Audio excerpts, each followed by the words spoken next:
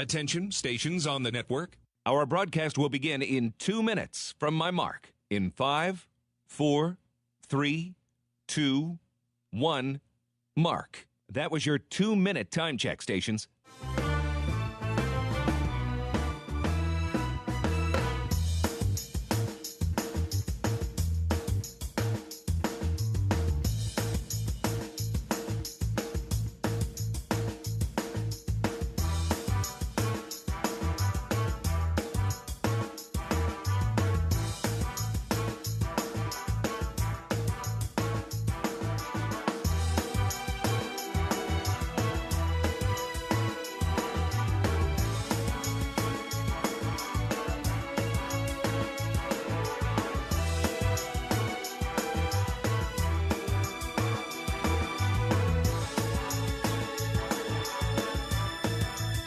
Attention, stations on the network. Our broadcast will begin in 1 minute from my mark. In 5, 4, 3, 2, 1, mark. That was your 1-minute time check, stations.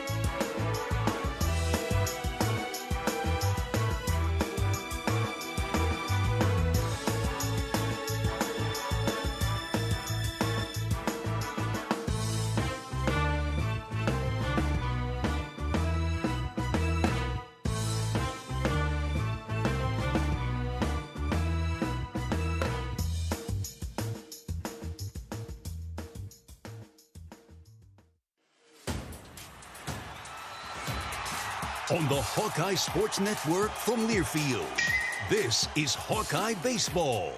Iowa Hawkeye Baseball is brought to you by Bud Light, proud sponsor of Hawkeye Athletics. Easy to drink, easy to enjoy. Hy-Vee, score big savings with a Hy-Vee Perks membership. Iowa Corn. You might think Iowa just grows corn, but the truth is corn grows Iowa. Brought to you by Iowa's corn farmers of the Iowa Corn Growers Association and the Iowa Corn Promotion Board. Also brought to you by Oak Knoll Retirement Community, Travel Leaders, Destinations Unlimited, the official travel partner of the Hawkeyes, and by University of Iowa Healthcare, changing medicine, changing lives. Hawkeye Baseball is on the air. From the 2025 Big Ten Tournament, it's time for Iowa Hawkeye Baseball. Live from Charles Schwab Field in Omaha, it's a semifinal matchup between the 2-seed and 13th-ranked UCLA Bruins and the 3rd-seeded Iowa Hawkeyes. Welcome to the broadcast booth alongside my fine color analyst John Evans. I'm John Leo. Welcome to semifinal Saturday. Iowa is making its second semifinal appearance in the last 3 seasons, and today is the first ever meeting between the UCLA Bruins and the Iowa Hawkeyes. The stakes are high. The implications are known for this Hawkeye baseball team. Postseason hopes rest on Iowa winning this Big Ten tournament. And so today, Iowa takes on UCLA, the co-champions of the Big Ten, and a team vying for a national seed in the upcoming NCAA tournament. The Bruins have the Big Ten Player of the Year in Rock Chalowski leading their team. Michael Barnett will start on the mound for UCLA with his 10-1 record. Aaron Savory gets the nod for the black and gold. And for the first time in program history, these teams will meet on the baseball diamond. On semifinal Saturday in Omaha, it's the Bruins and the Hawkeyes, UCLA and Iowa, live from Charles Schwab Field and the 2025 Big Ten Baseball Tournament in Omaha, Nebraska. First pitch coming up just after 1:10 this afternoon. Iowa got here with a win over Rutgers back on Wednesday night. The Hawkeyes lost an inconsequential game on Thursday night to Indiana. Let's recap some of the week's highlights. Large crowd of Iowa fans to our left, getting behind Obermueller. The 0-2, swing and a miss. He got him! And the Scarlet Knights strand the leadoff double. The pitch. Caleb hits on the ground and through into center field, past a diving Thompson. The Hawkeyes on the board first, 1-0. Caleb is clutch. Here it comes to D-Raj. Spinner hit to short. This will be double trouble. They're going to go to first instead, only to first. He didn't go to second. He retires Rogers, but Wolf touches home, and it's 2-0 Hawks. From the belt. Delivers. Miles sends right back up the middle. It's off of Berglund to the shortstop. Picked up, thrown on the run to first. Not in time. Gable Mitchell scores. 4-0 Hawks. We'll do it again at 1-2. Obi's pitch. Strike 3 called. He struck him out. And a little bit of passion from Cade coming off the mound. We'd have to look it up to be entirely accurate, but I think something like 0 for his last 20. Here's a ground ball to third. Frost scoops it to Mitchell, who's covering at second. Over to first. Double play. How about that? 3-2 is a called third strike. Got him on the outer edge. And Walker does a fine job coming out of the bullpen to limit the damage. Indiana.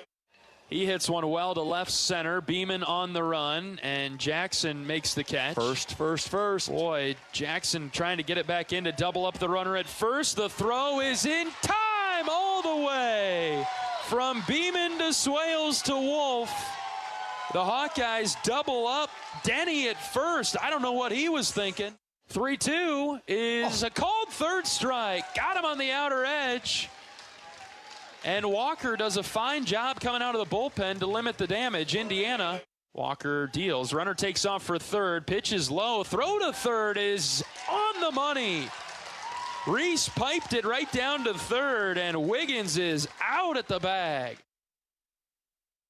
Iowa, the winner of Pool C, accomplished that feat on Wednesday night. Feels like a long time ago. Feels like we've been here in Omaha for quite some time. I think that might be, there's some truth to that. We've been here forever. This has to be a little bit like how Rutgers felt a couple of years ago when every game they played was, I think, 11 o'clock at night later with all the rain and things. We haven't been that bad, but with the downtime and the rearranged schedules, it has made it difficult to find a routine. It's been something, that's for sure. We'll talk about that in a moment. Iowa beat Rutgers 4-3 on Wednesday night, had to turn around and play Indiana after the Hoosiers had already been eliminated, and Indiana won that game 5-0. So Iowa enters the semifinal 1-1 this week at the Big Ten tournament. The only team in the semifinals that has a loss. Enters 0-0 is what they actually enter the semifinal bracket in. There we go.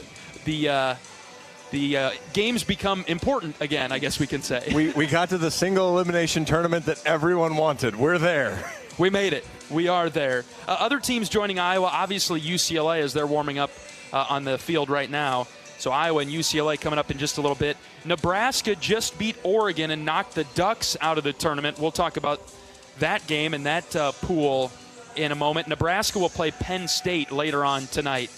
If you would have told me that Nebraska and Penn State, the winner of that would be in the championship game, if you would have told me that a few days ago coming into this tournament, I don't think I would have believed you. Yeah, A and D all blew up, and B and C was chalk. So a little interesting development there, but that's baseball. That's right. We'll break down some of the happenings of the Big Ten baseball tournament after this. This is Hawkeye Baseball from Learfield. If you or someone you know is having thoughts of suicide, experiencing a mental health or substance use crisis, or just needs someone to listen, 988 provides a direct connection to free, confidential, and compassionate support. When you call, text, or chat 988, you'll be quickly connected to trained crisis counselors who will listen to your concerns, provide support, and connect you to additional resources if needed. There is hope. You are not alone. For 24/7 support, call or text 988 or chat 988lifeline.org. Whether you're traveling for business, pleasure, sports, or with one of our guided tours, our team of travel experts at Travel Leaders Destinations Unlimited will ensure you have a memorable, worry-free experience. Let our professional travel advisors with extensive travel experience and destination knowledge handle your every travel need. Family owned and operated, Travel Leaders Destinations Unlimited has been serving the Hawkeye community for many years, receiving the Agency of Choice Award several times. Make your travels easy with Travel Leaders Destinations Unlimited at duagency.com. Brown Deer Golf Club offers a pure golf experience. Manicured bent grass fairways with tees and greens carved into gracefully rolling landscape. Challenging, yet extremely playable.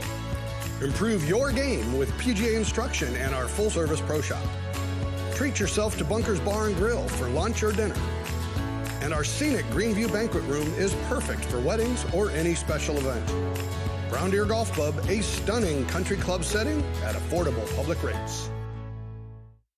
Cancer doesn't care. It doesn't care what you look like, how old you are, what you do, or where you live. We do.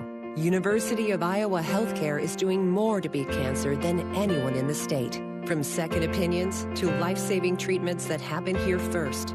We lead the way in research, training, and care because we believe that UI Healthcare is here to make all of Iowa better. UI Healthcare, changing medicine, changing lives. Visit uihealthcare.org. Iowa down on the field warming up ahead of today's semifinal game with the UCLA Bruins coming up at about 1:15, maybe just before 1:15. First pitch after Oregon and Nebraska played before us today. And Nebraska upset the top seed Oregon 7-3. And so the Huskers are into the semifinals. Basically played a home game as they always do here in Omaha at the Big Ten tournament.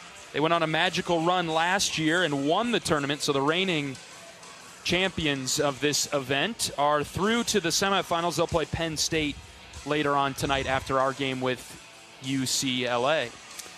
Iowa meeting UCLA for the first time in program history. The Bruins are ranked 13th in the country. They are 41-15 overall. They shared the Big Ten title with Oregon and entered the tournament as the 2 seed.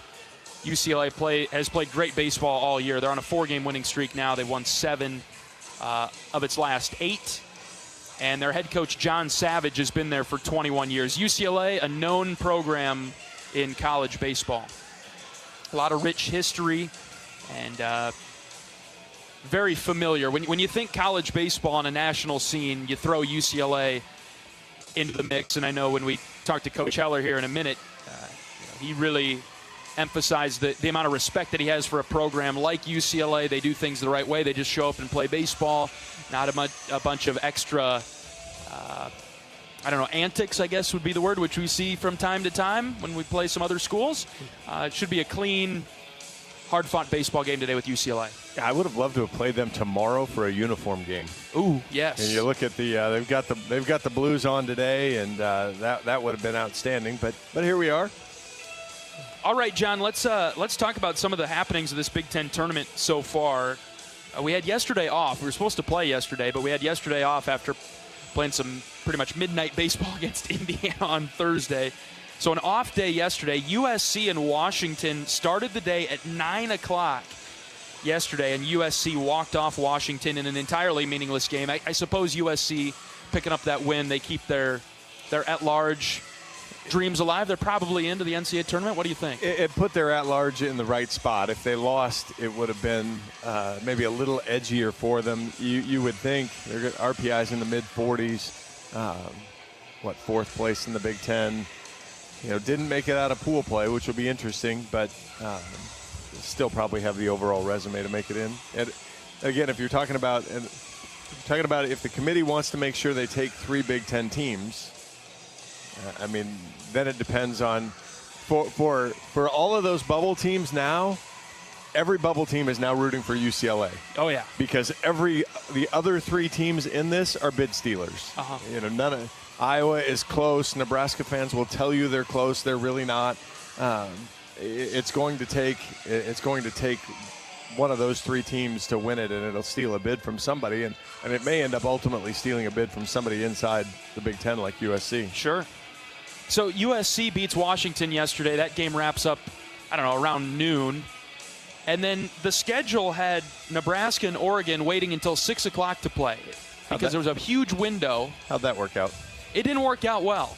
It started to rain here about 4:30, and it rained until I went to bed at about 10 o'clock. And they never got that Nebraska and Oregon game in. Everybody got here. Everybody said, hey, we're playing baseball tonight. Yeah, and they didn't. They moved our game to Thursday night, which was perfectly fine. A game that essentially didn't mean anything as far as the Big Ten tournament went. So you move it out of the way, you get it in.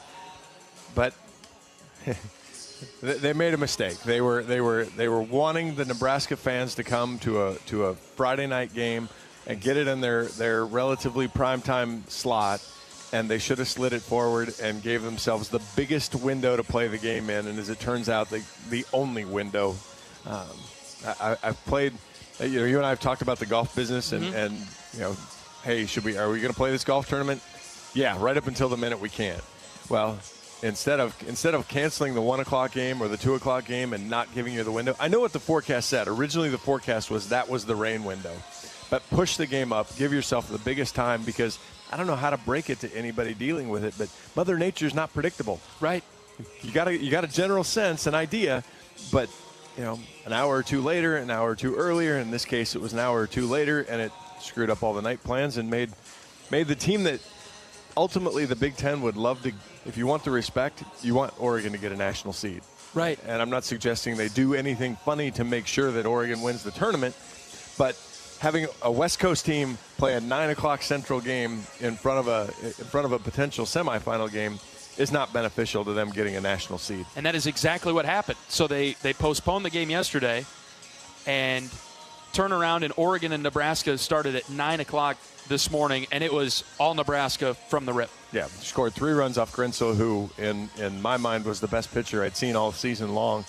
He wasn't sharp. He threw 40-some pitches through 2 innings, and Nebraska got 3 runs on him and just kind of kept nickel and diamond. And Oregon bats that we saw, they must have left him in Iowa City, because they didn't make him here to Omaha. They really weren't great against Michigan State, and they certainly weren't good today. Wasn't that a little surprising to you? We talked about it in Iowa City. I guess the wind was blowing out in Iowa City, but I didn't really think that mattered that much when we played the Ducks at the end of the regular season. I thought that their game would translate really well here to Omaha, and it did not. I didn't see him try to bunt a lot, though, either here. They really seemed like a lot of big full swings, and we were kind of joking there. Walsh made the big first baseman, made 2 outs. He hit a ball 110 miles an hour that Brockett knocked down and turned into a double play, and then he made the last out of the game with 109 miles an hour right at the right fielder. And so sometimes that just happens, but again, this park is big. Wind is blowing out a little, but no, it's actually blowing in now. Today it's in, yeah. So yeah, it's the ballpark's playing really big, even though it's daytime and a little warmer. So it didn't translate.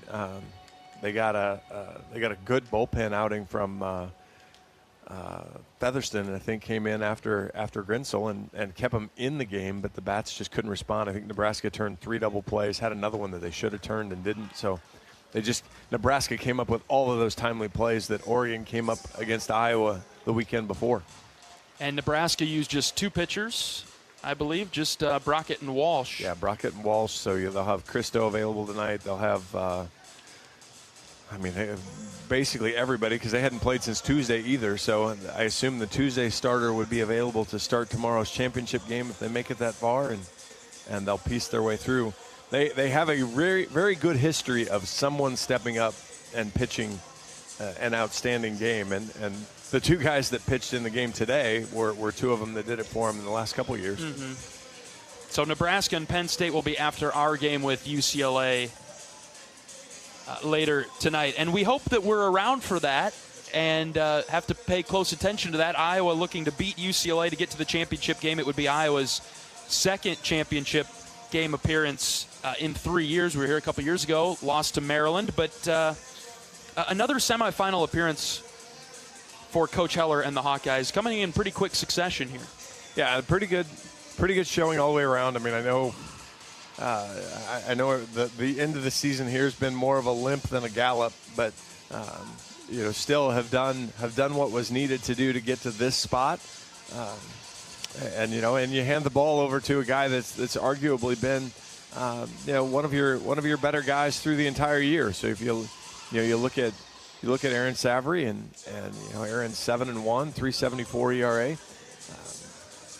The wind blowing in this ballpark playing big should work really well for Aaron. He doesn't get a lot of really strong contact. When he does, he gives up some fly balls with the sweeper. But in a ballpark like this, where there's room for his outfield to chase it down, you might, he can pitch around some things and pitch to some contact. We'll hear about it from Coach Heller in a moment here, but he's actually pretty thrilled that this game got moved up and is not a night game. He likes his team playing during the day. Yeah, I know they were running some numbers, which to me just kind of, it's a little scary because it can reinforce, if you make it to a regional, your first regional game might be at night. And if you've convinced your team they're better during the day, but maybe that's just numbers they've kept to themselves. But, the batting average is a little bit better during the day. The pitching's a little bit better during the day. So hopefully they can piece those things together. And I noticed they've got a quad 1 win now. It must be the Notre Dame. Notre Dame's gotten into the top 50, so I think that neutral site game is a quad 1 win now. But Iowa could really get a stamp here as they try to make a resume builder and show that a good solid quad 1 ranked win here. This is pretty much it for the Hawks, right? Win, and obviously you play for the title and the automatic bid tomorrow. Lose, and I think you have to win this game. You could argue you may not have to win tomorrow, maybe. I think you'd still be disappointed come Sunday night or Monday morning, Monday afternoon. But if you win this, you've got a shot. If you don't win this, I think the season will be over for the Hawkeyes. And we'll hear from Coach Heler in a moment. We do discuss that just a bit as we talk with Coach coming up right after this. This is Hawkeye Baseball from Learfield. Different people have different needs. Delta Dental of Iowa has affordable dental and vision coverage that meets you where you are. Small business on a budget? We have options with no employer costs. Traditional Medicare plans don't cover dental, but we do. And if you can't get benefits at work, you can buy direct from us. Plus, we give back to your community. Visit sharinghealthysmiles.com and choose Delta Dental. For your smile, for your health, for your community.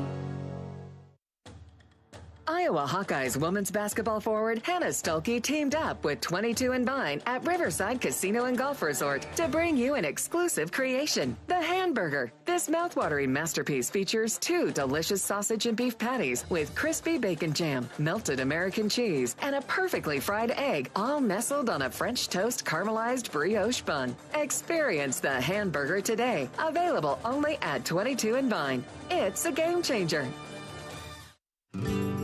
What does it mean to be locally owned and operated? For Cenex, it means everything. It means that we know if you take your coffee to go or if you like to stay a while. It means we've helped Little Leagues get jerseys and local festivals get funding. It means we know what our communities need. So you'll always leave Cenex with a full tank, full of snacks, or full of smiles. Or all of the above. And that means the world to us. Cenex, powered locally. Across Iowa, you don't have to look far to find a bank that's got your back. From just around the corner to the next town over, hundreds of neighborhood banks are going the distance to ensure your future looks brighter than ever. By providing jobs, supporting local businesses, strengthening communities, and helping your dreams become reality. Here, the life you build is backed by Iowa banks. See how banks are making a difference near you at iowabankers.com.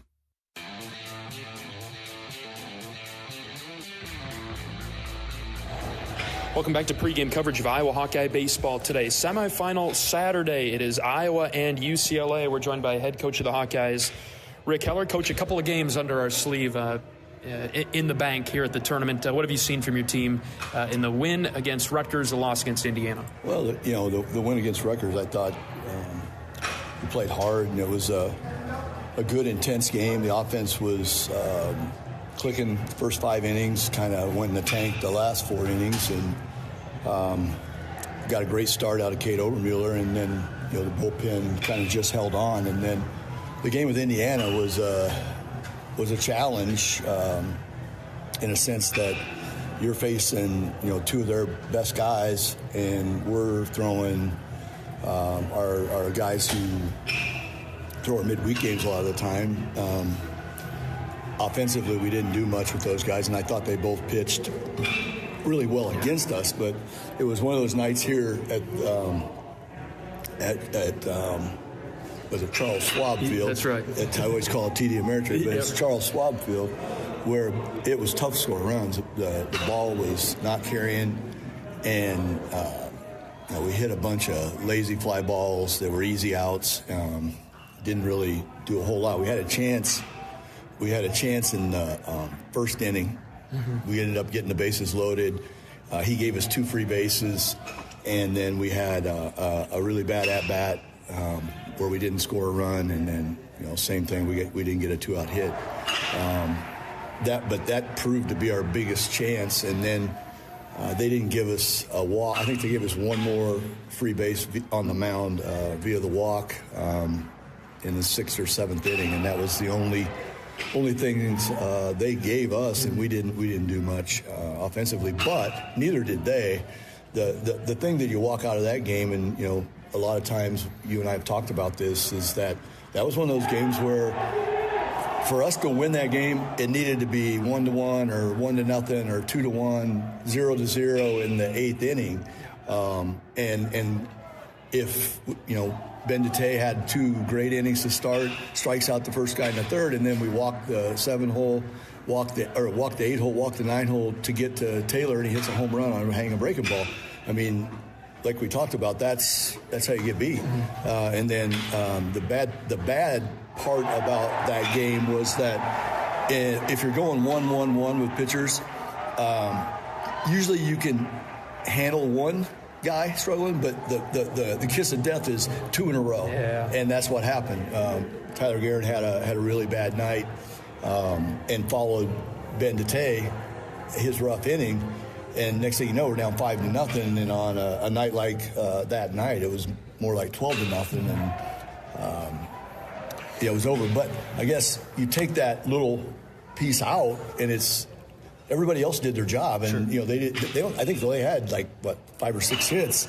We didn't have a lot either. We had 5, and but that's the type of game it needed to be for us to win, and that was the disappointing thing that in my mind. And then I thought that we played hard, though. I thought that we competed, and obviously we're trying to win. We were just trying to win a little different way than they were. Schedule's been a little funky this week, Coach. So now that everything's settled with the delays and the move into this game today, how do you like the way it's set up, that you had the off day yesterday instead of actually playing Indiana yesterday? Are you okay with the off day being yesterday? I mean, sure. I mean, I'm fine with that. And I'm actually, whether it comes to fruition or not, but I'm happy we're playing a day game. Okay. Our hitters, we've played a bunch of night games, and we do a bunch of vision training, and there's not really a whole lot you can do for this, but we have some guys that don't see as well at night, and I think that's a whole human population. You may not know that, but when you're playing, now these are good lights, but they're not major league lights. Okay. You know what I'm saying? Mm-hmm. And so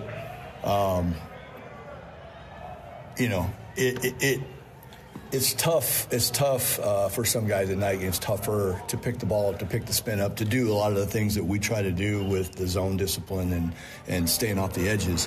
When you played a bunch of night games like we have, sometimes you can get a good feel from your hitters that everybody they see just seems easier, if that makes sense. Yeah. And then on the other side of that, with our vision training information, with our Dr. Kara Hying and Sherry Raggi has taught us that there are guys that actually hit better at night. They see better at night than they do, with the sun and with the shadows.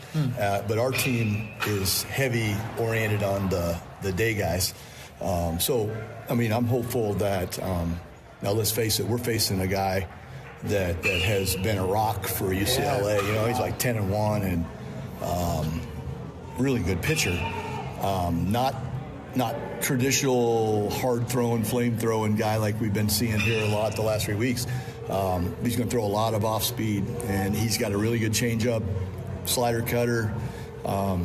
You're going to see maybe a little more fastballs in the first inning or so, and then the percentages go way down. Uses his fastball, I guess the best way to put it is he kind of uses his fastball as the changeup. So the 90 looks like 95 after you've seen 3 changeups and a slider you fouled off, and then bam, there it is. But today is a day that we trained for starting in August, and we have done a great job of executing the plan most of the year. He's a guy that is just, you have to stay off the edges. I mean, you have to give him the edges and be willing to take the strikes.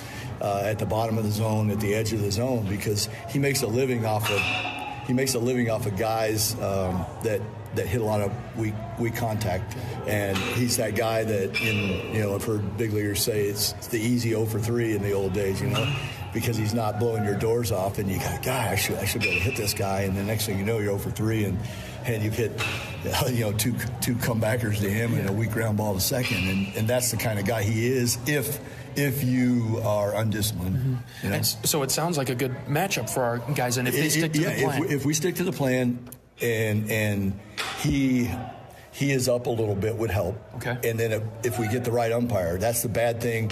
The bad thing that we have no control over with a pitcher like this, if he gets the umpire that's a little bit wider, calling the bottom of the zone, maybe out of the zone, makes it really tough because he's going to live there, and he's just going to live there. And if they're calling it strikes, it's way harder for your guys to continue to buy into the plan when they're falling behind 0-1, 0-2.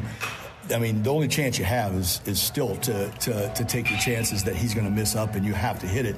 But like Marty was telling me today, man, here's the deal. We're going to have to hit.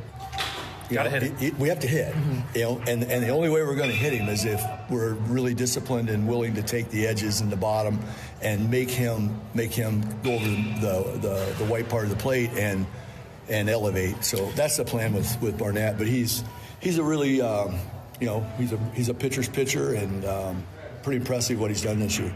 UCLA's got the Big Ten Player of the Year, Rock Chalowski. Coach, what's the plan against him? I know they've got other guys, but let's start with Chalowski. Well, hopefully there's nobody on base when he comes up. Would be the first plan. Yep. Step one. Let's try that. And then you can be a little more careful. Okay. With Chalowski, you hope you're in situations where you can do what you need to do to not have him beat you. Does that make sense? Yep. Like the Indiana game the other night. They've got Dickerson, they've got Taylor. And if you don't want either one to beat you. Well, we let Taylor beat us because what are you going to do? It's one out in first and second, and it's home run. And same thing, he had 2 more hits, and we just were not in a good place to avoid him. And that's what you try to do with Chalowski, and you just try to get him to do what we're going to not do against Barnett, is you try to get him to chase on the edges. Coach, Aaron Savary, arguably, you could make the argument he's been your best pitcher this year. No question about it. He's been our most consistent from day one until today. And I feel really good about his matchup if Aaron goes out and does what he does, and I have no reason to believe he won't. And we give a great effort. I think I told the guys, you got a great example going on in this game right now. If we were able to watch like 4 innings before we came to the ballpark, and to me, in the first 10 minutes of the first inning, I could tell who wanted the game. The Nebraska-Oregon game is what you're talking about. Yes, and they all agreed. They all shook their heads. I mean, we're going to have to take it, and that's how you do it. You go out there and you just are free and easy, but you're intense and relentless and aggressive, and you're playing for your life today, basically. Here we are, and it's win or go home. Full bullpen today, Coach? Yeah, pretty much full bullpen. Today would probably be the only one I'd hold back for tomorrow.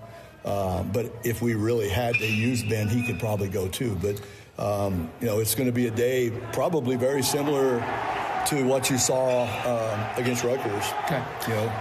First meeting all time against UCLA, Coach. This is your first matchup against UCLA. It is. You have a relationship with Coach Savage over there? Yeah, I mean, obviously it's a more of an acquaintance relationship, and I've got to know him a little more since they've come in the league at our league meetings. But he and I have been on a couple committees together, and just runs a really good program, first-class program, which is what I like. Yes. It's really impressive how they go about their business. They're not mouthy and chirpers or play the game, right? Bush league stuff, and he is ultra prepared. A really sharp guy, awesome with the pitchers. And, you look at the guys they've had in the program, holy cow. Won a national championship. I'm just, John and I have tried to play a couple times. It just, weird stuff happened. We actually had a situation a few years ago where we were more than a few, I guess. They sneak up on you. But we were playing Irvine out there, and we were trying to play them on a Tuesday, and we ended up getting San Diego State. And then there was another situation similar to that where we were out in California and we were trying to play UCLA on a Tuesday or Wednesday and stay out there, and then it didn't work out and we had to end up coming home. So anyway, anxious to, I'm excited to play. I like to play against good, well-run programs. Sure. You know what I mean? I really do. And as you get older, you appreciate that more, and the challenges, because you know they're going to be really prepared for you. We're going to be really prepared for them. They have great players. We have great players, and it should be, hopefully it pans out that way. Hopefully it's a great game where we have a chance to win it at the end. Before we let you go, Coach, back to the underdog role today. I'm sure the guys are fired up and want to give their best shot against a nationally ranked, you hope so, regional type team. You hope so. That's what we talked about. Pregame was chip on the shoulder. That's what we've tried to do. It hasn't worked out great here lately, but we just need to be who we are and play free. Yep. All right, Coach. Good luck against the Bruins today. All right, thanks, John. Head coach of the Hawkeyes, Rick Heler, on our pregame show from Charles Schwab Field in Omaha. Semifinal matchup: Iowa and 13th ranked UCLA coming up. You heard it from Coach. The guys are playing for their lives today. Do or die.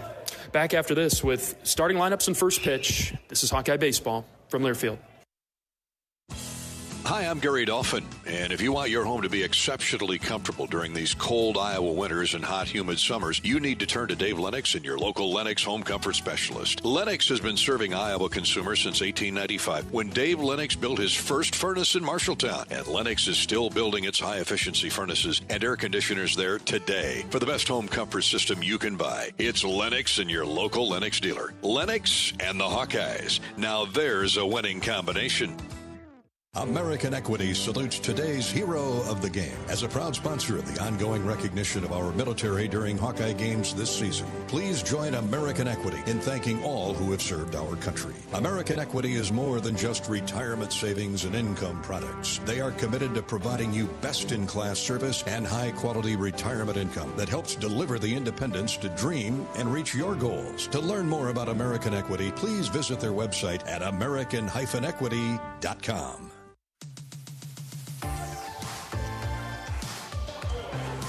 John Evans and John Leo welcoming you back to the broadcast booth high above Charles Schwab Field in Omaha. Semifinal matchup coming up in just a moment between second-seeded and 13th-ranked UCLA and third-seeded Iowa. Starting lineups are being announced now. We've got a few minutes before first pitch, so let's pause 10 seconds for station identification. 10-second station ID. This is Iowa Hawkeye Baseball.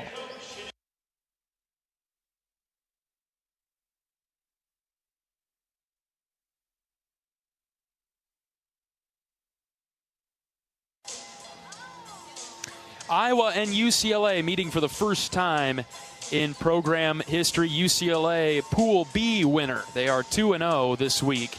Wins over Illinois 8-6 and Michigan 7-5. The Hawkeyes, the winners of Pool C at 1-1 with a 4-3 win over Rutgers and a 5-0 loss to Indiana. All right, we'll get you set with starting lineups and first pitch after this. This is Hawkeye Baseball from Learfield. Different people have different needs. Delta Dental of Iowa has affordable dental and vision coverage that meets you where you are.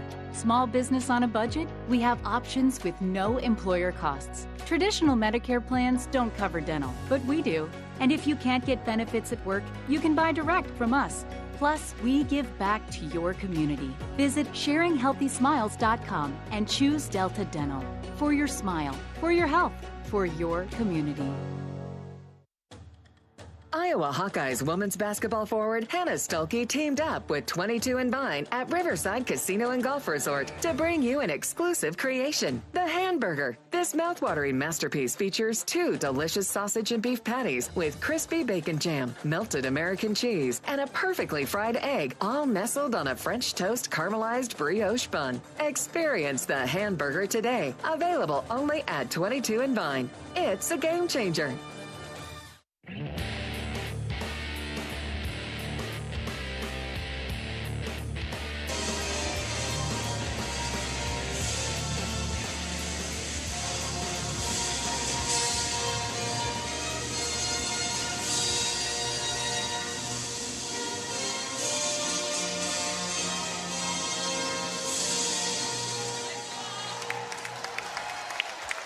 National anthem complete at Charles Schwab Field, downtown Omaha. Iowa and UCLA coming right up. It's time for today's starting lineups. Iowa will be the visiting team as the lower seed, the 3 seed. And so the Hawkeyes will bat first, occupying the first base dugout. Here's the order for the Hawkeyes: 33, 21, and 1 this season under the direction of head coach Rick Heler. Coach Heler goes with this lineup today. Reese Moore, the DH, will lead things off, followed by Gable Mitchell, the shortstop, and Caleb Wolf, the second baseman. Middle of the order for Iowa today: Miles Risley in center, Jackson Frost at third, Dan Rogers, the catcher. 7, 8, 9 for the black and gold today: Kellen Strohmeyer in right, Blake Guerin at first, and Andy Nelson in left. So again for Iowa: Moore, the DH, Mitchell, the shortstop, Wolf, the second baseman, Risley, the center fielder, Frost, the third baseman, Rogers, the catcher, Strohmeyer, the right fielder, Guerin, the first baseman, and Nelson, the left fielder. And that group of Hawkeyes will take on Michael Barnett, the starting pitcher for UCLA, a junior right-hander standing at 6'4". Barnett's 10-1 on the season. Vultured a couple wins early on in a relief role, but has been really solid. 15 appearances, 10 starts, 4.23 ERA, 66 innings, 79 hits, 33 runs, 31 of those are earned. He's only walked 14. He struck out 66. Opponents do hit 298 on him. He's hit 6 batters. Fastball is going to get up there in the upper 80s. He'll probably touch 90. Then he's going to throw a slider and a changeup as well. He's a guy that likes to live on the edges. He's a nibbler. So if Iowa can get him into the middle of the plate, I think you heard Coach Heller talk about if the strike zone is really true, like we've seen here in Omaha so far, it's a little tougher for a guy like Barnett because he can't get a fat edge. He's got to come onto the plate. If he can come onto the plate, then Iowa hitters hope to do some damage. What have you made of Iowa's discipline at the plate so far in the first 2 games? I loved it for 5 innings, whatever day that was, Wednesday. And against Rutgers? Yeah, it got a little it started fine against Indiana, and then after Indiana scored runs, I think it got a little quicker. I know this is impossible, and I don't think I bounced this off you yet. I know this is impossible. I would love to see every Iowa hitter the first time they walk through this box take a pitch. Understand it, see it. And I know, again, the reason it's not possible is sometimes the best pitch you see is the first pitch in that bat. And so being down 0-1 is a huge statistical disadvantage. I understand that.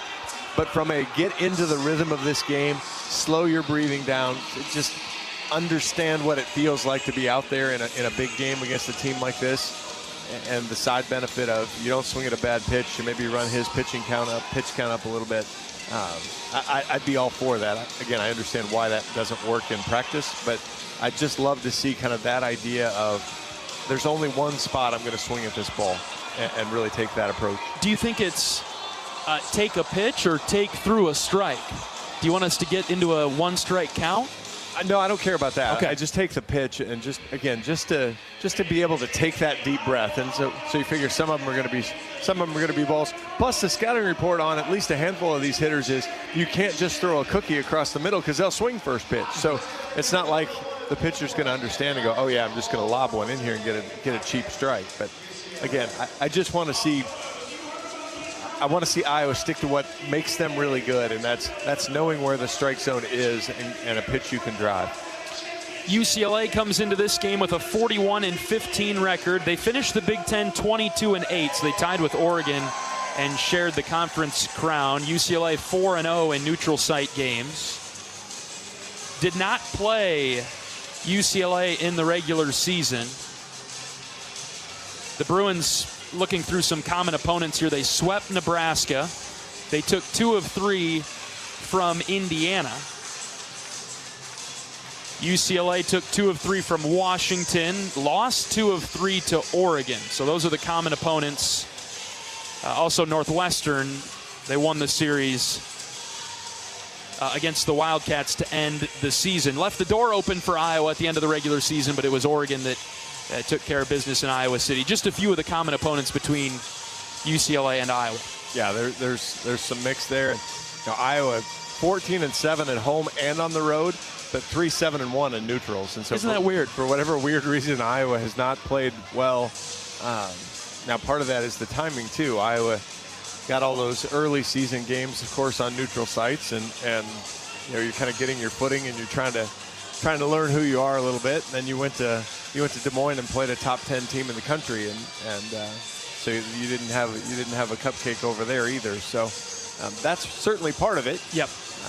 But now see what Iowa can do here, and see if they can get on a little bit of a run here and cap the year with some fun. Oregon and Nebraska played earlier today. The blue seats behind home plate and down both lines were full of Husker red. They've cleared out to go occupy their afternoon in a different way and have allowed the seats to be filled with plenty of black and gold. Not much UCLA blue here this afternoon. I think you could say that about the entire week. I don't know how many UCLA fans made the trip from LA to come to this tournament. Yeah, we ran into Roman Martin's parents, so there we go. Yep. The only guy that we promised we wouldn't speak ill of on the broadcast as we get going. But yeah, it'll be interesting to see kind of how the logistics of the tournament work out. Whether it's the format, which has taken a lot of heat. I don't love the format. I don't hate it because I don't know what the right answer is to fix it. Mm-hmm. You are a solution-based person, John. Yeah, it's great to hate this format, but then you need an alternative, and the coaches don't love single elimination, which is really effectively what this was. Mm-hmm. But at least you get to play a couple games if you come from Washington, and I mean, we talk about how far that is. You know, Rutgers isn't a short trip either. No. So it's not like our East Coast brethren have gotten off easy coming to Omaha all these years either. So.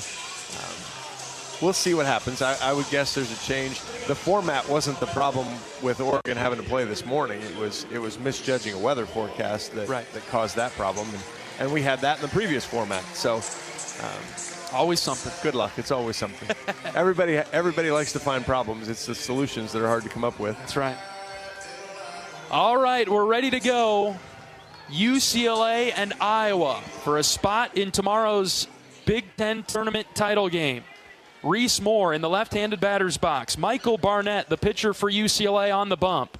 First pitch is across, ball one, high and out. Reese took it. He took a pitch that was close to the strike zone, but would have probably been an easy out. I like it.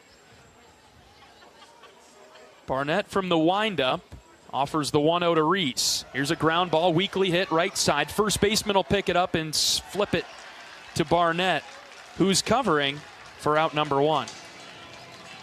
And my thrill at taking a pitch goes away by swinging an off-speed pitch down and away and trying to pull it. Yep. It's a ball you've got to go if you're going to swing at it, you've got to be willing to go the other way. Hitting a top ground ball is just not going to get it done. Gable Mitchell up now for Iowa.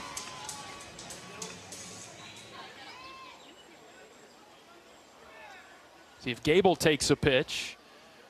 First one is outside, went off speed. Didn't quite clip the corner of the zone. Dave Condon is behind the plate calling balls and strikes. Josh Shapus at first base. Kellen Levy at second. Grady Smith at third.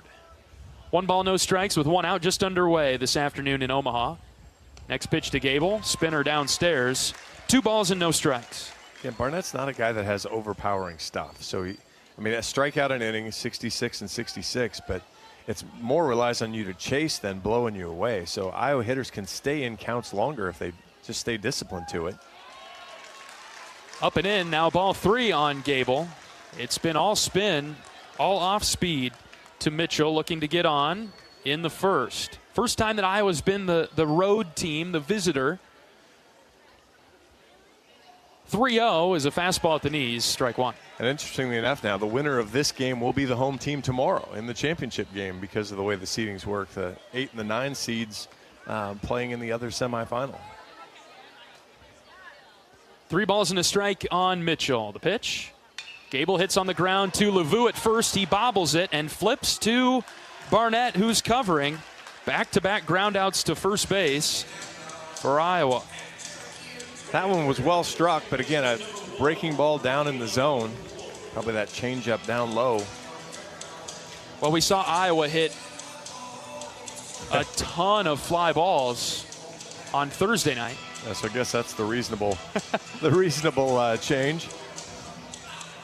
And back-to-back groundouts to Lavu at first to start today's game. Barnett out of the windup, the right-hander pitching to Caleb Wolf, Iowa's starting second baseman.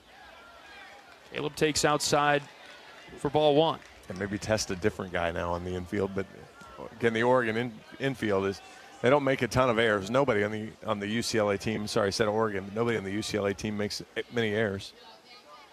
Wolf takes downstairs, ball two. UCLA boasts the best defense in the Big Ten. Fielding percentage at .981. Far and away the best defense in the league.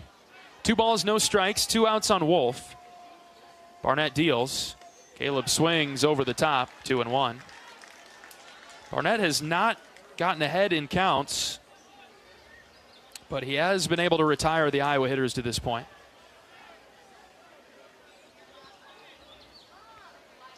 Base is empty and 2 outs. Here's the 2-1 to Wolf. Caleb hits in the air to left center.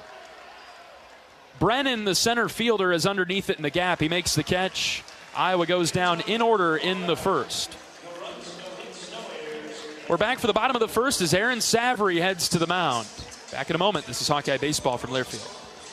If you or someone you know is having thoughts of suicide, experiencing a mental health or substance use crisis, 988 provides the direct connection to free, confidential, and compassionate support. When you call, text, or chat 988, you'll be quickly connected to trained crisis counselors who will listen to your concerns, provide support, and connect you to additional resources if needed. There is hope. You are not alone. For 24/7 support, call or text 988 or chat 988lifeline.org. A message from Iowa HHS. Brown Deer Golf Club offers a pure golf experience. Manicured bentgrass fairways with tees and greens carved into gracefully rolling landscape. Challenging, yet extremely playable. Improve your game with PGA instruction and our full-service pro shop. Treat yourself to Bunker's Bar and Grill for lunch or dinner.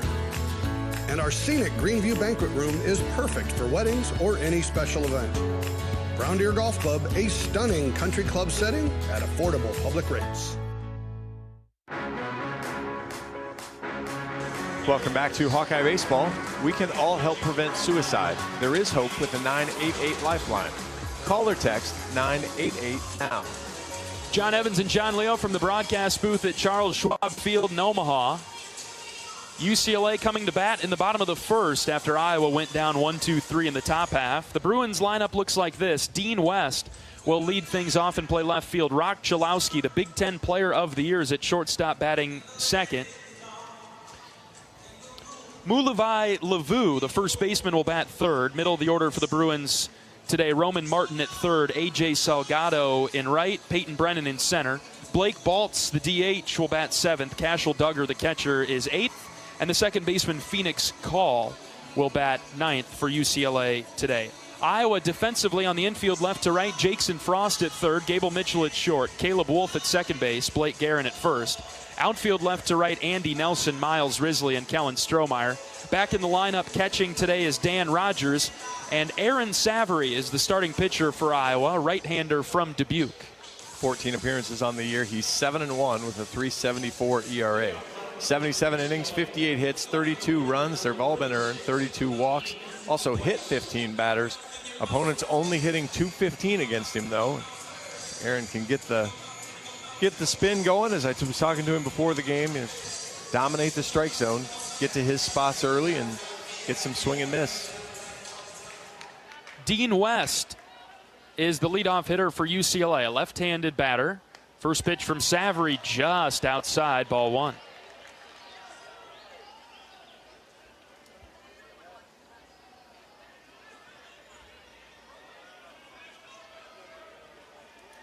Aaron out of the windup, ready with the 1-0, and he brings it home. Just down and out, ball two.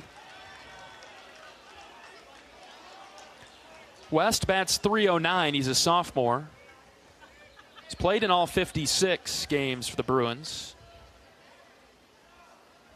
2 balls and no strikes. Here's Savory's pitch. That's on the outer edge. Called a strike, 2-1. This is a good leadoff hitter for UCLA. He's drawn 41 walks this season. On-base percentage at about .450. 2 balls and 1 strike. Savary ready. Here he comes. Strike 2, right down the middle. Yeah, only 25 strikeouts. So a guy that puts pressure on the defense at the very least. Plenty of speed, too. And with Chalowski on deck, you'd like to get West to start the inning. Here's the 2-2 from Savary. Liner right back to Aaron, who caught it.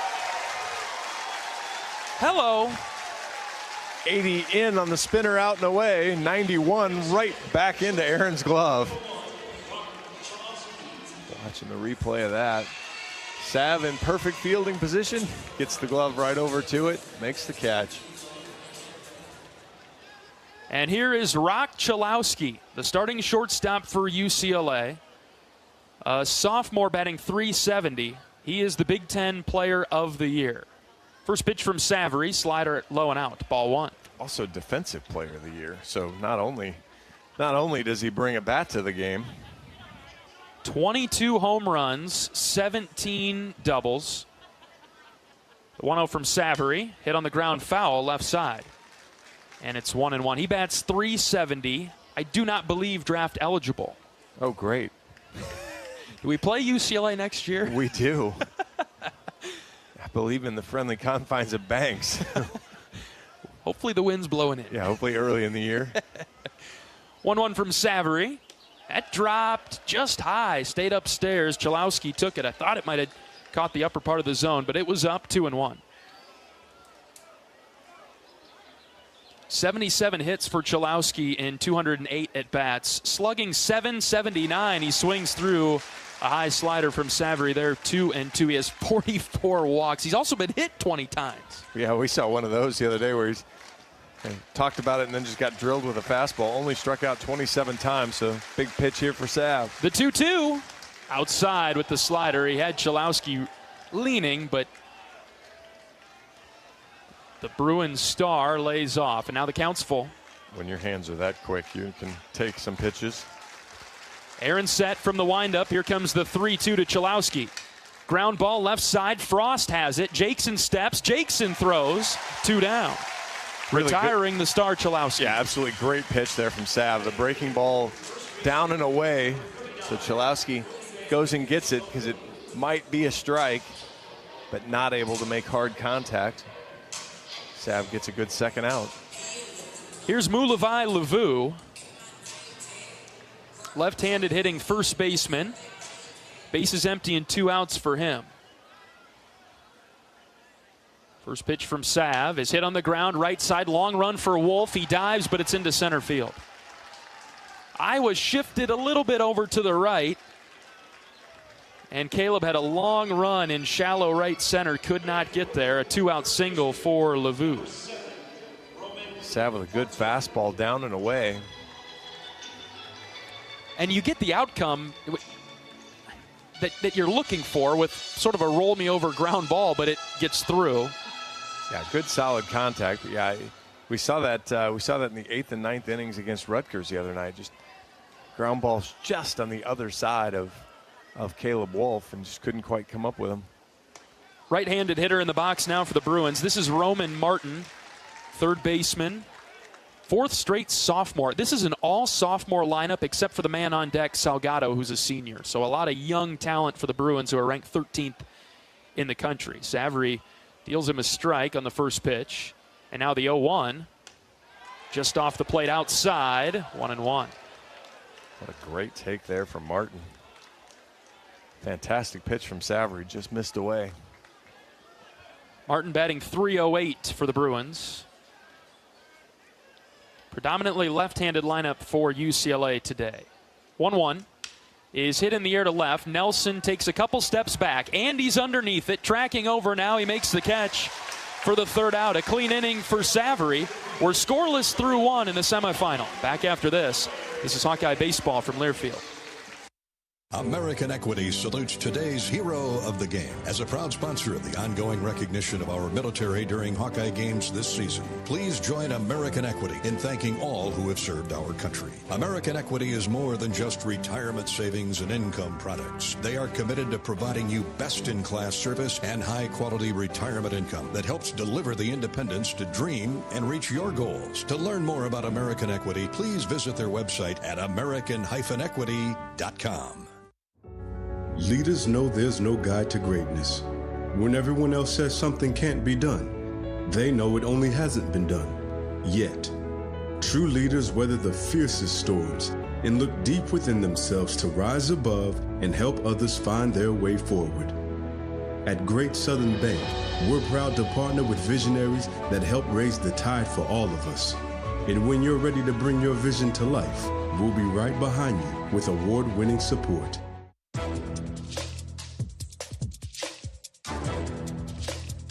This copyrighted broadcast is an exclusive presentation of Learfield under the broadcasting rights granted by the University of Iowa. Reuse of this presentation is prohibited without the expressed written consent of the university and Learfield. Announcers are provided by Learfield and approved by the university. Hawkeye Baseball is brought to you by Riverside Casino and Golf Resort. Stop by today for a relaxing massage at the spa, fine dining at Ruthie's Steak and Seafood, and so much more. Visit Riverside Casino and Golf Resort today, located minutes south of Iowa City. Top of the second inning in Omaha. 4, 5, and 6 coming to the plate for the Hawkeyes. Risley, Frost, and Rogers facing Michael Barnett, who got through the first inning on 11 pitches, facing the minimum. Risley getting his first look at the Bruin starter. First pitch strike from Barnett. High fastball.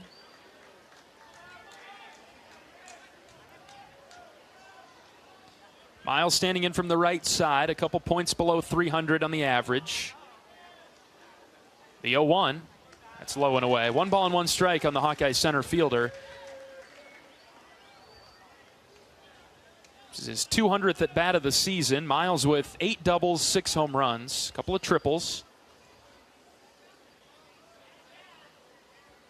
Ball and a strike to start the second. The pitch. Inside, it hit Risley. Iowa has its first base runner of the game. Good job there. Up and in on a breaking ball. Didn't hurt him too much. No, Riz just kind of takes it down. Just missed the elbow guard, but got it on the back of the arm there. Hawks have a base runner. See if good speed at the plate, good bunter and Frost. Good speed with Risley. See if Iowa goes short game here, even though the UCLA defense is pretty good. I think runs are going to be at a premium if you're Iowa especially. So you nailed it, John. I love a bunt here. We'll see if the Hawkeyes put it on. Steal them where you can. Jackson Frost, the batter, starting at third base for Iowa today. First pitch to Jackson. That's upstairs, ball 1. Did not show at all there.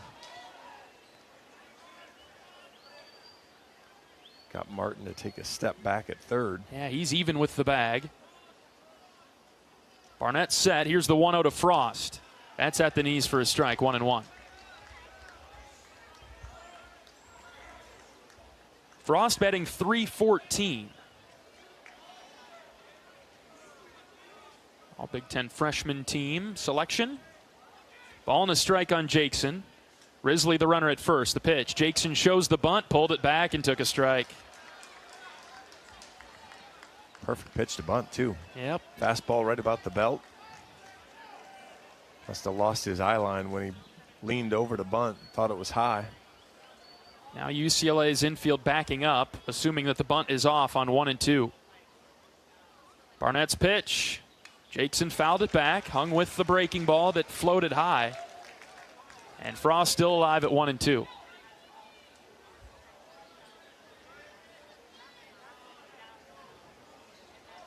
Jackson with 9 doubles and 3 home runs this season. Another 1-2 pitch on its way home. Here it is. Low and away. 2 balls and 2 strikes. Good take. Making Barnett work in this at bat.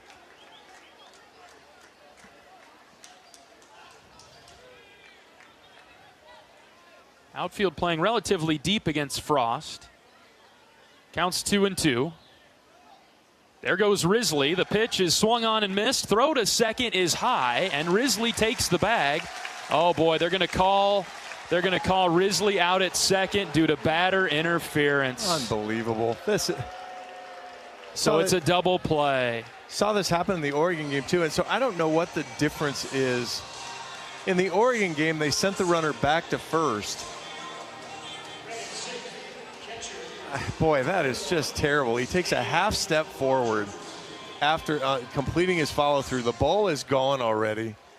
Man, I don't know how you swing at a pitch and not get called for not get called for interference anymore. It's. I'm with you. We've gotten called for that so many times over the last couple of years. And Rogers in the box. He's taken a couple of strikes. And Risley had that bag stolen, whether Frost was in the box, out of the box, in the dugout, it didn't matter. And now Barnett working quickly on the 0-2 pitch. With the bases now empty and 2 outs, here it comes to Rogers. Dan slapped it foul over to the left. And so instead of a runner at second and just 1 out, there's nobody on and 2 outs. Yeah, just an absolute momentum killer. And I mean, when you swing a bat, you don't lean backwards. Well, we got a couple that might. Not Jackson. 0-2. Rogers took a floater away.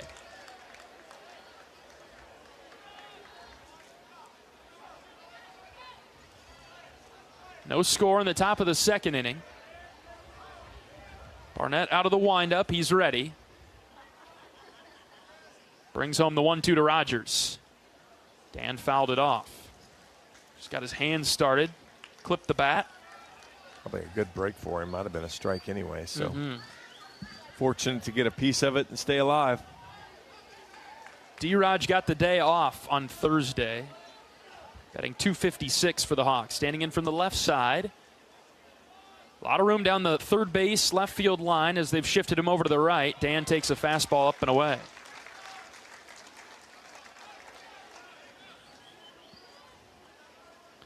Barnett was a curious case as we were studying him, John. His a lot of strikeouts, not very many walks. It doesn't make it deep into games. We're starting to see why. 2-2 is low. Well, it goes. He's a nibbler, and so instead of just kind of challenging for outs, and you know, opponents do hit almost 300. So when he comes to the plate, he's hittable. Full count pitch to Rogers from Barnett. Here it is. Dan swings and misses. Out in front of the off speed. Good pitch from Barnett.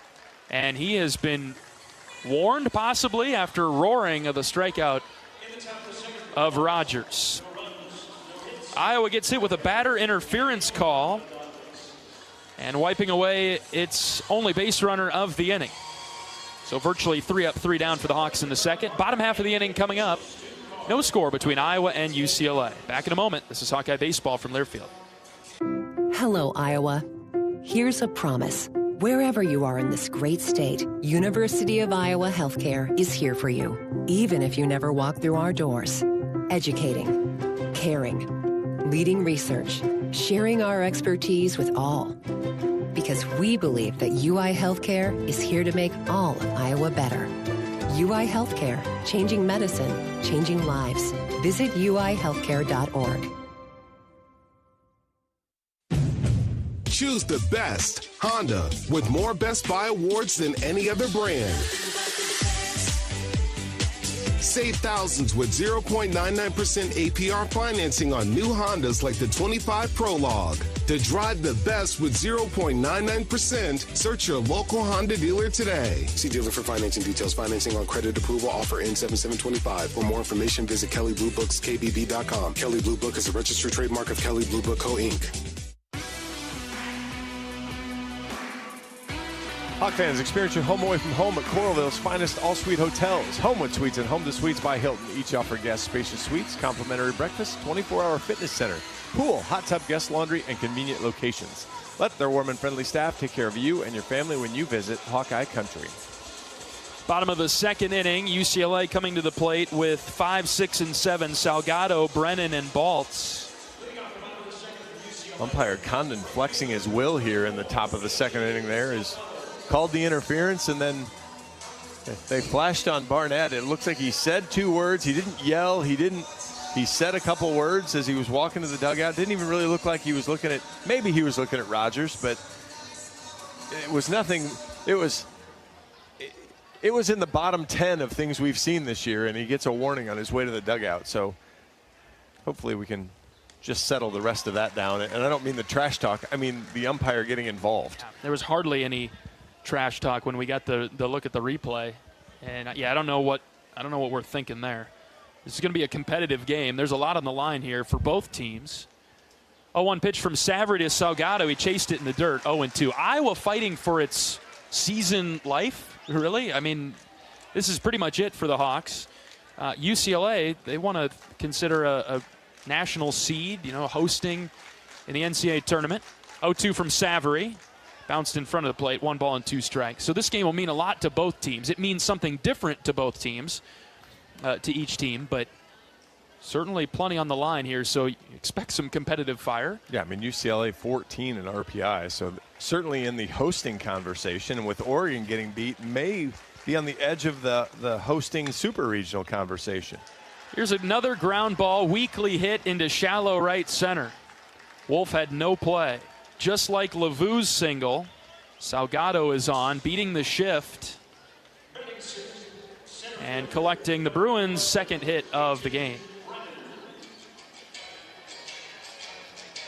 Iowa wearing their road grays today with Iowa spelled out in black block lettering across the chest, gold trim, gray pants for the Hawks. Black hats in the field with the gold script I on the front. UCLA with their blue tops. UCLA in their recognizable font in gold across the chest. White pants, blue stirrups for the Bruins. Here's a line drive into the right center field gap, and it's down for a base hit. Picked up quickly by Strohmeyer, who gets it in. First and second for the Bruins in the second. Wondered if Brennan might bunt. Would not be surprised now to see Baltz bunt. First and second, nobody out. Good speed on the base paths there in Salgado and Brennan. Really could see a bunt here to get a couple guys up, move them up. Baltz is a left-handed hitter. He's the DH. Sophomore batting .255. Corners in for the Hawkeyes.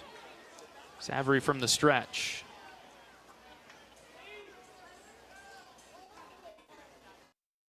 To Baltz. He shows the bunt. Savary sailed it up and away.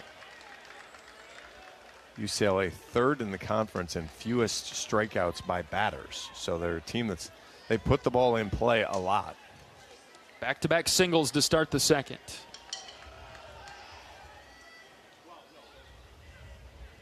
Spin and a throw to second base. Close, but Salgado is back.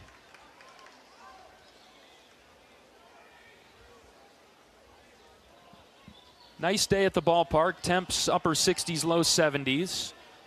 Some sun peeking through some clouds. Wind blowing in from center.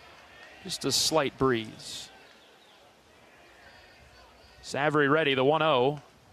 Dropped low and away. Ball 2.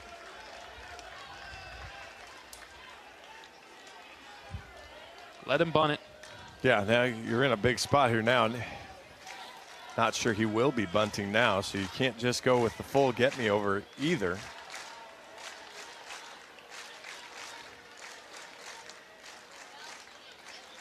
Long pause. The 2-0 from Savary is a called strike, top of the zone. Baltz had whipped his bat back. He holds it out there a long time. He does not pull back any too early. Aaron with a quick throw to second as Salgado is coming off the bag. He's back without a dive. 2 balls and a strike, nobody out. UCLA threatening, bottom of the second.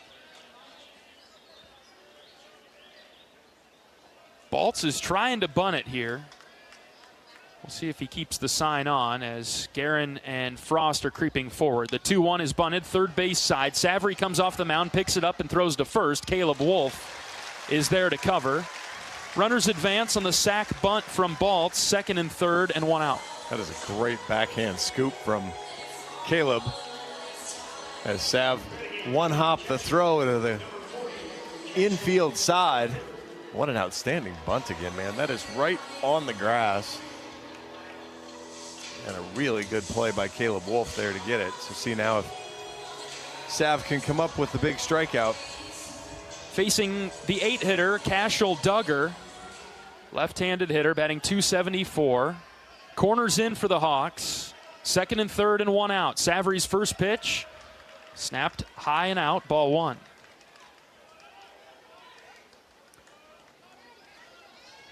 With 2 runners on base, Iowa really conceding the run up the middle. They're in kind of the full regular shift. Savary from the stretch, the 1-0. Dropped it in, inside corner for a strike, 1-1.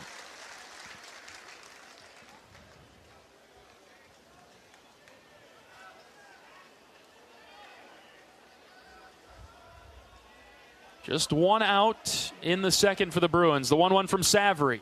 Poked in the air, foul left side. That'll find the seats 1 and 2 now. And a big pitch upcoming from Aaron. Absolutely. Spot here to help himself out. 1 ball, 2 strikes with 1 out. Runners at 2nd and 3rd for UCLA. Savary ready. Comes set, he pitches. Lined foul again over to the left. Went fastball there. Almost got it by Duggar. We saw this Thursday night against Indiana, too. Iowa had a hard time getting the 3rd strike. Iowa fans urging Savary on. 1 ball, 2 strikes. The pitch from Aaron. Strike 3 called. Got him on the inner edge. 2 down. Really well done there. Came up and in on the left-hander. Able to spin it in and hit that spot. Not out of the woods yet. Phoenix Call is up for the Bruins. He's a right-handed hitter. The 9-hitter. 9 hitters have caused the Hawkeyes a ton of problems this year.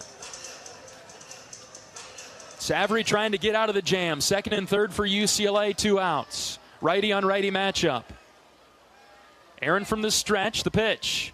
Strike 1, outside corner. Good start from Sav. Call bats .250. 7 doubles, 3 home runs. He has 28 RBIs on the season. One guy that really strikes out a little bit more. So see if Sav can get him to chase some pitches here. 0-1. Too far outside, evening the count. Tried to go back to it again. He got the first pitch on the outer edge, went a little bit further outside to see if maybe Call would chase, thinking the umpire might give a big zone. 2 outs, runners at 2nd and 3rd for UCLA. 1-1 pitch from Aaron. Just outside, 2-1. Couldn't get him to chase it. No, it didn't miss by much either. It's been a true zone so far. First couple of innings. Really good looking pitch from Aaron. See what he throws here on the 2-1. Here it comes. Swing and a foul tip. 2-2. 4 straight sweepers from Aaron. See if the book is full sweeper or if it's now you can dot him up. Iowa fans rise up behind the Hawkeye dugout down the first base line, right below us. 2 balls, 2 strikes, 2 outs. Runners at 2nd and 3rd. Savary's pitch. Ground ball right side. Wolf moves over. He knocks it down. He throws to first, and the Hawks are out of the jam. Yes! Went back to the fastball. Late swing, easy ground ball. Still no score. Savary works out of it, and we'll go to the 3rd. Right after this, Strohmeyer, Guerin, and Nelson due up. We're back in a moment. This is Hawkeye Baseball from Learfield. FS Envision Seed Corn and FS High Soy Soybeans provide best-in-class traits and genetics that perform. In farming, bushels matter to your bottom line. Our field-proven products deliver high yields year after year. Get the seed you need from the people you trust.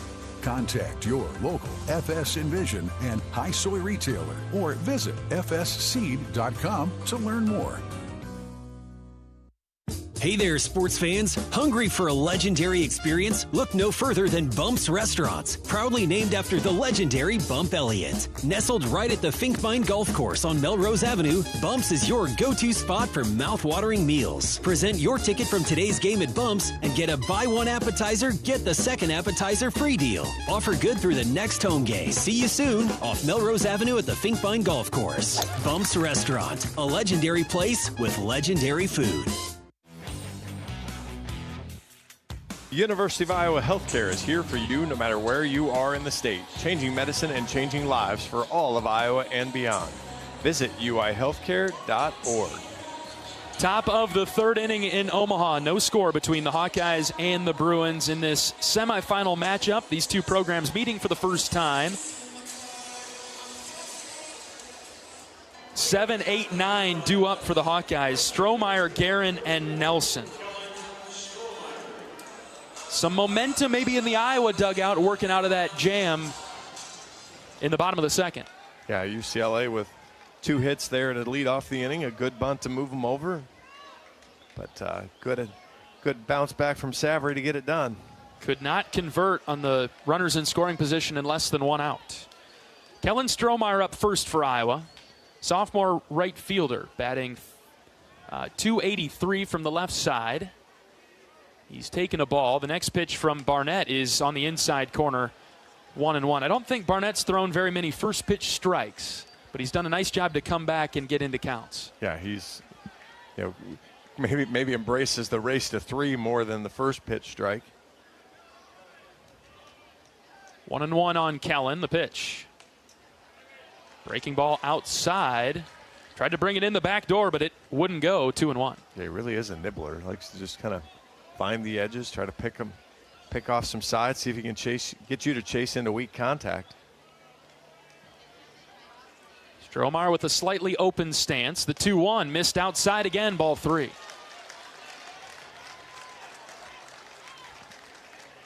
Yeah, they're all close, but they're all off. 3-1. You'd almost like to see Kellen take, but you figure a fastball is coming and probably a good place to hit it. See what Barnett throws, the 3-1. Kellen gives it a ride to right center. Outfielders coming together. It's Salgado who makes the catch. 1 down. It was not a fastball, and it was not in the middle of the plate.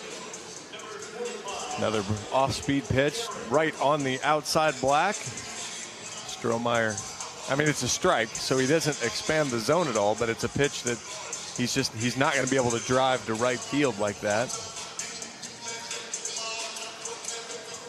I want to see Iowa get back to the approach where they're using the middle of the field. Second base shorts. We've seen a lot of hits strike across the middle there. A lot of hits the last couple days or since we've been in Omaha from the opposing team have been ground ball singles up the middle. Gable Mitchell with 3 hits up the middle the other night. Use the big part of the ballpark to your advantage. Blake Guerin, the batter for Iowa.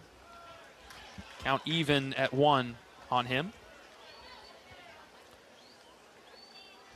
Yeah, the Hawks have not really hit anything to left field to speak of. Which is really surprising given the number of guys on the team that tend to pull it. 1-1. Guerin sends that way, foul. Yeah, Blake hit a foul ball on whatever the first game day was, over to where that tent is, well foul, but I don't recall a whole ton of them fair to the left fielder. Ball and 2 strikes now, bases empty and 1 out on Guerin, the right-handed first baseman. Next pitch from Barnett. Low and away, 2-2. The discipline has carried over. Iowa has been disciplined on pitches out of the zone. Not getting their best swings off on pitches in the zone, though. Exactly. Duggar does a great job of framing them, but they're off. 2-2 to Blake. Lined foul over to the right. Heads up on the ricochet in the second deck. We've got a chapter 2 to the foul ball story that we'll get to at some point. We've gotten some action this weekend with the foul balls. Of course, John is just chomping at the bit to tell that story. 2-2 to Guerin. Blake fouls back over the screen and below us. And what a catch in the third row off the ricochet. It bounced off the awning in front of us. And a quick turn over the shoulder. Iowa fan in the third row makes the catch. 2-2, Guerin battling tough. Been a few fastballs from Barnett. Think the spin might be coming. Here it is. Strike 3 called. Went fastball. That's out of the zone, and Guerin gets rung up on arguably ball 3. That's unfortunate. Yeah, that's a good take there. And again, I kind of go back to Duggar's done a good job of framing pitches up. And he immediately is kind of moving it in. So, oh man, yeah, that's heavy squeeze there. That ball is off the plate. It's the left-handed batter's box line. Missed that one. 2 down for Andy Nelson. No score in the third. Iowa looking for its first hit.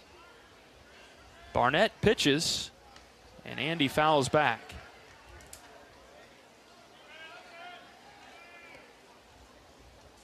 Barnett's thrown 41 pitches, but has had no trouble. I said he averaged about 15 pitches an inning. Going to be right on pace. 0-1 to Andy. Backhand stop by Duggar behind the dish. I mean, to face, if he gets Nelson out, to face the minimum and be over 40 pitches is pretty amazing. 2 outs, nobody on for Nelson. Pitch to Andy. That's low and away. 2 balls and a strike. Now, if you're Iowa, you still have to do something here. Right. If somewhere in there, it's got to get better. You don't score any runs for driving a high pitch count. No, exactly. There's no extra hidden bonus point there. 2-1 on Nelson, the pitch. Andy took it, let her high for a strike. It's like, oh, box ticked. Iowa leads 1-0. Great. I wish, because we'd win a lot of games because of pitch count. We'd certainly get some bonus points. Pitch number 45 from Barnett. On its way home to Nelson on a 2-2 count with 2 outs. Andy pops it straight up over the Iowa dugout. And foul. Right on the cotton candy guy. You a cotton candy guy, John? Oh, yeah. I mean, it's sugar. What's not to like about it? It's right up your alley. Last time I had cotton candy, probably 10 years ago. Ah, that's your loss, man. Give it another try one of these days. 2-2, Andy sends on the ground left side. Chalowski's got it at short. High throw, he threw it away. Oh, it's an error by UCLA. I was getting ready to mark that in the book. UCLA doesn't make any errors. That's your defensive player of the year that just kind of waited on it, patted it, and airmailed it. Full sail over Lavue's head, and Nelson reaches. And we'll flip it to the top of the order. Reese Moore coming up. Yeah, Andy, I think, was getting down the line faster than Chalowski expected, and all of a sudden he thought, I gotta put a fastball over there, and just gunned it. Got a good arm. He does. Problem was that one was a little too high. Top of the order, Reese Moore up with 2 outs. First pitch to Reese. Fly ball to center. Swinging at the first pitch. Brennan's got it for the 3rd out. All right, we'll go to the bottom of the 3rd. No score between Iowa and UCLA. This is Hawkeye Baseball from Learfield. Pioneer brand Z-Series soybeans have farmers yielding out an additional 2.7 bushels per acre over A-Series. This has everyone talking, not just farmers. Case in point, a trucking company wrote, "Morning, noon, and night, it doesn't matter. I'm hauling Z-Series. The phone doesn't stop ringing. Even my home number, it never stops ringing." Well, it's fair to say Pioneer brand Z-Series soybeans are making quite an impact. Unleash your greatest harvest yet at pioneer.com/greatest yields. Across Iowa, you don't have to look far to find a bank that's got your back. From just around the corner to the next town over, hundreds of neighborhood banks are going the distance to ensure your future looks brighter than ever. By providing jobs, supporting local businesses, strengthening communities, and helping your dreams become reality. Here, the life you build is backed by Iowa banks. See how banks are making a difference near you at iowabankers.com.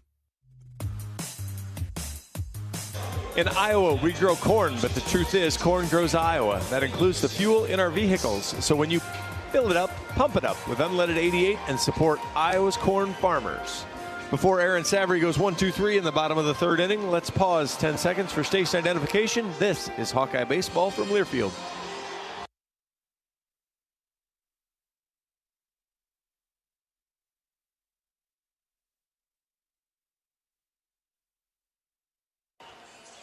Top of the order due up for the Bruins in the third. Scoreless game so far. UCLA with 3 hits, Iowa with 1. The Hawkeyes have had a base runner in back-to-back innings.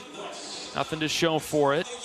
UCLA with heavy traffic in the second after back-to-back singles to start the inning and then the sac bunt before Savary got a strikeout and a ground out. And so he'll flip it to the top. It'll be West, Chalowski, and Lavu.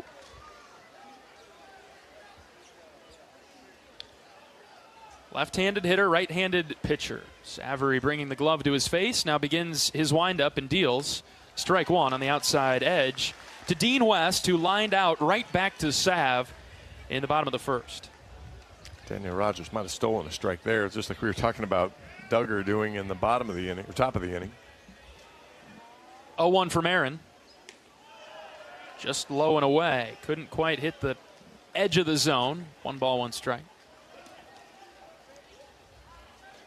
Savary just over 35 pitches now. Labored a bit in the second, but sorted it out.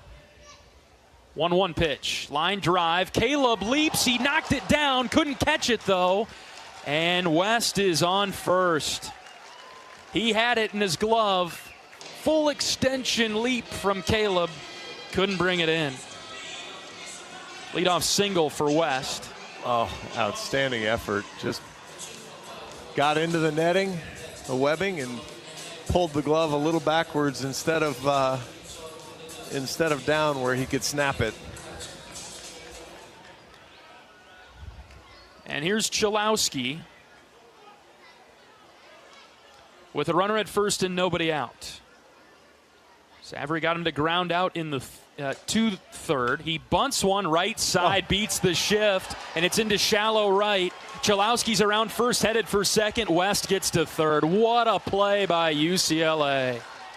That is a bunt double. There was nobody on the right side of the field for Iowa, and Chalowski abused the shift. He punched a bunt past Guerin. And UCLA's in business again, second and third, and nobody out.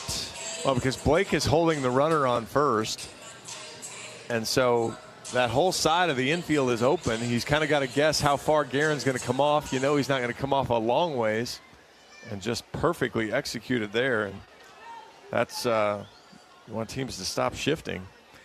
Try that a time or two. Lavu is up. With 2 in scoring position, nobody out. And he's their major RBI guy, 72 on the season, leading the team. That's because everybody pitches around Chalowski, but doesn't get much easier here. Yeah, but the guy behind is no picnic. Fastball in the dirt from Savary, 1-1. Lavu has a single already today for UCLA. I mean, just 23 extra base hits, but hits 314, so he does the job when guys are in front of him. Savary's 1-1 is tapped foul to the right. Aaron spun a slider low and in on him. Does strike out a bit, so a spot where maybe Aaron could get him. Nobody out. Runners at second and third for the Bruins in the third. Aaron ready with the 1-2. He brings it home. Ground ball left side. Gable's got it at short. He'll throw it to first for the out. West scores. UCLA on the board 1-0 on the ground out from Lavu. Chalowski's kind of the IQ again. He's stealing signs out at second base. Lets Lavu know the pitch is coming high. And he also moves up to third. And so Iowa have to be careful about Daniel Rogers. Will have to pay attention to when he's showing location. Martin up for the Bruins. Infield in for Iowa. Infield in and shifted. Runner at third and 1 out. First pitch to Martin, way outside from Savary. 1-0 UCLA in the third. Mitch Bowe does a great job with the Iowa shifts, but boy, they've just been a beat off here this week. 1-0 from Savary. Hit well to left. Nelson running back, as is Risley. Miles is back at the track, and he makes the catch for out number 2. It's a sack fly from Martin. Chalowski touches home. 2-0 Bruins. And that's what we talked about. Aaron would be able to get away with some of those in this ballpark. It's a good breaking ball down low. It's 100 off the bat. It's well hit, but it's hit into kind of a dead zone. Problem was with 2 runners on, and that one moving up to third on the previous at-bat there. It turns into a productive out. 2-0 Bruins in the bottom of the third. There are 2 outs, bases empty for A.J. Salgado. First pitch from Savary is hit on the ground to first. Guerin's got it. Blake will take it to the bag himself for the third out. A well-played inning by UCLA. They grind out a couple of hits, move runners around, and they get on the board first. 2-0 Bruins. We're back for the fourth after this. This is Hawkeye Baseball from Learfield. Our mission at Oak Knoll is to provide exceptional retirement living and health services through life care. I'm Steve Rowe, CEO. We are a not-for-profit life plan community and have served the Iowa City area for 58 years. Oak Knoll is located near the University of Iowa hospitals and clinics, Kinnick Stadium, Carver Hawkeye Arena, Hancher Auditorium, and downtown Iowa City. Visit our website at oakknoll.com to learn more. We are a proud sponsor of Hawkeye Athletics. Go Hawks! Brown Deer Golf Club offers a pure golf experience. Manicured bentgrass fairways with tees and greens carved into gracefully rolling landscape. Challenging, yet extremely playable. Improve your game with PGA instruction and our full-service pro shop. Treat yourself to Bunker's Bar and Grill for lunch or dinner. And our scenic Greenview Banquet Room is perfect for weddings or any special event. Brown Deer Golf Club, a stunning country club setting at affordable public rates.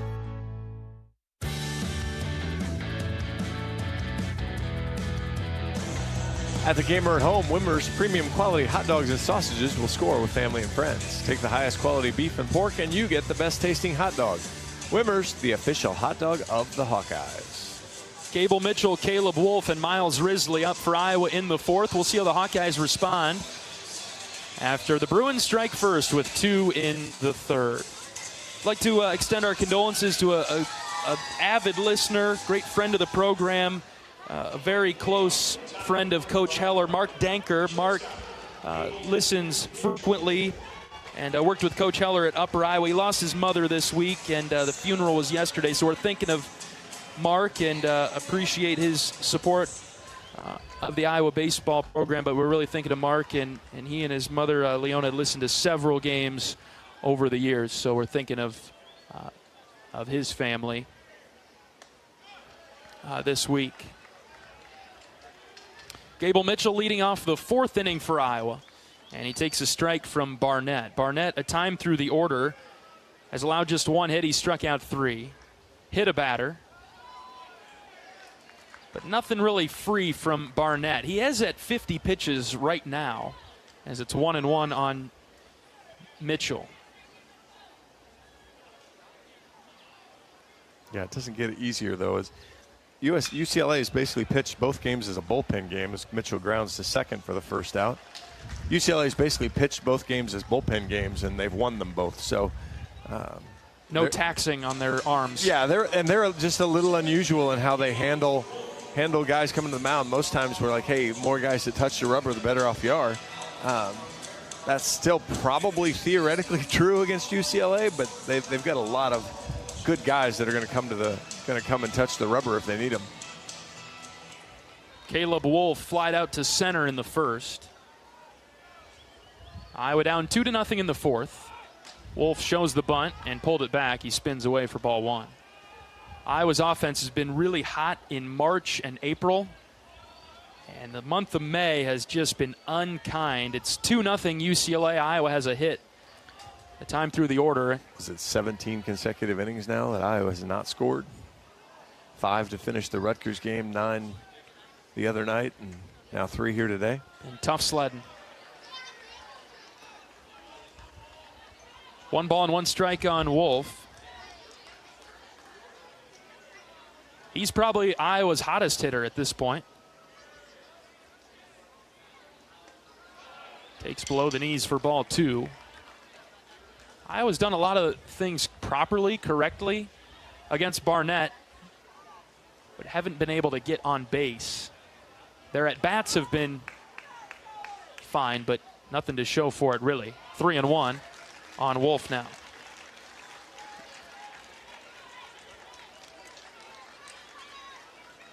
I was just kind of blowing through the UCLA bullpen. There's low batting averages against. There's some higher walk totals out there, but 3-1. Wolf lines into right field for a base hit.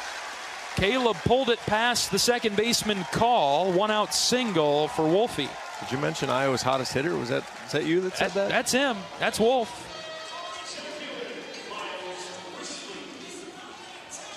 Iowa against Rutgers had several instances where they strung together multiple singles in a row.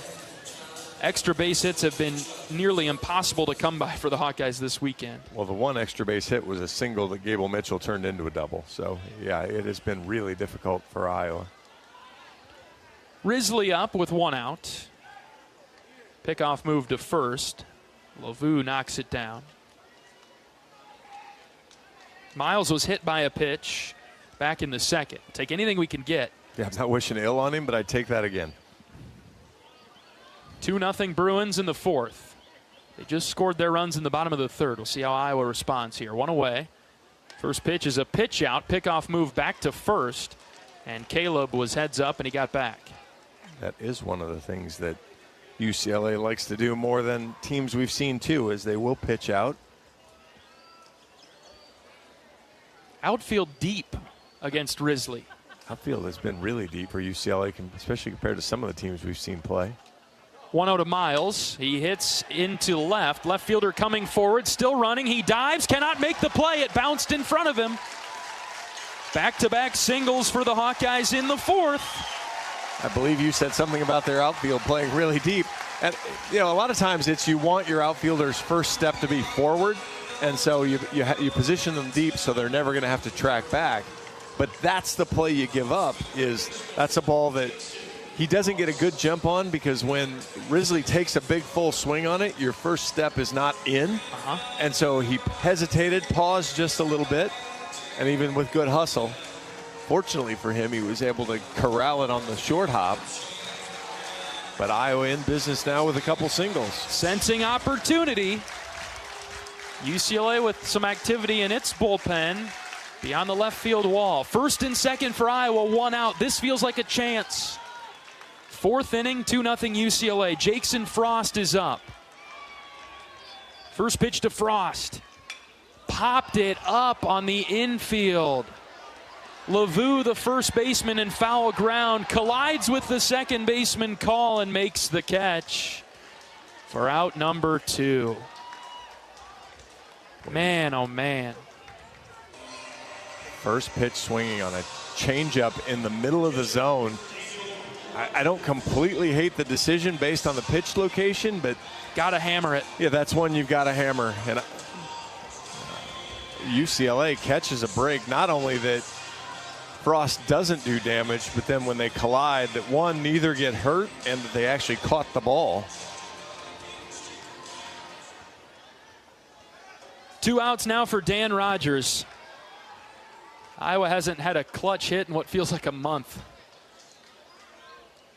2 on for Rogers. First pitch to Dan. Outside, ball 1. 2-0 UCLA in the 4th. Back-to-back singles for Iowa. Now needs something with 2 down. Rogers struck out in the second after a lengthy at-bat. Barnett from the stretch brings home the 1-0. Dan taps right side, weakly hit, long run by the second baseman. He flips it to first. It's in time to get Rogers. Iowa gets a couple of hits, but no runs. We're on to the bottom of the 4th, 2-0 UCLA. This is Hawkeye baseball from Learfield. I'm Wyatt Black, defensive line, Iowa. On the field, I take on double teams, stop the run, and sack the quarterback. Sullivan now runs for his life, and he's obliterated by Wyatt. Y.A. Black. Here's the snap, the spot. Yes. And it's blocked. Kick is blocked at the line of scrimmage. Don't touch the ball. Hawks get it back. Y.A. Black, and man, what a momentum shift there. Off the field, I help my body's defense by choosing vaccines that are right for me. Ask your doctor or healthcare provider which vaccines are right for you. A message from Iowa HHS. The passion, the tradition, the rivalries. SiriusXM is your destination for all things college sports, and we've got you covered. On SiriusXM College Sports Radio, there's complete coverage of every major conference, including live games, plus 24/7 talk and analysis. So cheer along on the SiriusXM app and listen to your favorite team anywhere. And now you can get 3 months of SiriusXM free. Subscribe now. See offer details at SiriusXM.com/College Sports Radio 24. As a proud sponsor of the Iowa Hawkeyes, U.S. Cellular wants you to make the most of today by choosing game day traditions first and scrolling later. U.S. Cellular, built for us. John Evans and John Leo from the broadcast booth above Charles Schwab Field. Omaha. In Omaha. Bottom of the 4th inning. It's 2-0 UCLA, and the Bruins will have 6, 7, 8 Brennan, Baltz, and Duggar up. They've had a pretty good run here the 2nd and 3rd innings. After Savary did a great job in the 1st, he got out of a jam in the 2nd, and UCLA, tip your cap to them. They did a really nice job manufacturing a couple runs in the 3rd. Yeah, heads-up baseball play there by Rock Chalowski. And take advantage of the Iowa shift, and really well done getting it done. Peyton Brennan is up first. Center fielder, left-handed hitter. He's singled. He's only seen one pitch from Savary today. Aaron missed wildly away. Ball 1. Iowa showing some life, some signs of life on offense there in the 4th, but couldn't bring home any runs. Aaron's missed on back-to-back to start the bottom of the 4th. 2 slipping spinners. UCLA has had its leadoff hitter on in each of the last 2 innings. Aaron trying to avoid that in this inning. Here's the 2-0. That's over. Strike 1. Good fastball there. Busted him inside. Nothing wrong with Aaron's start so far. Giving up a couple of runs. 5 hits. 2-1 pitch. That's low and in. Ball 3.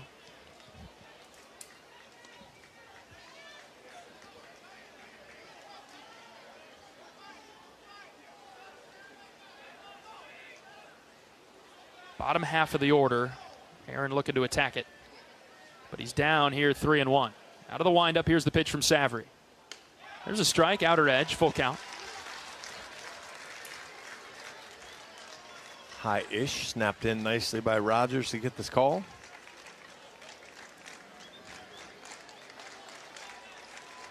Three and 2, Savary deals. Low and in, ball 4.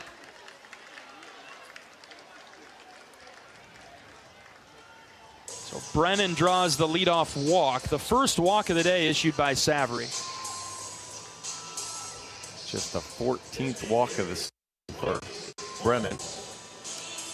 Not a guy that shows a ton of patience, but boy, the first 2 pitches weren't even testing him. And he's got good speed, so.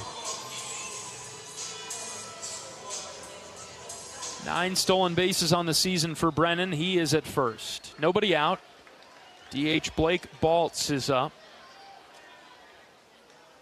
Savary from the stretch, kicks and fires. Ground ball fair down the right field line. Strohmeyer moving over. He picks it up, and it will be a double for Baltz.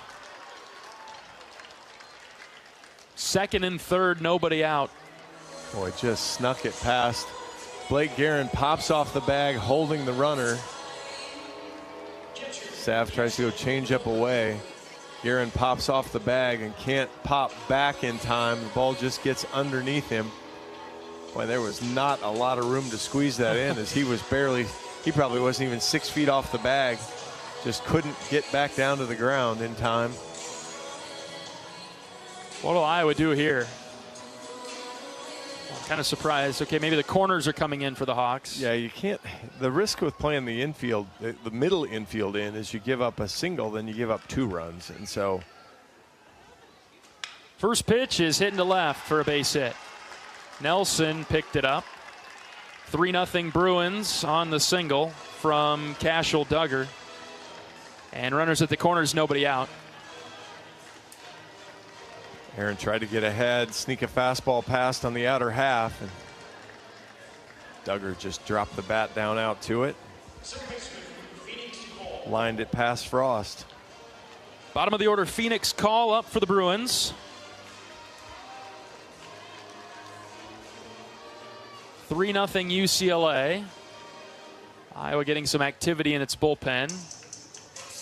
Some stretching going on. Nobody has thrown a pitch down there yet. All hands on deck for the Hawkeyes today. Season on the line. And down 3-0 to UCLA in the bottom of the 4th. And the Bruins still threatening with some traffic. First and third, nobody out. Call the batter. He grounded out to second in the second. First pitch from Savary, hit in the air to center field. Risley drifting back. It's going to be deep enough to score the run from third. Miles makes the catch and gets it in. 4-0 UCLA on the sac fly. Yeah, just effective work from UCLA. Runners on third and less than 2 out. They've just moved them along, given them their ticket and moved them on to home. Time called by Dan Rogers. He's headed out to the mound to talk with Aaron. It'll be the top of the order for the Bruins with a runner at first and 1 out.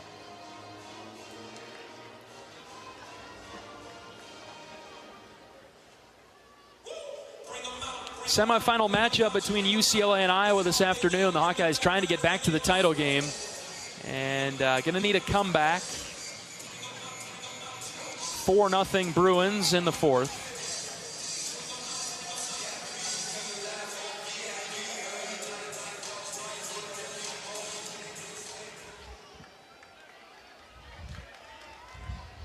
Top of the order, Dean West, left-handed hitter. He's in the box. First pitch from Savary, grounded foul past third. The Bruins are heating it up early in counts now. They're swinging often. They're not waiting for extra pitches from Savary. No, and Sav's been in the zone, so full credit to him. Now you've got to make an adjustment and get out of the middle of the plate.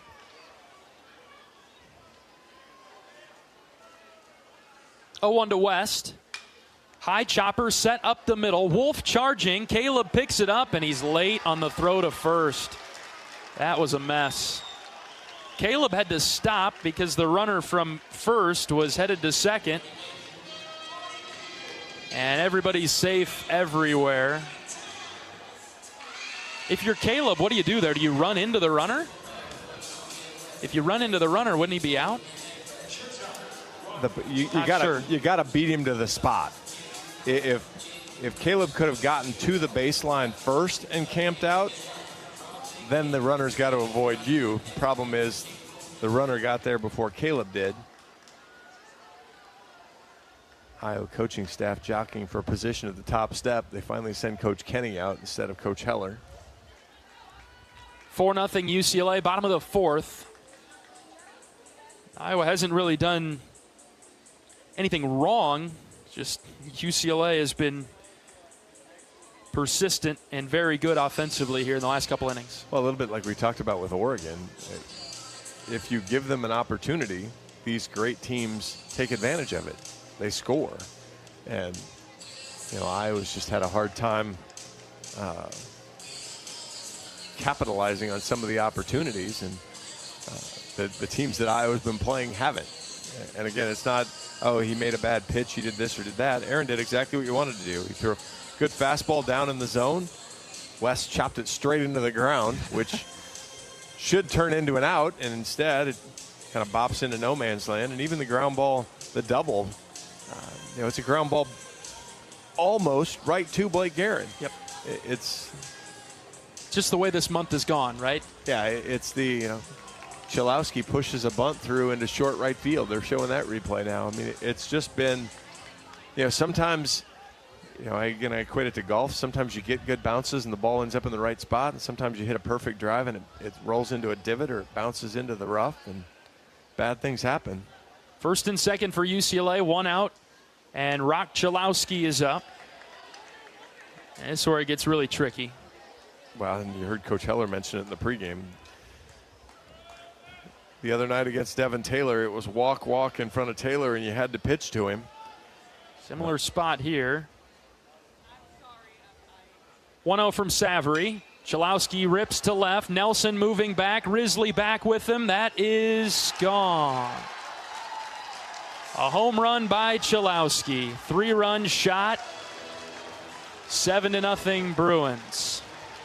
Got it just over the top of the wall in left center. It hit off the rail in front of the first row in those seats. 104 off the bat. It goes 395. Chalowski's third home run here in Omaha. His first with runners on base, because really nobody's wanted to pitch to him. And that'll bring in Brant Hogue to pitch for the Hawks. Pitching change for Iowa. 7-0 Bruins in the fourth. We're back after this pitching change break. This is Hawkeye Baseball from Learfield. I'm Nick Jackson. I play linebacker here at the University of Iowa. On the field, I stop the run, I make the tackle, I drop in coverage. 3rd down 11. Straight back to pass is Sullivan. He's running for his life. Down he goes. That's a loss of another 6. Nick Jackson. Off the field, I help my body's defense by choosing vaccines that are right for me. Ask your doctor or healthcare provider which vaccines are right for you. A message from Iowa HHS. Not all internet is created equal. It's a lot like choosing a quarterback. Technically, you could sign up any new rookie provider on the block, but the success of every device in your home depends on it. Will they perform in the clutch, or will they buffer under pressure? Extreme provides the speed you need with a 100% gigabit technology network and amplified Wi-Fi. And unlike signing a quarterback, Extreme Internet requires no contracts. There's only one pick to lead your team. It's Extreme, powered by Mediacom. For a taste of unique flavors you'll love, stop by Molly's Cupcakes in downtown Iowa City for homemade cupcakes, cookies, cakes, bars, and coffee drinks. Molly's Cupcakes is a proud supporter of the Iowa Hawkeyes. As I mentioned heading into the break, the Hawkeyes will turn to Brant Hogue, the 6'4", left-handed fifth year from Sioux City, will come in and try to get the Hawkeye pitching back on the rails. 22 appearances. He's 2-1 with 2 saves, a .376 ERA. 26 1/3 innings, 21 hits, 14 runs, 11 of those are earned, 19 walks to go along with 47 strikeouts. I was looking at some of the numbers earlier. Brant, you wouldn't necessarily think a high strikeout total, but Brant is 3rd on the team in strikeouts looking. Kate Obermuller leads that team, Aaron Savory, and then Brant Hogue. So done a really nice job getting strikeouts, fooling hitters. See if he can get this inning and leave it at 5, as there's 1 out here in the bottom of the 4th inning. 7-0 UCLA in the 4th. Iowa has time, but a heavy deficit here. All right, so I'm gonna go to my perk you up story on the foul ball. Good now. luck with that. Nope, we're gonna do it. This is gonna work because I've amended the facts of the story. First pitch outside to Lavu. So John Leo's been promising me a foul ball in this booth all week. He's had a feeling, and I've made fun of him, and I made fun of him the other night, if you were listening, as we got a foul ball sitting in the bleachers. Swing and a miss, strike 1. And we're up here with the Nebraska-Oregon game. We're comfortably in our booth, windows open, and a foul ball tracks right up to us. And John Leo starts to lean out of the booth, realizes that it's swing and a miss, strike 2, realizes leaning out of the booth is a bad play, starts to lean back in the booth, reaches for it, then realizes it might hit the lower ledge of the window. Discretion being the better part of valor, ducks away from it just a little bit. Pure Again, bail. Fully on board with the pure bail. Swing. There's actually strike 3 on the outside. There's one of those strike lookings for Brant Hogue, 2 away. And he peels away, but the ball comes right in the booth, ricochets under the table. Had no idea it was in here. Yeah, we looked for it ricocheting around the booth, and it wasn't in there. But to John Leo's credit, as I've made fun of him for picking incorrect spots. 3 years worth. 3 years worth. he was right on track that we were going to get one. And then what I now consider the best part of the story, when we were walking into the ballpark this morning, just upstairs with the first ball, we were walking in the front of the stadium. We saw a Hawkeye family taking a picture by the bracket. And John Leo likes his social media and likes to get our picture on there, so he wanted to get our picture by the bracket, and he asked his family to take it. Just inside 2-0. So they take the picture for us. I've got the foul ball. I'm walking around. I'm down pregame talking to some people on the field, and I come back up, and I'm walking back upstairs, and I see this family with their 2 kids walking back toward us. And so I was able to hand the ball to the boy and the girl that came, as Brent gets that over for a strike, 2-1. Very well done. And so I was able to give the ball to, again, now do they care that the foul ball from an Oregon Duck guy? Probably not. But yeah, so you have, I'm not sure where that rates in my scorekeeping system because I'm still going to be ahead when we're done. Ground ball at Wolfie on the shift on second, over to first. And the Hawks are out of the inning just a little too late. Well, I think I'm off the hook, at least. I don't know if I got any points, but I'm off the hook. We're probably at least tied now. I don't know. I can't let you pull ahead. Definitely not ahead. We're probably tied. All right, a big inning for UCLA. They score 5. We're on to the 5th. 7-0 Bruins. Back after this. This is Hawkeye Baseball from Learfield. What does it mean to be locally owned and operated?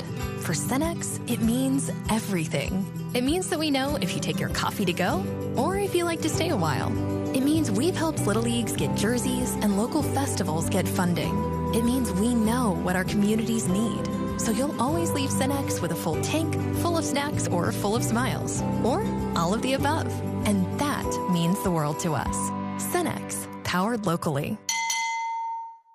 Whether you're traveling for business, pleasure, sports, or with one of our guided tours, our team of travel experts at Travel Leaders Destinations Unlimited will ensure you have a memorable, worry-free experience. Let our professional travel advisors with extensive travel experience and destination knowledge handle your every travel need. Family-owned and operated, Travel Leaders Destinations Unlimited has been serving the Hawkeye community for many years, receiving the Agency of Choice Awards several times. Make your travels easy with Travel Leaders Destinations Unlimited at duagency.com.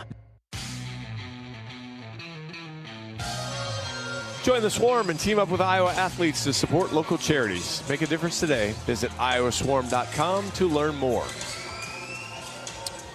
Top of the 5th inning in Omaha, 7-0 UCLA. The Hawkeyes need to come back and will send Strohmeyer, Guerin, and Nelson to the plate to face Michael Barnett, who's on for his 5th inning of work. He's thrown 4 innings, 3 hits, 3 strikeouts. He's hit a batter, but he hasn't walked any. Iowa had some traffic in the top of the 4th, couldn't come up with anything, and then just gave up 5 runs. And so UCLA trying to establish control. They've got some now at 7-0 in the 5th. See if Iowa can wiggle out of it and come back in this one. First pitch to Strohmeyer. Kellen takes, outside for a strike. Outside and up. We do not need a juicy strike zone now as you're trying to get guys to take pitches they're supposed to take. Barnett, the right-handed starter for UCLA. Winds and fires the 0-1. Kellen swings and misses. Iowa's season on the line today. It's a rough month of May against some really good competition. No balls and 2 strikes. Pitch to Strohmeyer. That's outside, ball 1. So since I propped you up last inning, now I'm going to take you down a peg one more here. I was talking to Connor Onion between games, the Big Ten play-by-play guy. And I had tweeted at him that you don't watch movies. Like, what does Leo do if he doesn't watch any movies? There's plenty more, plenty more that I entertain myself with than movies. Strohmeyer, foul tip, stays alive. Did you prop me up? Did you say something good? Uh-oh, the silence. Not good. Not good, John. I'm like, you know what? He's a sports guy. He's he's engaged and involved in his sports. Give me a live game on TV over a movie any day. Do you care about what game it is? Not really. So you could just take really anything? Mm-hmm. Football, basketball, hockey. Don't really mind. I'd rather watch anything, even if I have no investment. That's why it's funny when I text you about, hey, did you see what happened in this game? You're like, why would I care about that? 2 balls and 2 strikes on Strohmeyer with nobody out in the 5th. The pitch, Kellen took it away, ball 3. Blake Guerin is on deck. We were talking during the break there. Just get some good at-bats together and chip away. Got plenty of time. We're in the 5th. Probably need to hold the Bruins and just get a couple back at a time. 3-2 to Strohmeyer. Kellen lifts to left. West is underneath it. 1 away. We got our left field fly ball that we've been there asking it is. for. Prefer maybe on a little bit more of a line and then a bloop.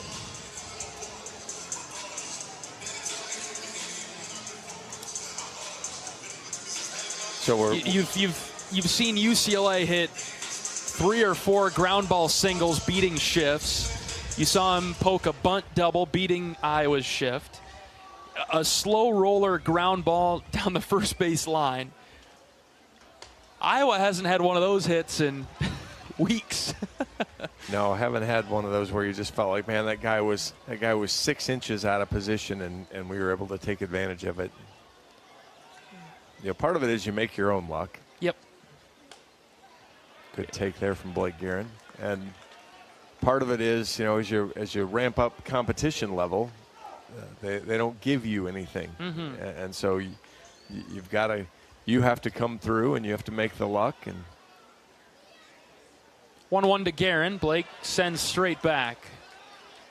But it even kind of goes to Risley has the base stolen at second and umpire calls batter interference. I mean, that's the whole cycle that Iowa finds itself in at the worst time possible for it. As you know, as they were trying to close out a regular season title and now trying to get along in the Big Ten tournament. Ball and 2 strikes, pitch to Guerin. Blake pulls it past Coach Bowe at third.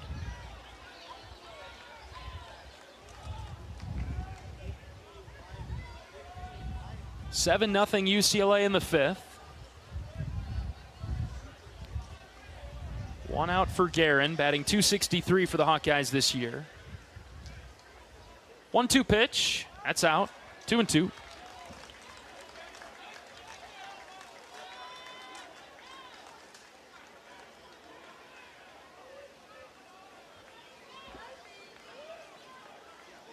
Blake's got a lot of room in left center. Good line one out there.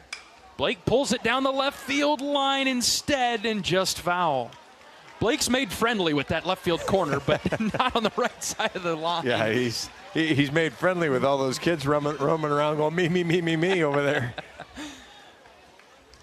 That one looked like it was going to be pretty good for a while, and then the blinker came on and caught it right into that first row of seats. 2-2 on Guerin.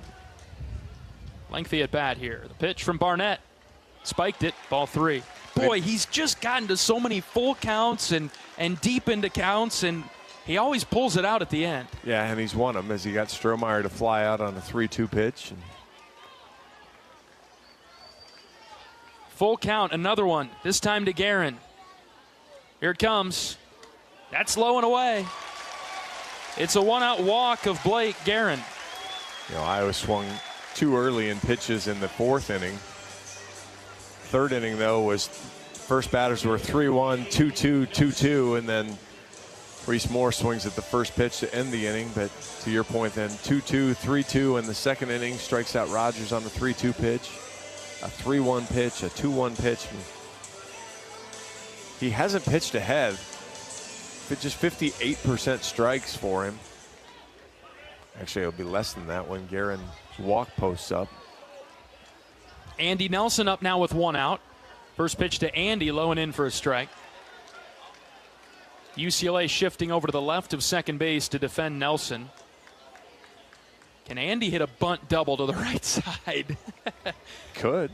Chalowski did it to us earlier. 0-1 pitch. That's away. Ball in the strike. Yeah, Savory and Hogue have combined for 66% strikes, so that really hasn't been the Hawkeye problem. It's a bit of the location of the strikes, I suppose. Even at 1, Andy showing the bunt. Pitch in the dirt. What a block by Duggar. Kept Blake at the bag at first. And now Chalowski, the shortstop, will call time and come in and talk to his pitcher. 7-0 Bruins in the 5th. Iowa's got a long way to go. We talk about it all the time in deficits. You know, there's no 7-run home run out there. It's going to have to chip away. Well, we also talk about this when you're ahead 7-0. Free bases are just terrible. I mean, it may not hurt him and it may not end up biting him, but there's no reason. You do not want to give Iowa any life here by putting a bunch of runners on base and let one hit, start to let Iowa chip away. So Barnett needs to get back in the zone. 2-1 pitch to Nelson. Andy took it low. It bounced on the plate. Ball 3. Top of the order's on deck. And the top of the order for Iowa has been quiet today.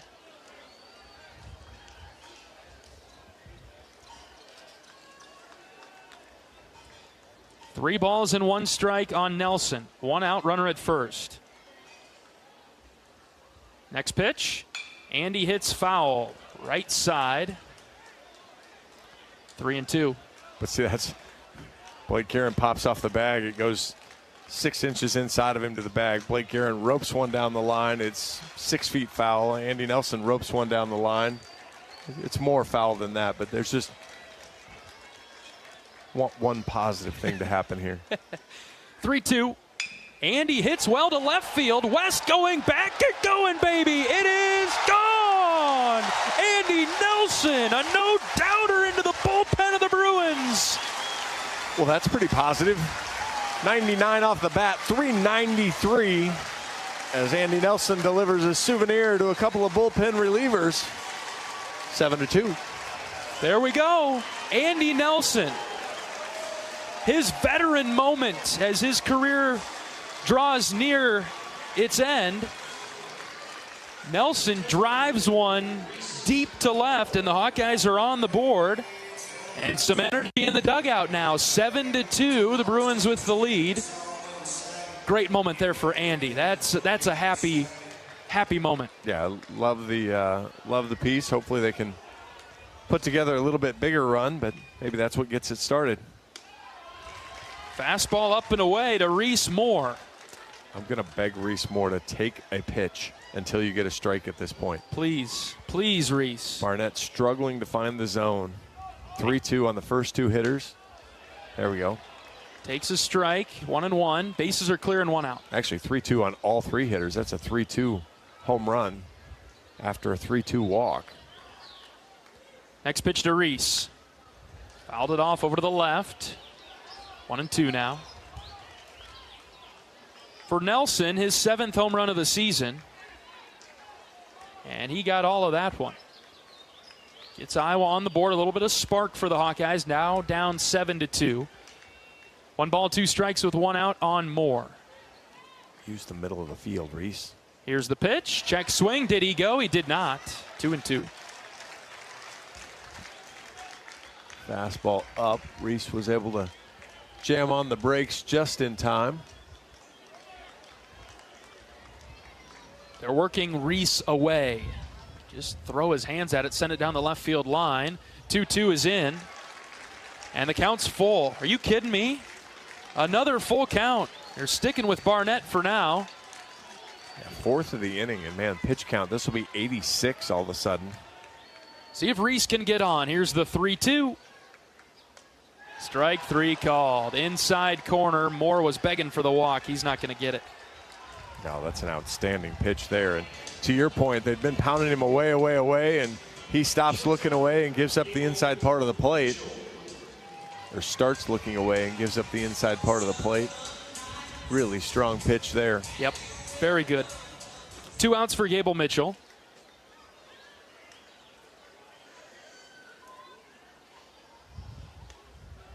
Breaking ball on the outer edge for strike one from Barnett. Trying to get him through the fifth.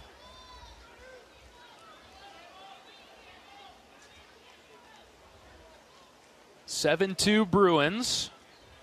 The 0-1 to Gable in the dirt. I would not expect him at this point to come back out in the sixth, but it'd be kind of fun if Iowa could chase him here in the fifth.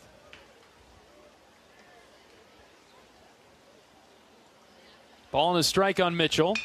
Gable laced it foul down the left field line. A bit late on the fastball, 1-2. Gable with a couple of ground outs today.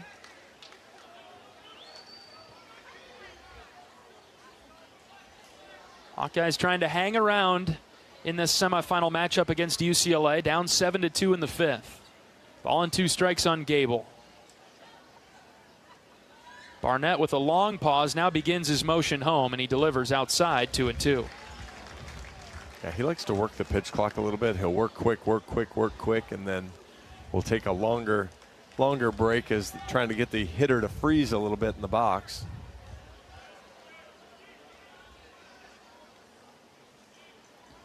Next pitch to Mitchell.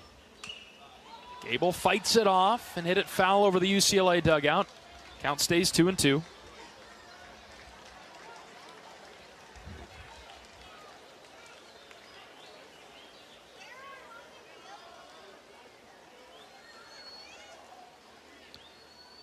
Two-run home run from Andy Nelson in this inning has gotten Iowa on the board. Here's the 2-2 to Gable.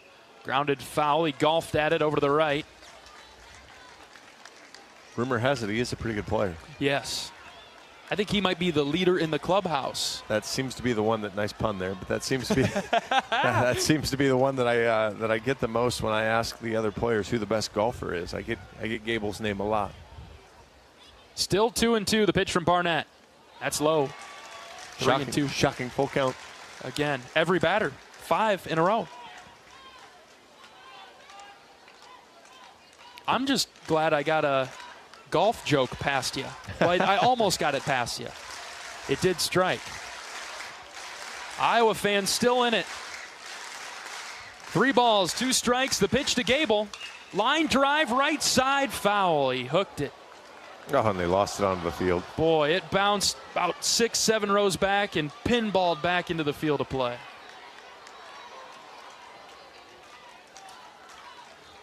We'll do it again.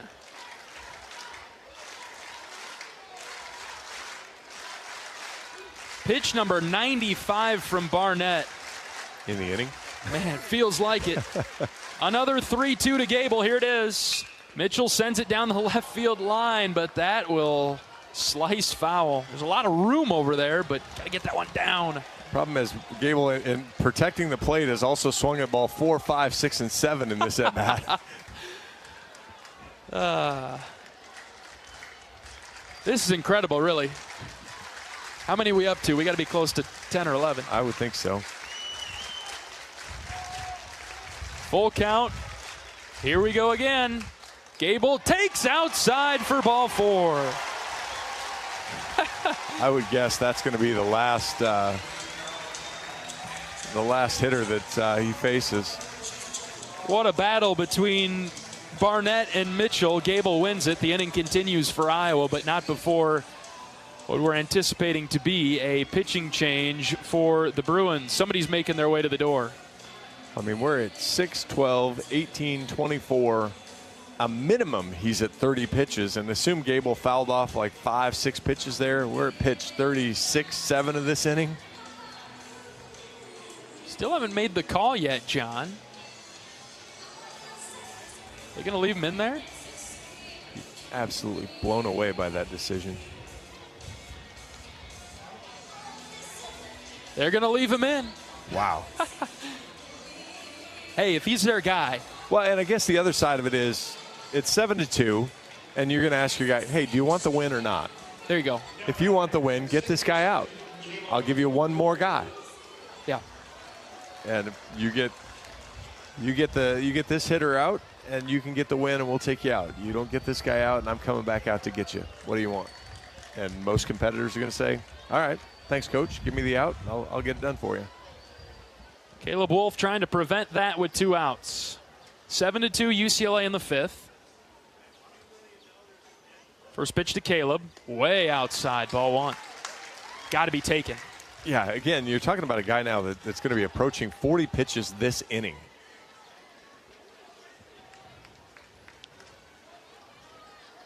Outfield playing exceptionally deep against Wolf.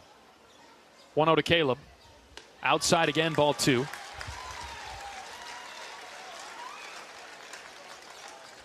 You know, top to bottom, the Bruins have a loaded bullpen. Iowa probably seeing new arms every inning the rest of the way. But trying to land another punch on Barnett. 2-0 to Wolf. Caleb slapped it foul over to the left. Couldn't quite drive the fastball. 2-1. Good location from Barnett. It was up. Middle of the plate, but it was up.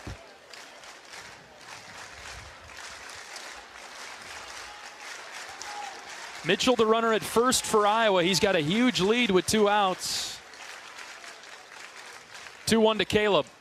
Wolf hits in the air to left. West tracking over towards the line. He makes the catch on the run for the 3rd out. Couple runs for Iowa. It's a 2-run home run from Andy Nelson, his 7th of the season.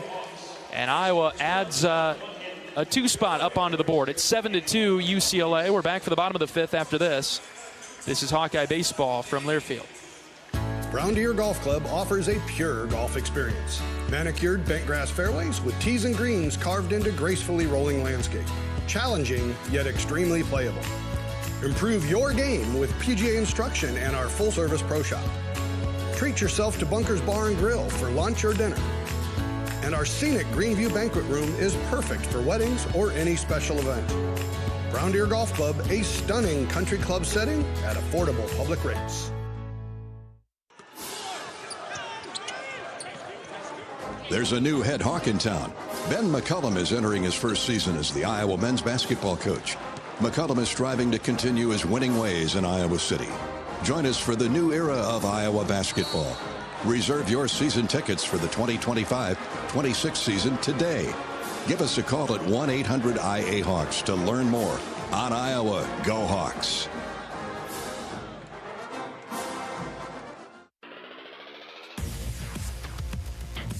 Want to win cash? How about an exclusive meet and greet with a NASCAR Cup Series champion driver? Or maybe a shot at $1 million is more your thing.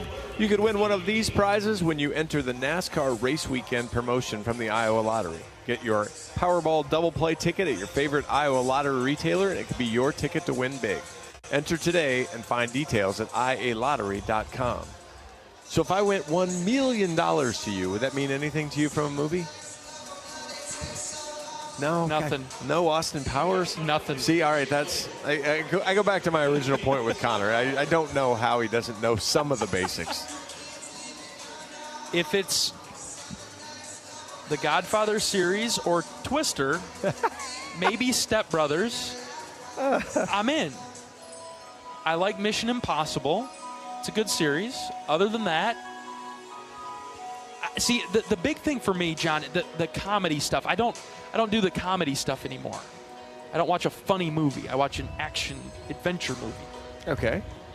I can still reference those, and you don't know what they are. You're right. You are largely true. Here in Omaha, it's 7-2 UCLA, the bottom of the 5th. Brant Hogue is pitching for the Hawkeyes out of the bullpen. First pitch is swung on and fouled off to the left by Salgado, the right fielder. UCLA was 7 runs on 9 hits. They've left 3 on. 2 runs, 4 hits for the Hawks. Lefty on lefty matchup. Hogue spun it in for ball 1.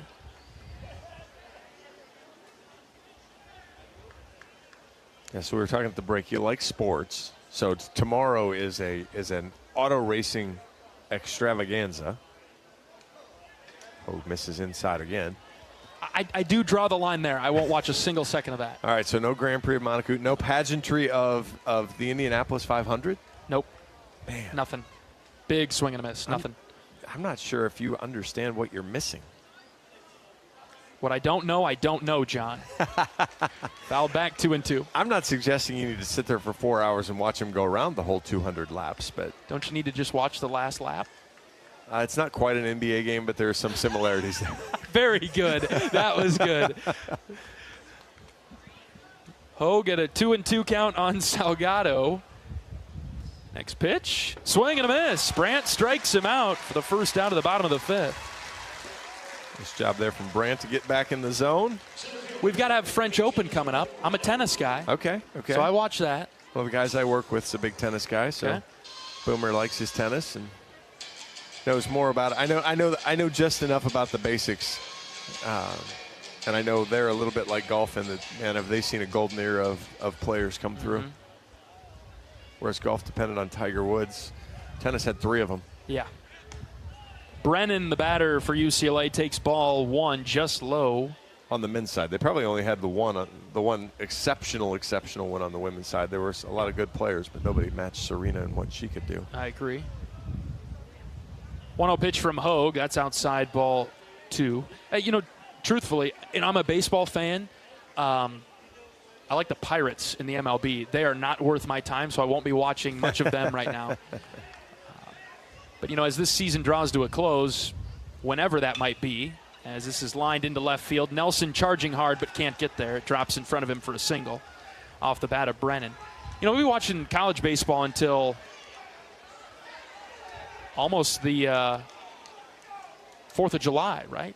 Through June.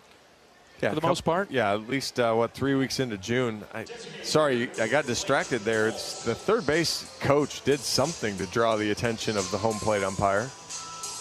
He was way down the line on the single, and now he's pleading his case to the third base umpire. But again, I just assume the umpires stay out of it? Yeah, do their simple jobs. And again, you can hear some things up here, but nobody's chirping real hard at anybody. First pitch strike from Brandt to Blake Baltz. We noticed that about UCLA in the Michigan game, was it? Maybe it was USC we were watching. I don't remember. It was USC. USC, okay. Yeah, the Penn State game where their base coach had basically ran the guy the whole way down the line. Yeah, you're right. Stand corrected, yes. Yeah, this marks the first time I've been in the stadium with UCLA. The blue is every bit as good as you thought it would be. Sure. Lefty on lefty matchup as Hogue gets set to deliver. But worried about the runner at first. That's Brennan.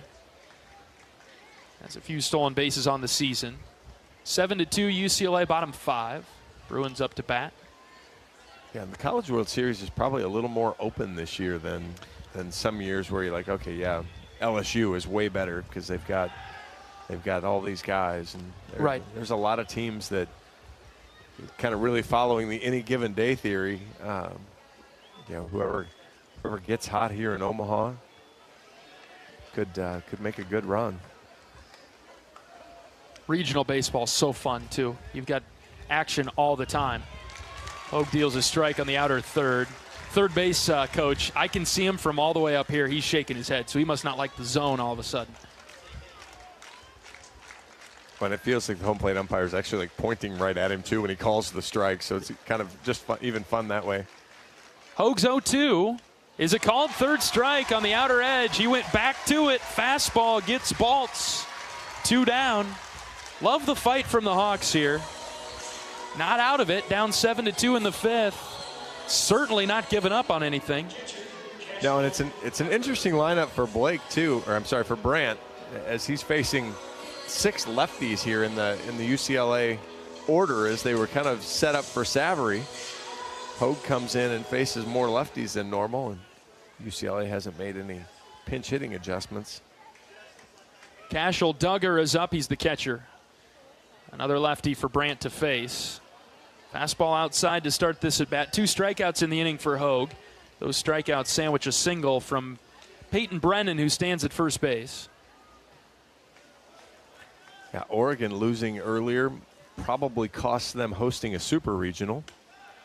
High and away, 2-0. You think they'll fall to the 9 through 16 seed, is what you're saying? Yeah, I think they'll still host the first round, but I think they cost themselves the the second weekend if they make it that far. 2-0 from Hawkeyes, hit on the ground to third, and fair. Frost picks it up on the backhand. Long throw to first is in time to get Duggar. Boy, that was a spinner headed right to the bag, and Frost did a nice job to get over there and get it to first quickly. Iowa holds UCLA off the board in the fifth. 7-2 Bruins will bring you the sixth after this. This is Hawkeye Baseball from Learfield. Express Midwest is Iowa's locally owned and operated ground transportation specialists who have served Iowa City for more than 37 years. With a selection of chauffeured black cars, limos, sprinters, and buses, they have solutions for all your transport needs. Check out their website to find a full list of services, rates, and more at expressmidwest.com. That's expressmidwest.com. Play ball! It's college baseball season, and we're here to talk about it. Every week, join Kyle Schassberger and me, David Kahn, as we deliver the best of college baseball. We've got all the diamond talk you can imagine, with interviews from coaches, players, broadcasters, and more. Plus, we'll give you our weekly rankings, hot takes, and a whole lot of fun. Step into the batter's box, so let us deliver our best fastball. Wherever you podcast by searching College Sports Now.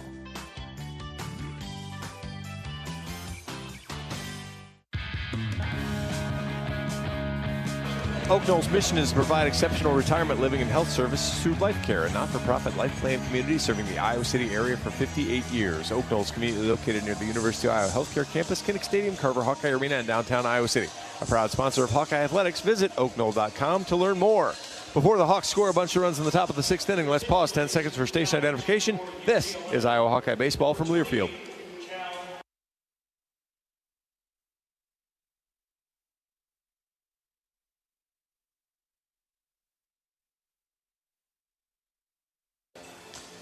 New pitcher into the game for UCLA is a right-handed sophomore, Cal Randall. He enters for the Bruins, and UCLA leads it 7-2 in the sixth. 2-1 with a 3.20 ERA, 19 2/3 innings, 13 hits, 8 runs, 7 of those are earned, 14 walks, 20 strikeouts.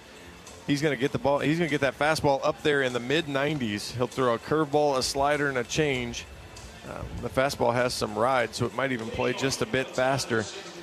He doesn't really land the off-speed pitches again, so if Iowa can lay off, and again, kind of the unfortunate thing, if you're an Iowa fan, brace your PTSD. His best off-speed pitch is the changeup. Iowa struggled with the changeup down the stretch here. A little bit so, but he can't. Again, he can spray it. So if you just show some patience again, get in there and pick out your zone and get a good pitch. Miles Risley up first, takes a fastball low and in for a strike. Risley 1 for 1 today, also hit by a pitch. It's interesting looking at Randall, 19 2/3 innings, but he's a huge appearance guy. 0-1, that's down. 1-1. Well, we're in a ton. Yeah, we were looking before the game. UCLA has 20 relievers that have appeared, or 6 relievers that have appeared in over 20 games. They go to guys for short spurts. Yeah, they have it. They have a job they want them to do. 1-1 to Risley. Miles fouls back near us, just below 1-2. My daughter Ellie asks, how do you and I even communicate if you don't understand old school references? It's a fair point, really. Is Old School a movie? Yes. Okay. And in your stepbrother's vein. Okay. It's a Will Ferrell. Okay. You're my boy, Blue. That means nothing to you? Nothing. Because I was about to say, well, I am kind of old school myself. Like, I thought that was a characteristic that Ellie was saying. Man, maybe someday, John. Just going to put you on loop on one of these. 2-2 to Risley. Miles chopped foul over the left. You've given me a list. You've got a long list of. There's so many of those little one-liners that I kind of pop off and then side-eye you and see if you notice it. And always disappointed when you don't. Nope. Maybe I'll surprise you someday. Don't hold your breath, please. 2 balls and 2 strikes. Pitch to Risley. Miles hit this foul off his foot. A couple of 95-mile-an-hour fastballs. 7-2 UCLA, top of the sixth.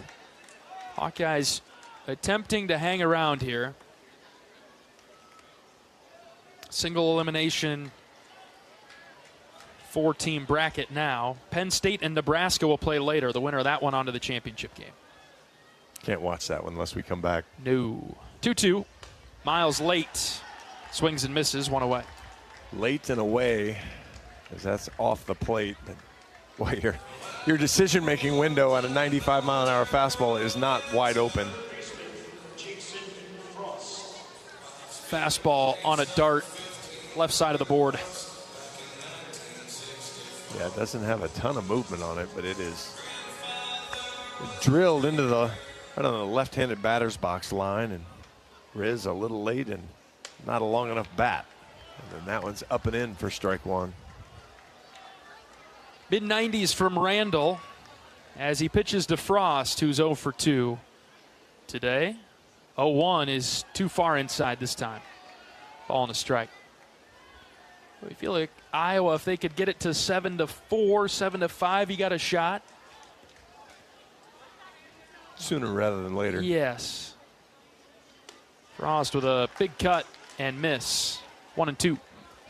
95 above the zone is going to be a problem.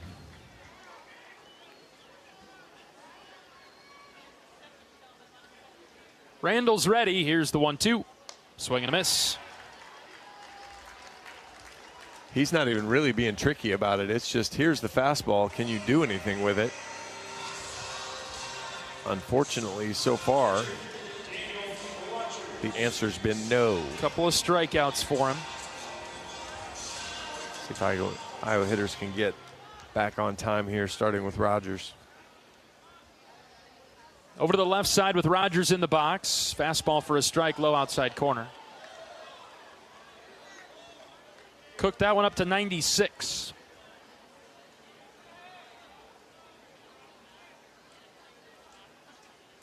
Randall working much quicker than his predecessor, Barnett.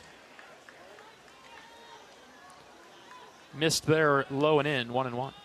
Just a bit of rain working through the edge of the area. Let's have that stay away. Yeah, don't need that. 1-1 to Rogers. Dan hits on the ground up the middle. Chalowski to the right of second base. Picks it nonchalantly off the dirt and throws it over to first. Iowa goes down in order in the 6th. It's 7-2 UCLA. They'll come to the plate with 9-1 and 2 in the bottom of the inning. Back after this is Hawkeye Baseball from Learfield. Not all internet is created equal. It's a lot like choosing a quarterback. Technically, you could sign up any new rookie provider on the block, but the success of every device in your home depends on it. Will they perform in the clutch, or will they buffer under pressure? Extreme provides the speed you need with a 100% gigabit technology network and amplified Wi-Fi. And unlike signing a quarterback, Extreme Internet requires no contracts. There's only one pick to lead your team. It's Extreme, powered by Mediacom. Express Midwest is Iowa's locally owned and operated ground transportation specialists who have served Iowa City for more than 37 years. With a selection of chauffeured black cars, limos, sprinters, and buses, they have solutions for all your transport needs. Check out their website to find a full list of services, rates, and more at expressmidwest.com. That's expressmidwest.com. Hawkeye Baseball is brought to you by Brown Deer Golf Club in Coralville, featuring Bunkers Bar and Grill. Enjoy a great Bunkers menu with burger, chicken, salads, and wraps, and Gimmy's Pizza and Wings, a new pop-up menu at Bunkers that's all about savory pizzas and mouth-watering wings. To-go orders are welcome, as are you and your family at Brown Deer Golf in Coralville. Hawkeye volleyball coach Jim Barnes listening to us while he's playing golf today at the Amana Colonies Golf Course. Love it, Coach Barnes. Thanks for listening. We'll be with you in the fall. Yeah, we get to hang out. I do play-by-play for volleyball. John's the sports information guy, so we get the summer off from each other, and then we have to hang around on a fall trip too. Well, hey, John, to that point, I think we've done a pretty good job this year. You haven't gotten sick of me. This is our first full year together. That's true. We've covered the whole year. Iowa down 7-2 to UCLA. Here in the bottom of the 6th, Iowa fighting hard. Brant Hogue pitching to Phoenix Call. That's got to be on the name list. That would be a top 5, top 10 name, I would think. I mean, Rock Chalowski's up there, too. Oh, yeah.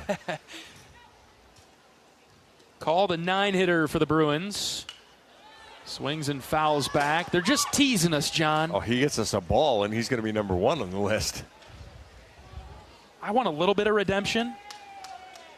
I've had 2 that I think I've made the right decision. 2 foul balls. You made business decisions on both of them, and I mean, you're a radio guy, so I'm not sure what you were protecting, but whatever. Well, I was thinking, the foul ball that we had the other day in the stands. Boy, if I take a funny ricochet off one of the seats, take anything in the face or the mouth, then you've got to do the games. I might be out. Yeah.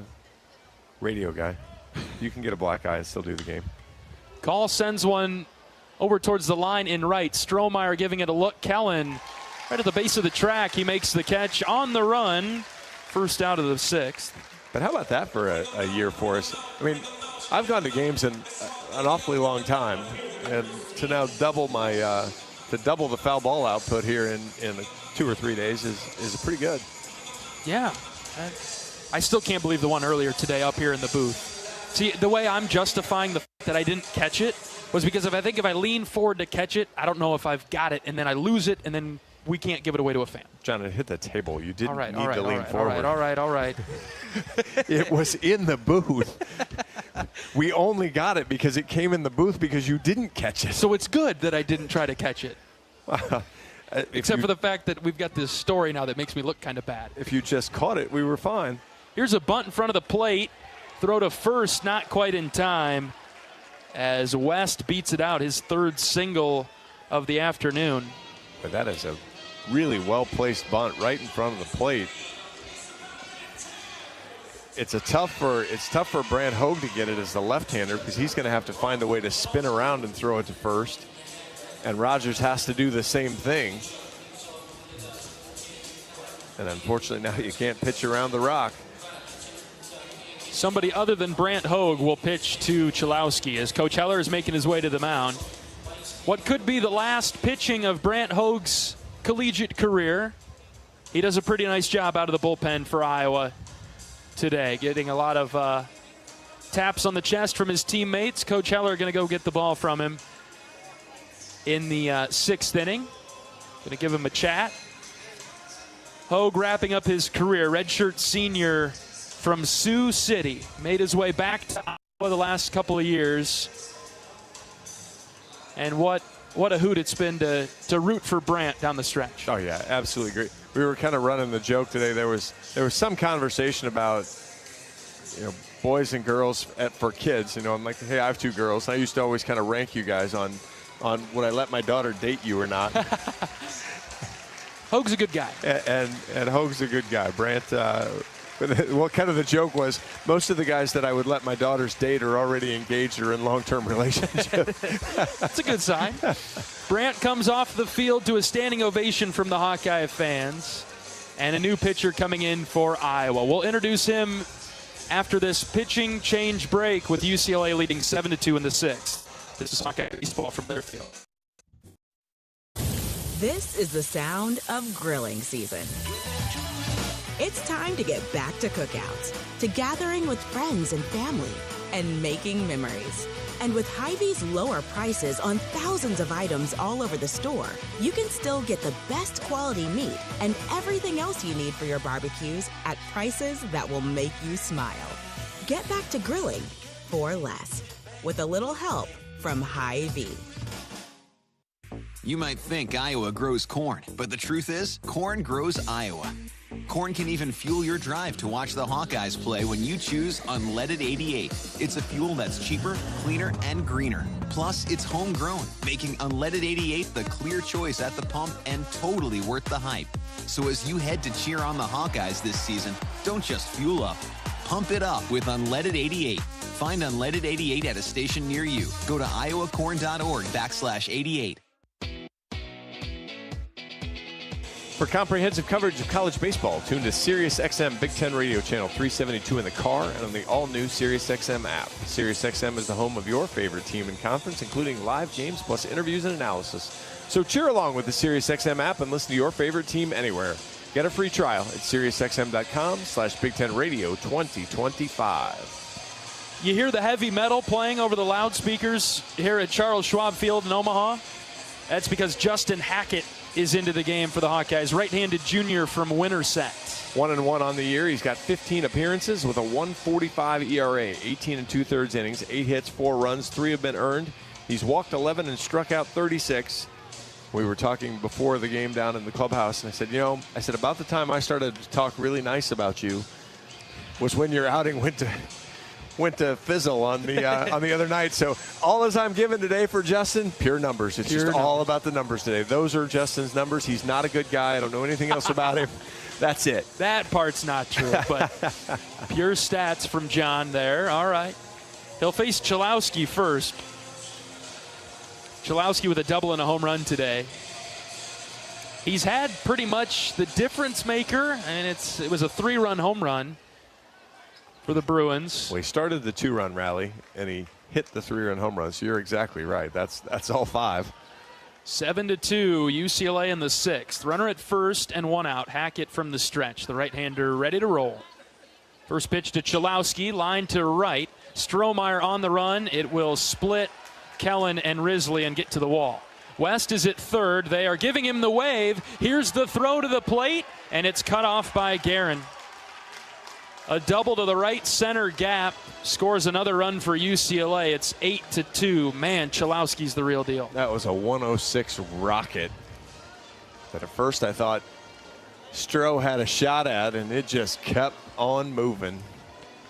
West knew it was down pretty much right away, and even if he didn't, he's got a ton of speed, so he scores from first. 8-2 UCLA in the 6th. And Lavu up now for the Bruins. Runner at second is Chalowski. Hackett's first pitch to Lavu, tapped foul.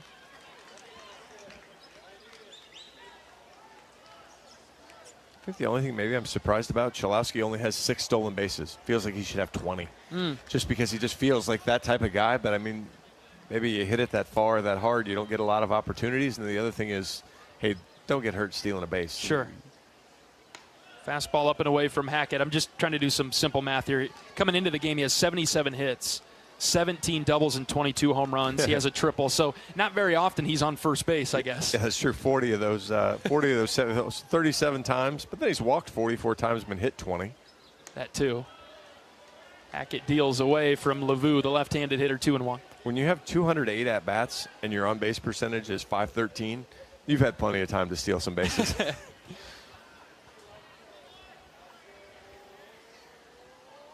2-1, way high and out. Hackett trying to guide it. Missed with the off speed. Big outing for Justin, too, though. I mean, this is not that you're giving up on this game yet, but you start thinking about what next year looks like. That's right. Spots in the rotation that might be open. Hackett a junior, so he'll be back. A lot of the Iowa position players will be back.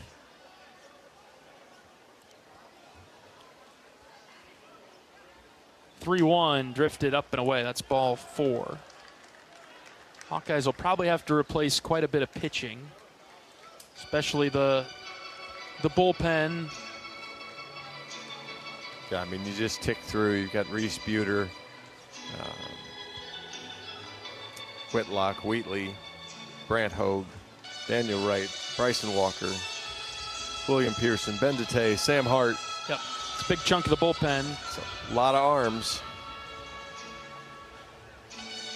Fortunately, in the new era of transfer portal, there'll be a lot of arms available. Yes. Now you just have to make some choices as to who you want and how you get them, but there will be opportunities there.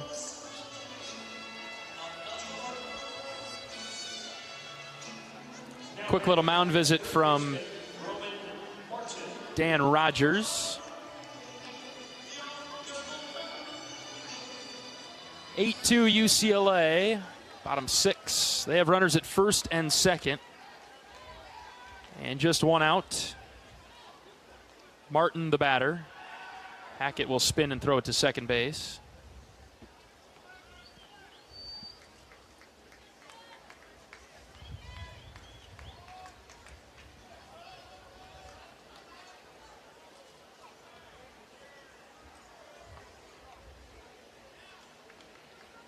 Good. The ump show again. Hackett being warned for being ready too soon. Whatever we want to call that. I don't know. What do we even call that? Well, yeah, it wasn't like Martin wasn't in the box and ready. Just Justin had come set, and he wasn't like throwing or anything.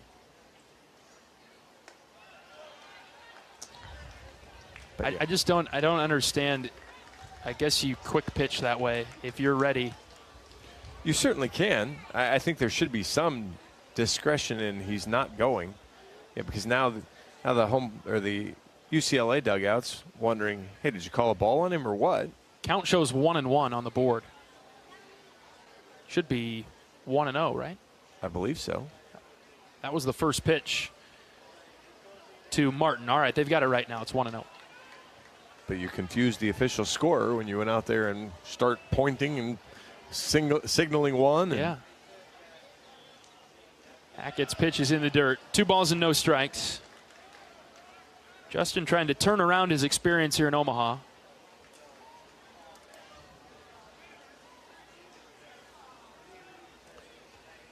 They gave up a run in 2/3 of an inning against Rutgers a couple nights ago. Spin throw to second. Caleb jumps up to grab it. Yeah, Chalowski doing some dancing there at second base. He's had a couple good jumps that if he really did want to steal third base, he's probably on time. Yeah, I think you're right. Hitters count for Martin, the 2-0. Hackett threw it in for a strike.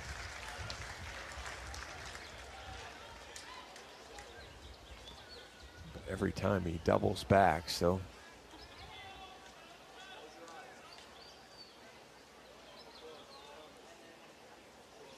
First and second and 1 out. The 2-1. That's up and in, ball 3. UCLA not really a base stealing team. 56 stolen bases. Iowa 51, just as a point of reference. 3-1. Hackett's pitch. That's up and in. Ball 4, and the bases are loaded with 1 out in the 6th. That'll do it for Justin.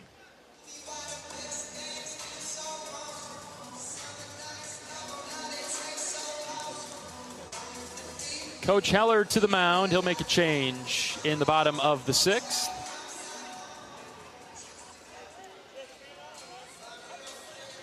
A couple of right-handers getting loose. Looks like it'll be Chaz Wheatley coming in.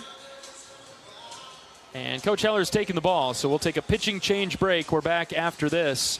This is Hawkeye Baseball from Learfield. Which schools will take home the prestigious Learfield Directors Cup as the top college athletic programs for the 2024-25 college athletic season? You can follow the standings of your favorite team or alma mater at L Directors Cup on Twitter and online at thedirectorscup.com. Trophies will be awarded in June 2025 to the winning institutions in all college sports divisions. Learfield Directors Cup, the crowning achievement in college athletics.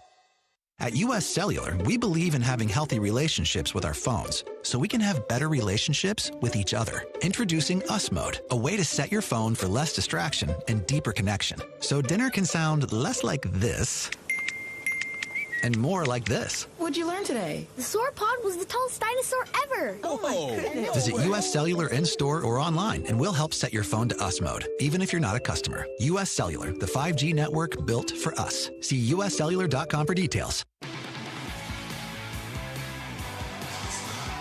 Iowa's new pitcher is Chaz Wheatley, right-handed senior from Edmonton, Alberta, Canada, with UCLA leading 8-2 in the 6th. They've got the bases loaded. 2-1 with a save and a 3.80 ERA in 23 appearances, 23 2/3 innings, 22 hits, 12 runs, 10 are earned, 18 walks, 28 strikeouts for Chaz, as he'll try to put out a fire. 8-2 Bruins in the 6th. Cloudy skies moving in now. You just hate looking at the radar and seeing any type of rain in the area. Hopefully it stays to the north. Iowa's season hanging in the balance this afternoon.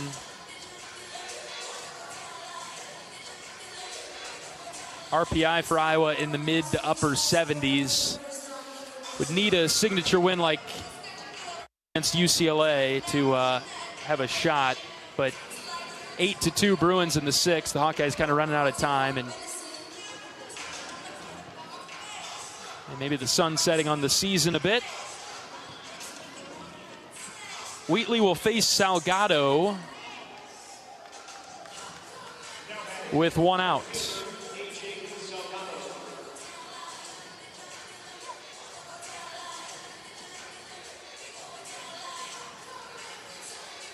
Corners in for the Hawkeyes, middle infield back. Salgado batting .312 for UCLA. Bases loaded and one out. Wheatley ready to pitch. From the stretch, he kicks and fires.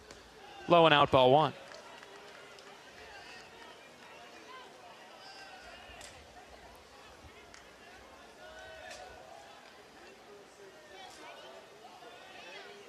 A lot of room in right center field as Risley is shaded over opposite field towards left a bit. Wheatley ready. Here's the 1-0. Outside corner. Call a strike. 1-1.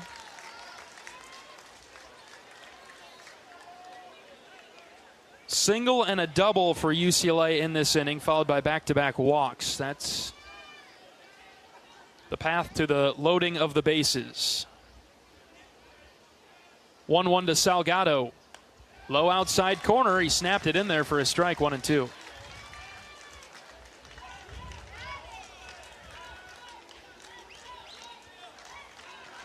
Back-to-back strikes thrown from Wheatley. We'll see if he can get the right fielder for UCLA. Chaz ready with the 1-2. And here it comes.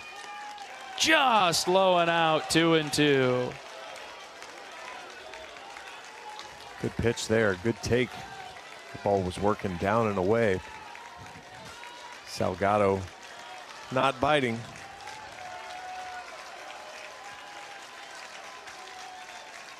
Two from Chaz. Outside, ball 3. Big pitch coming here, no place to put Salgado. Now this inning gets too far sideways and you start talking about some other bad things. Yes. Full count with one out, bases loaded. Chaz is set. He kicks and fires. Ground ball to Mitchell at short. Flip to second for one. Over to first. Double play. 6-4-3. All right, you got out of that the best you could. Only gave up a run. I'll get that offense going again to get some more runs. Seventh inning coming up. UCLA 8-2. Back after this. This is Hawkeye Baseball from Learfield. Which schools will take home the prestigious Learfield Directors Cup as the top college athletic programs for the 2024-25 college athletics season? You can follow the standings of your favorite team or alma mater at L Directors Cup on Twitter and online at thedirectorscup.com. Trophies will be awarded in June 2025 to the winning institutions in all college sports divisions. Learfield Directors Cup, the crowning achievement in college athletics. FS Envision Seed Corn and FS High Soy Soybeans provide best-in-class traits and genetics that perform. In farming, bushels matter to your bottom line. Our field-proven products deliver high yields year after year. Get the seed you need from the people you trust. Contact your local FS Envision and High Soy retailer or visit fsseed.com to learn more.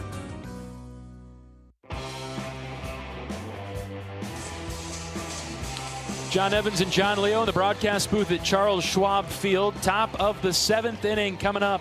UCLA 8, Iowa 2. The Bruins bring in a new pitcher. It's Jack O'Connor, redshirt sophomore. He stands at 6'3". He is a right-hander. 3-0 on the season with a save and a 2.14 ERA. He's thrown 21 innings, 17 hits, just 5 runs, only walked 6, struck out 15. Fastball is going to be around 90, and then he'll throw a mix of pitches too, but really likes to lean on the slider more than the changeup or the curveball. A little bit like Chaz Wheatley. He's a guy that really tries to work down in the zone, so Hawkeye hitters will have to find one up and see if they can line drive it somewhere and get started. Strohmeyer, Guerin, and Nelson due up. This is the third time that 7, 8, 9 will come to the dish to lead off an inning. The third and the fifth. And those were relatively productive innings for Iowa. Iowa scored in the fifth inning. In the third, got some traffic with Nelson reaching. So you're saying there's a chance? Yes. I like where your head's at. And UCLA doing what they do, now going to another reliever.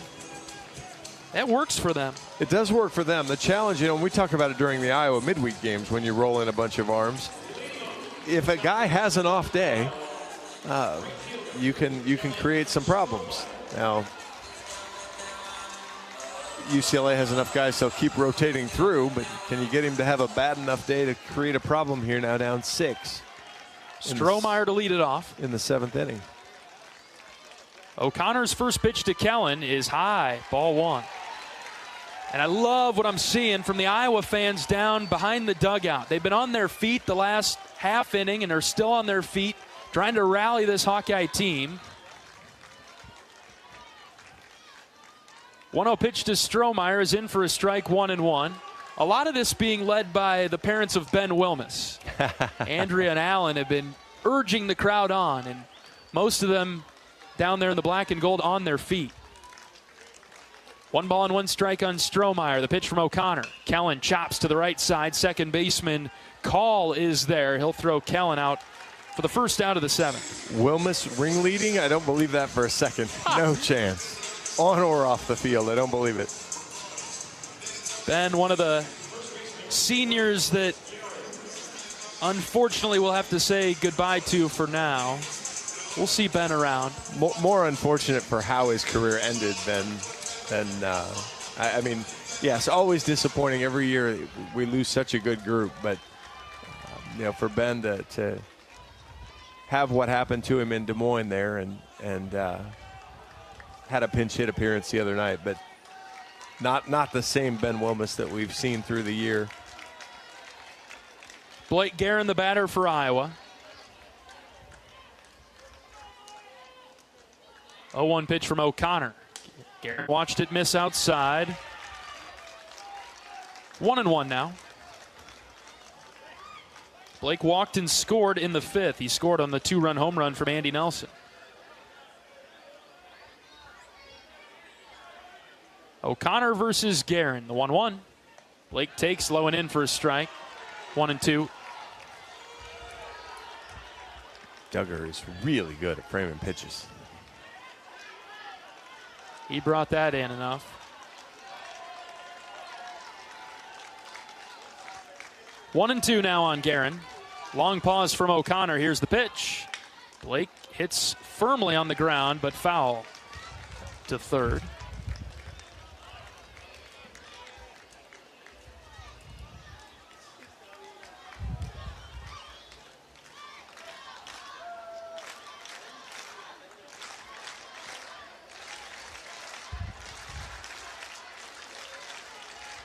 One-two. Blake shoots into shallow center. Brennan coming forward, and he's able to make the catch. 2 down. Yeah, a little cutter there that time from O'Connor. Worked away from Blake and got it off the end of the bat.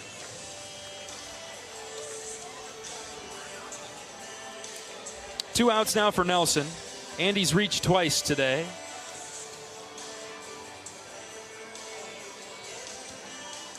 The scorebook, the digital scorebook here has Andy 2 for 2. They did not give an error to Chalowski. They think Andy was going to beat that out? That can't be right. I mean, I'm happy for Andy. Very much so. And I certainly understand then why. I mean, is it bad form for the Big Ten to give an error to the Big Ten Defensive Player of the Year? It's not their fault. He whipped one 5 feet over the first baseman's head. That is pretty stunning that went into the book as a hit. I thought I made a mistake. It's why he rushed the throw, but... No balls in the strike on Nelson. O'Connor delivers. high and away. Wow, yeah, that's good for Andy. Find yourself a double here or triple, and let's have some fun. Let's get another way to the cycle then if we're going to give you the single on that one. Yeah. Count even at 1 with 2 outs in the 7th. Iowa down 8-2. Pitch to Nelson. Inside. Just missed. It's 2-1.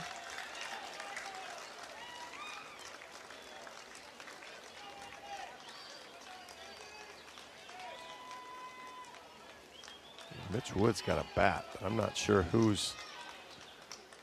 he'd have a bat for right now. Yeah, Reese is in the on-deck circle. Not coming in for Gable. I mean, it's theoretically possible he'd pinch hit for Reese. 3 balls and a strike on Nelson in the 7th with 2 outs. The pitch. Andy offered it ball 4 and fouled it back.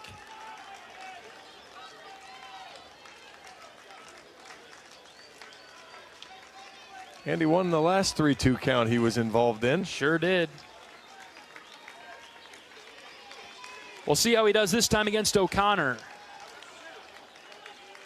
Payoff to Andy. Here it comes. Line drive, left field. West coming forward. He caught it. Nelson ripped it hard to left, but the catch is made, and the Hawkeyes go down in order in the 7th. Time to stretch things out in Omaha. UCLA 8, Iowa 2. This is Hawkeye Baseball from Learfield. Express Midwest is Iowa's locally owned and operated ground transportation specialists who have served Iowa City for more than 37 years. With a selection of chauffeured black cars, limos, sprinters, and buses, they have solutions for all your transport needs. Check out their website to find a full list of services, rates, and more at expressmidwest.com. That's expressmidwest.com. Whether you're traveling for business, pleasure, sports, or with one of our guided tours, our team of travel experts at Travel Leaders Destinations Unlimited will ensure you have a memorable, worry-free experience. Let our professional travel advisors with extensive travel experience and destination knowledge handle your every travel need. Family-owned and operated, Travel Leaders Destinations Unlimited has been serving the Hawkeye community for many years, receiving the Agency of Choice Award several times. Make your travels easy with Travel Leaders Destinations Unlimited at duagency.com.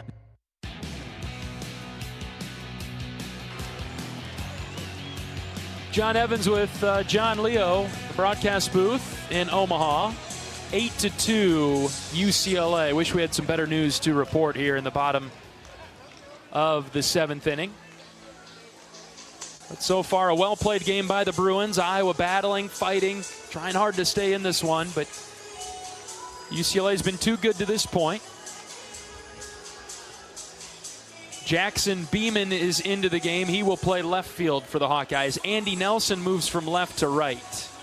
Kellen Strohmeyer is out. Chaz Wheatley pitching for the Hawkeyes. He'll face 6, 7, 8 for the Bruins. No other changes for the Hawkeyes yet. We'll, as we get down the stretch here, probably see a couple of seniors maybe get into the game if the Hawkeyes can't get a little closer. Yeah, if the game doesn't evolve here just a bit in favor of the Hawks.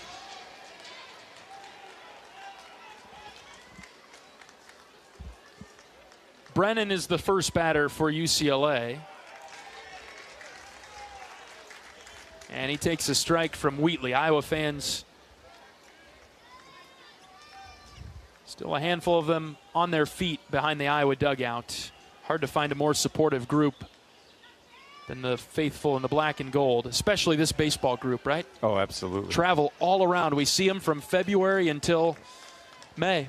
Yeah, I mean, and again, that's part of what makes this job fun for us is they welcome us into the, we're in the baseball family, but then we're in the extended family as well. Swing and a miss by Brennan, 1-2. Okay, so you're a track guy. Have you followed the Iowa high school track stuff at all? So Quentin Nauman from Western Dubuque ran the sprint the distance medley yesterday. He anchored like a 147 on the 800, which was like the first time breaking 150. So Crazy number there. Wheatley's 1-2. It's tapped foul. Then he ran the open 800, ran 149 something. So the first open sub 150.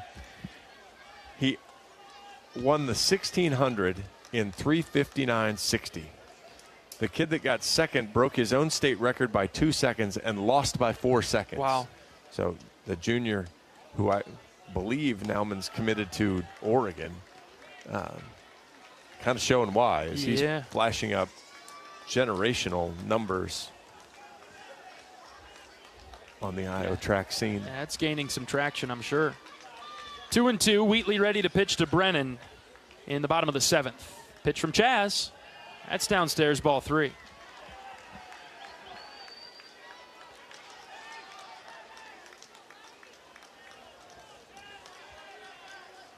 Brennan's been good today for UCLA, 2 for 2 with a walk. 3 balls and 2 strikes. Wheatley delivers just outside, ball 4.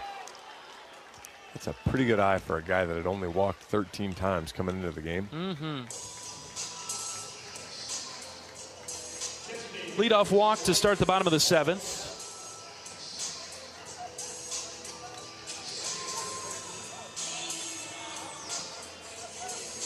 And Blake Baltz is up.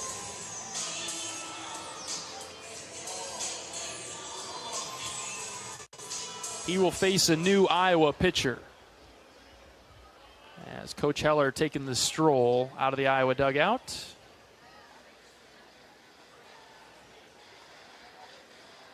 And Chaz will get to walk off one final time, his collegiate career. Getting some words from Coach Heller, and now Coach makes the change. Good season for Chaz as he comes off the mound. Really was a outstanding job of coming in when needed, doing a lot of unsung things. Sealed a couple of victories for Iowa. Round of applause for Chaz Wheatley coming off the mound for the final time. Pitching change for Iowa in the 7th, 8-2. UCLA will take a pitching change break, and we'll be back after this. This is Hawkeye Baseball from Learfield. At U.S. Cellular, we believe in having healthy relationships with our phones so we can have better relationships with each other. Introducing Us Mode, a way to set your phone for less distraction and deeper connection. So dinner can sound less like this and more like this. What'd you learn today? The sauropod was the tallest dinosaur ever. Oh my goodness. Visit U.S. Cellular in-store or online and we'll help set your phone to Us Mode, even if you're not a customer. U.S. Cellular, the 5G network built for us. See uscellular.com for details. At Mid-American Energy, our 1.6 million customers depend on our energy 24/7. That's why we work 24/7 to deliver the safe, reliable energy you need. To keep our 99.9% reliability record, we're enhancing our technology, improving resiliency, and investing in critical infrastructure. We're generating power from all available resources to cover any increases in demand. And we're innovating to ensure you always have the energy you need. Mid-American Energy, obsessively, relentlessly at your service.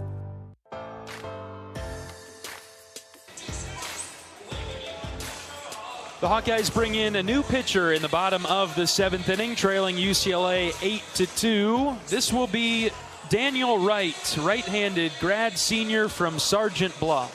17 appearances on the season. He's 2-2 with a 3.25 ERA, 27 2/3, 27 hits, 11 runs, 10 earned, 12 walks allowed, 19 strikeouts for Big Dan.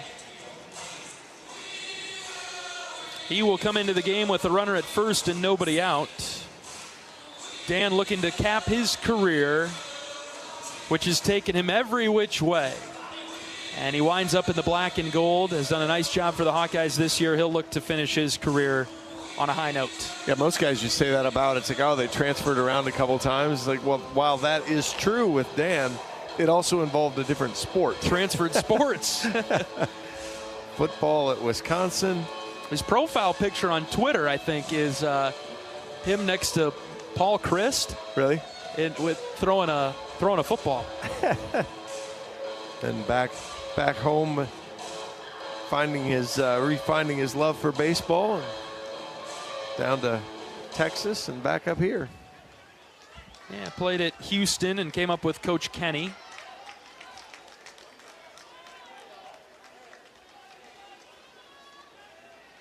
So Dan Wright in to pitch for the black and gold. We're in the bottom of the 7th. UCLA up 8-2. Baltz the batter for the Bruins. 1 for 2 today with a run scored. First pitch from Dan is in there for a strike.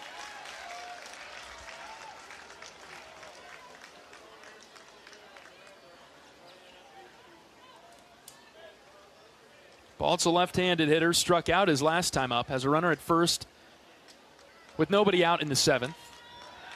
Dan will throw it over to first to keep Brennan around. Wind starting to blow out to right now. With some showers in the area north of town. We hope they stay up there.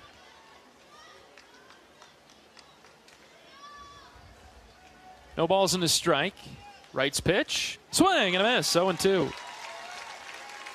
There's a, I don't know if that bigger line is still in the middle of the state that could make the evening game a bit interesting.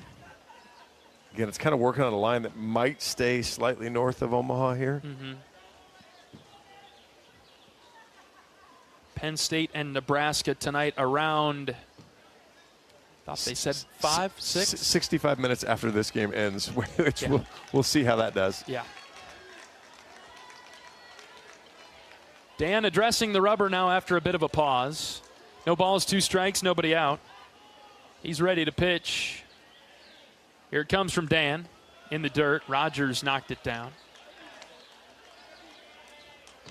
Dan Rogers behind the plate, finishing up his collegiate career. Spent 1 season with the Hawkeyes after his first 4 at Loras, where he broke records offensively. The Dewhawks.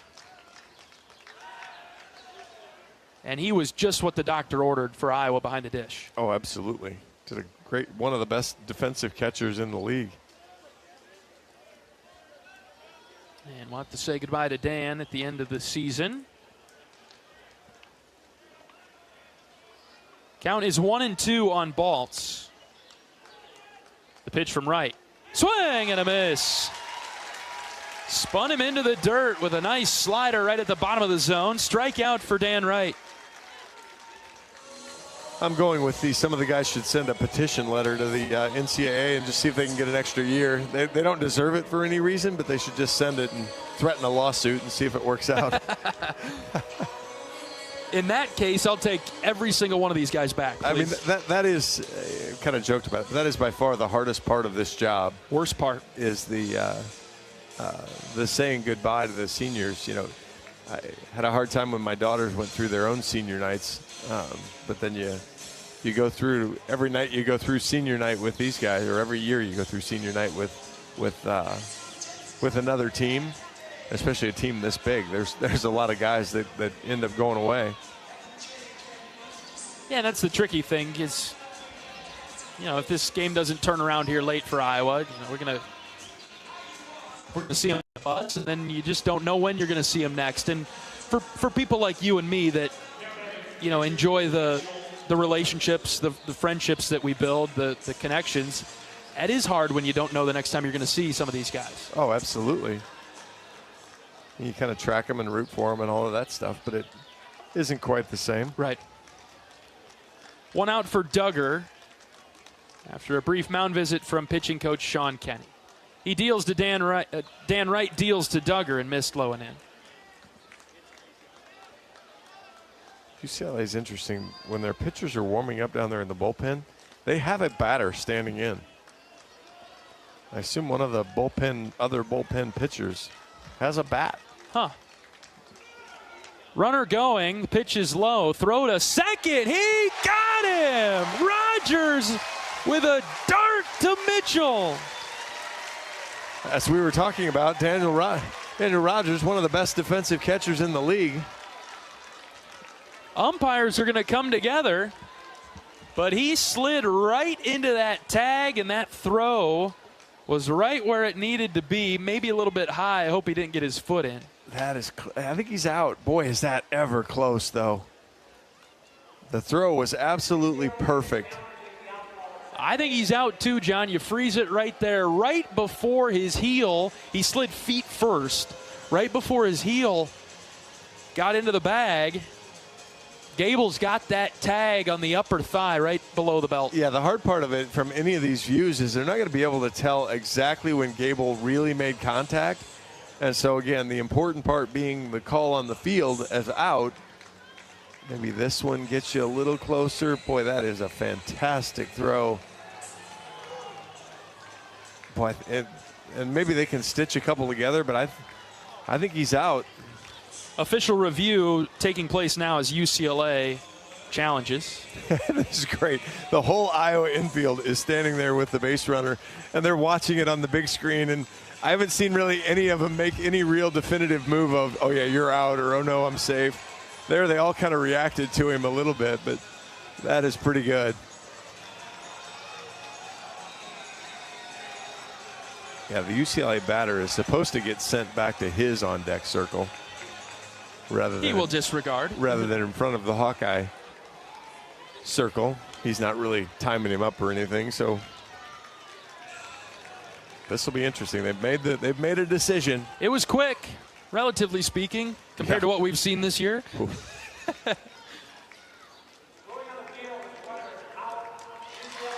Runners out. Rogers with the perfect throw right down the line to second. And Money Mitch put the tag where it needed to be. Confirmed also, not call stands, confirmed. 2 away here in the 7th inning. Iowa still playing well. Playing hard, playing well. Yeah, the slump has not been for lack of effort. Absolutely not. Coach Heller said it, especially the last month or so, how this has been one of his favorite groups. 2-0 from Dan is in there for a strike, 2-1. It's a bunch of underdogs, bunch of guys that just came together and found their way after the slow non-conference start. Yeah, I mean 3-6 and dropped several games there to Washington State. Here's a line drive into left center that'll get down for a 2-out single. But then, found a way to start winning games, and all of those close games that they had invented ways to lose, they figured out how to win and started doing some things, and really through the early conference season won a ton of easy games. One big for the most part, and then won a couple of close games, held on, and then unfortunately started to get on the wrong side of some of those. 2 outs for Call, the 9-hitter and second baseman. Righty on righty matchup here. First pitch from Dan is a called strike at the bottom of the zone.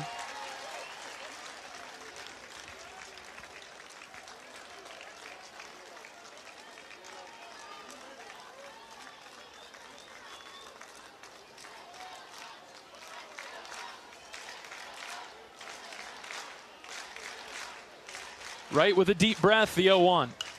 Popped up, right side. This will get out of play behind the Iowa dugout. Count will be 0-2.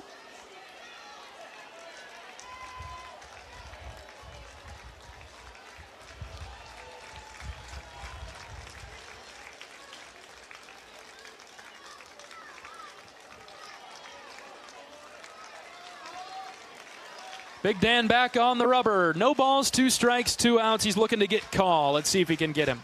The pitch from Dan. Half swing, right back to Dan. He caught it off the mound. Right, dove for it. Big Dan, big play. How about that? Outstanding effort from the big guys. He got down, got dirty. All right, we'll go to the 8th. UCLA leads at 8-2. This is Hawkeye baseball from Learfield. Are aches, pains, or injuries keeping you on the sidelines? At Athletico, our movement experts are here to help you turn your setbacks into comebacks and create a personalized game plan for your recovery. With no prescription or referral needed, Athletico Physical Therapy is where your comeback story begins. Get started today by scheduling a free assessment at athletico.com. Proud partner of the Iowa Hawkeyes. You don't have a lot of time to make decisions today if you want to be out front with the newest products. This is Joe Mershman from Mershman Seeds. Did you know that we're one of the first 2 companies to offer Enlist E3 soybeans in the United States? And because of that, you benefit from it. Here's Ben Pieper to tell you more. With Enlist E3 soybeans, we have a front row seat to the highest yielding germplasm that's on the market. That allows us to focus on the things that matter to you, making sure you get what you ordered delivered on time to ensure the highest yielding soybeans for your farm. Contact your local Mershman Seeds dealer today. They care and are ready to help you.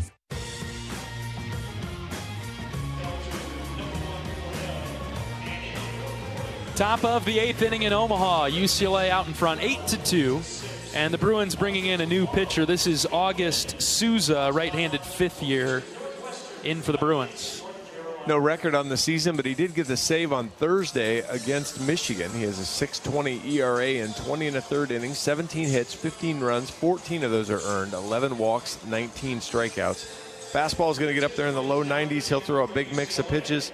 Primarily wants to use his slider, but again, another one of those where he doesn't dominate the zone like some of the other relievers the Bruins have brought in. So a little patience, maybe create some traffic, see what happens.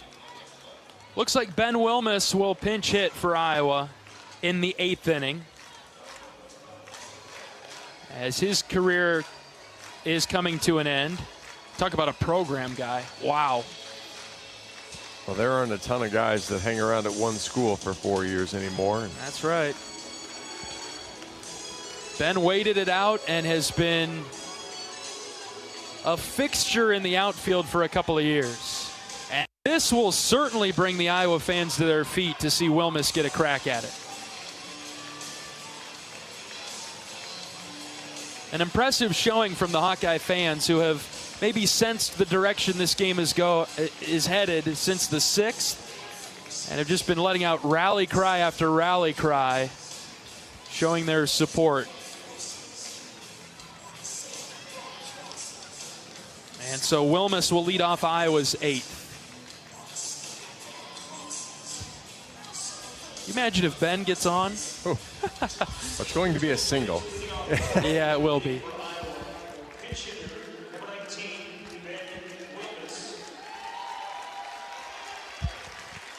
All right, Ben's in the box, ready to face Souza.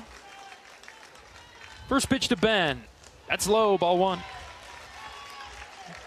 I would assume there's some work that'll be done in Ben's future. I am afraid so. Probably needs it, though. Ball, no strikes, pitch to Ben. That's low again, ball 2. Might be the most fitting thing that Ben draws a walk in his last plate appearance. Yeah, that's either. I was trying to decide if I want him to sit on a fastball here or if I want him to take the walk, because I want to make sure he gets to first base safely. Righty on righty matchup. 2-0 to Ben Wilmus. Inside corner for a strike, 2-1.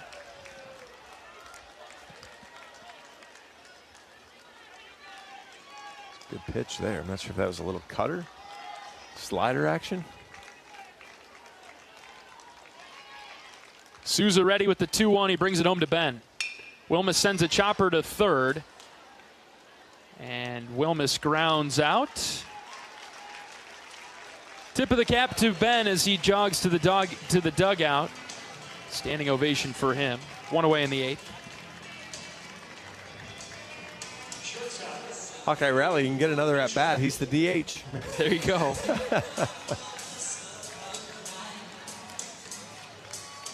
And Gable Mitchell up now.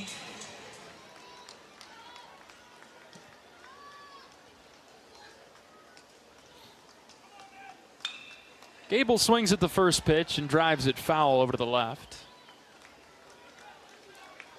Mitchell walked back in the 5th, continuing his trend of always finding a way on base. There were a couple of games where he didn't make it after a 54-game streak, 54-game streak.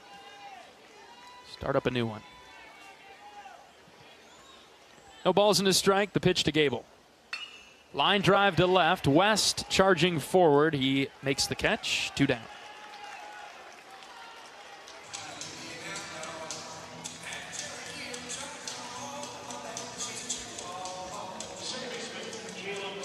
And here's Caleb Wolf.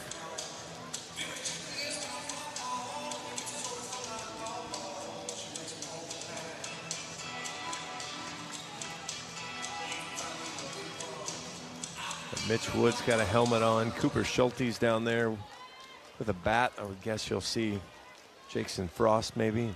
I mean, in for Jason Frost's spot if Iowa can get that deep.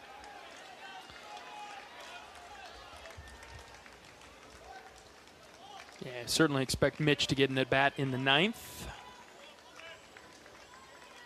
Unless Iowa can get something going with 2 outs here. No balls and a strike on Wolf. Souza's pitch is in for another strike. 0-2. Pop 85 and pop 90 in for strikes.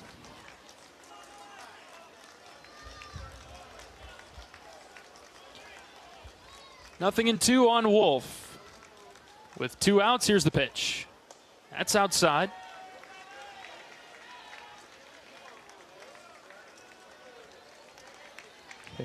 Connor Onion may have called Daniel Wright limber. I don't know. I don't know if that's a descriptor term that's been used on him very often. He made it look all right. 1-2 pitch to Caleb. That's outside, 2-2.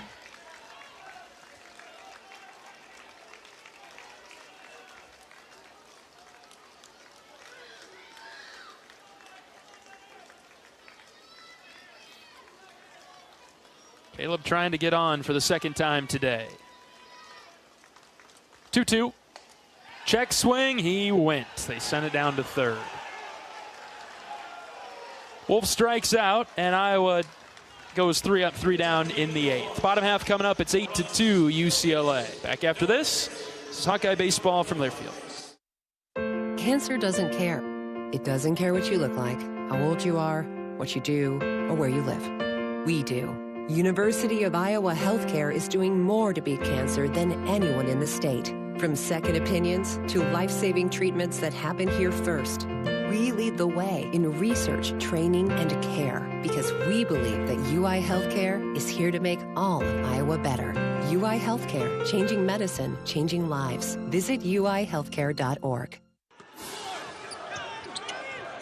Hello, Hawkeye fans. This is Ben McCullum, the head coach of the Iowa men's basketball team. Returning to Iowa City as the head coach is a dream come true. The passion of Iowa fans is unmatched, and I'm incredibly excited to get started on this new journey together. I look forward to seeing our fans on campus across the state and throughout the nation. Here's to big things coming and an exciting future ahead. Go Hawks!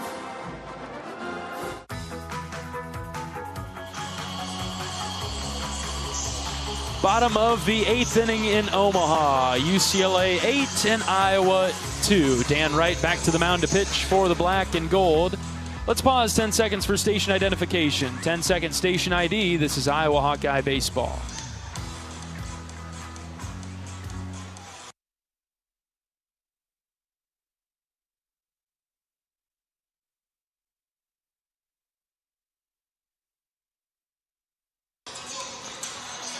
Dan Wright will face the top of the UCLA order in the 8th. With the Bruins on top 8-2. In this semifinal matchup, UCLA looking like they're going to be on their way to the championship game to take on the winner of Nebraska and Penn State.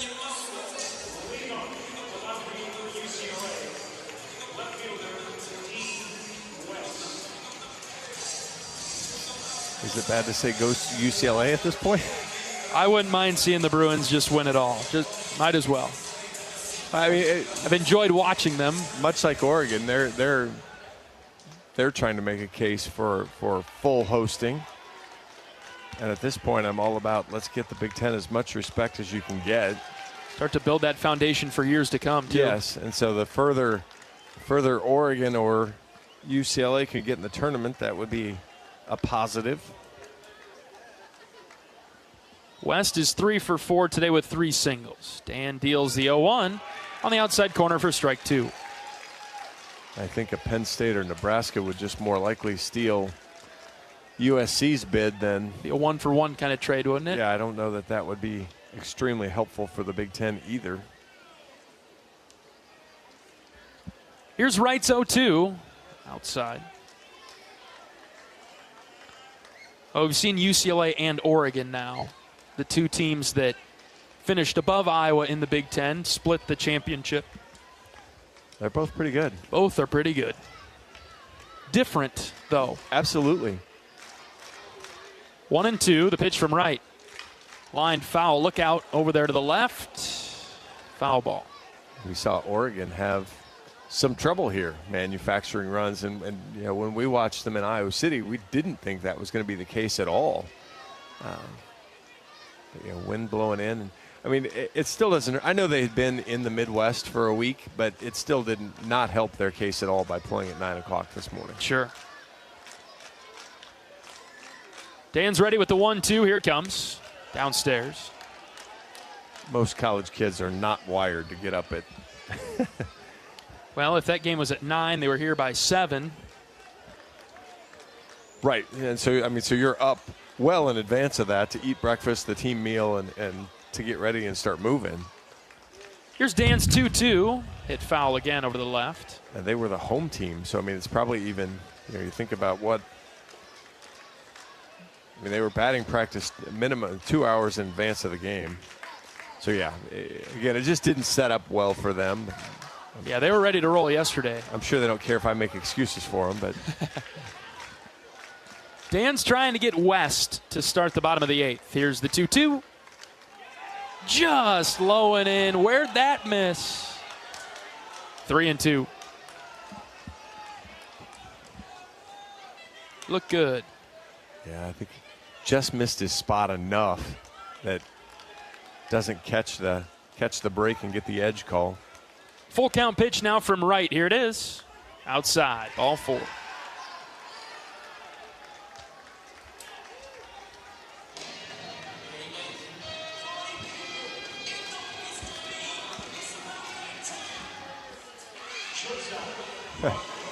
Kellen Strohmeyer hands a new pitch comm to the first base coach, who hands it to Blake Guerin, who gets it to Caleb Wolf. Yeah. And now the relay on the way back. Yep. The expired pitch comm. Chalowski up for the Bruins. 2 doubles and a home run. He's the real deal, Big Ten Player of the Year.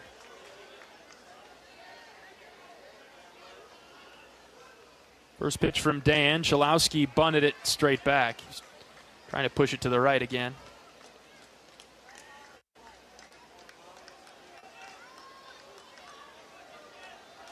I was all for that in a 0-0 game. I'm not sure I was gung-ho about it in an 8-2 game. I'm with you.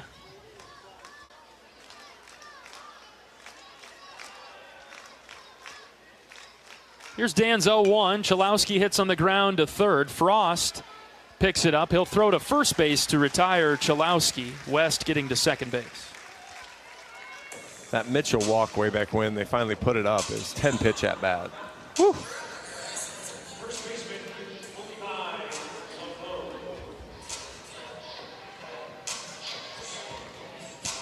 Typical Gable at bat.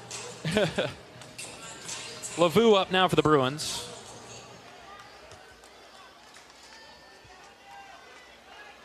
It was a 38-pitch inning for Barnett that inning.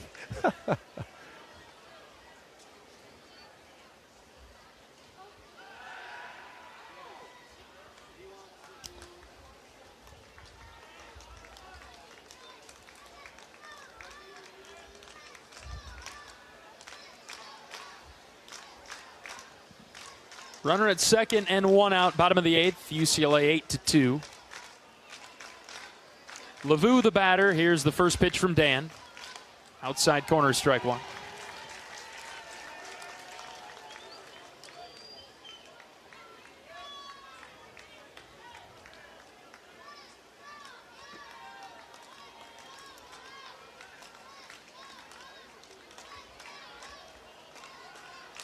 Dan ready with the 0-1. Here it comes. Outside. On the strike.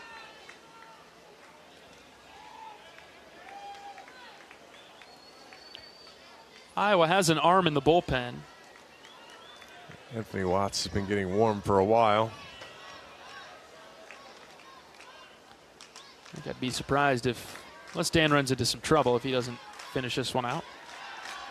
Spin throw to second, goes off the helmet of West and into center field. And he'll take third.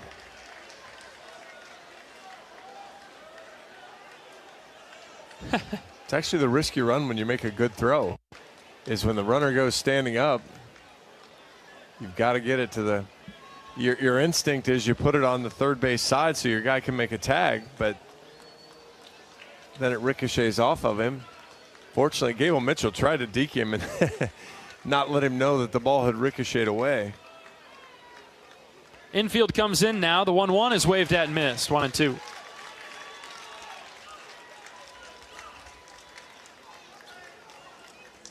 Yeah, it's if the break can go against you, it's found a way to do it. It has.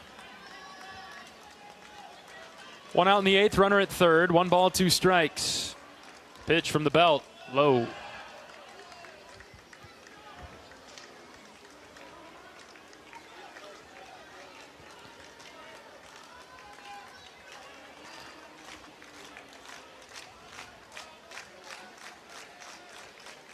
Two and 2 now on Lavu. The pitch from Dan.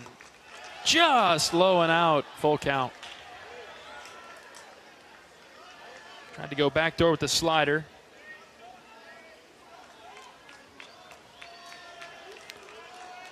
Dan quickly getting ready. And he offers the 3-2.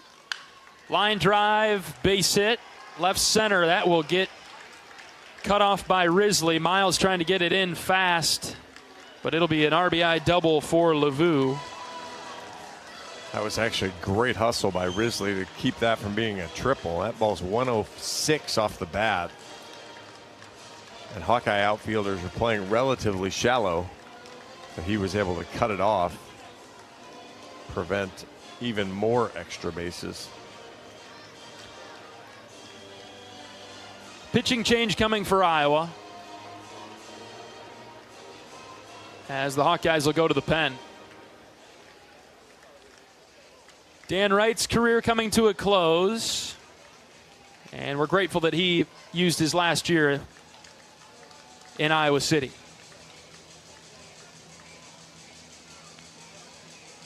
We'll wait for Coach Heller to officially take the ball from Big Dan. Anthony should be plenty warm. He's been chucking it for a while.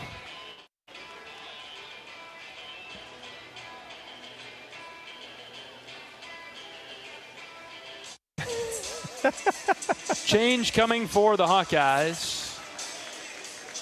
Round of applause for Dan Wright coming off the mound. 9-2 UCLA will take a pitching change break in the 8th. We're back after this. This is Hawkeye Baseball from Learfield.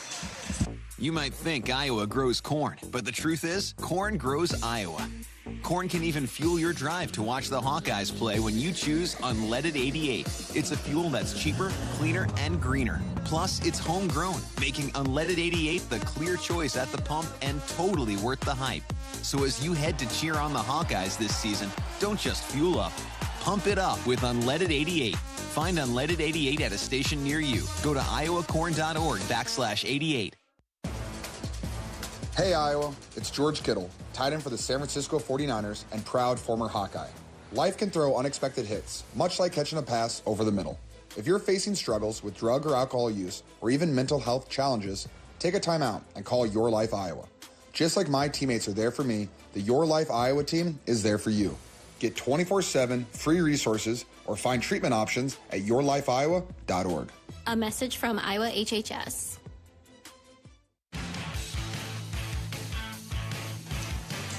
With the Hawks trailing 9-2 here in the bottom of the 8th inning, Anthony Watts, the 6'4" junior right-hander from Clive, comes on to try to close out the 8th inning. 23 appearances for Anthony. Got a couple saves and a 4-4 record, 4.81 ERA, 39 1/3, 27 hits, 23 runs, 21 of those are earned, 19 walks, 44 strikeouts on the season. Anthony's gotten the ball in a lot of high leverage spots for the Hawkeyes. This one's maybe not as leveraged as some of the others, but come in to more than likely end his season on a positive note here if he can get a couple outs here in the 8th inning. And that's what it's about. Finish on a high note at this point. 9-2 Bruins in the 8th.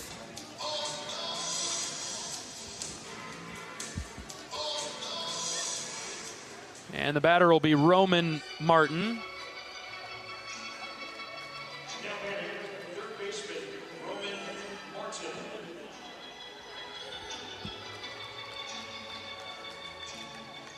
Base runner at second is Lavu, who just hit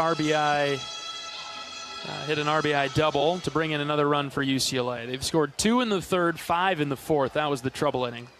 A run in the 6th and now in the 8th. First pitch strike from Watts. He threw it by Martin.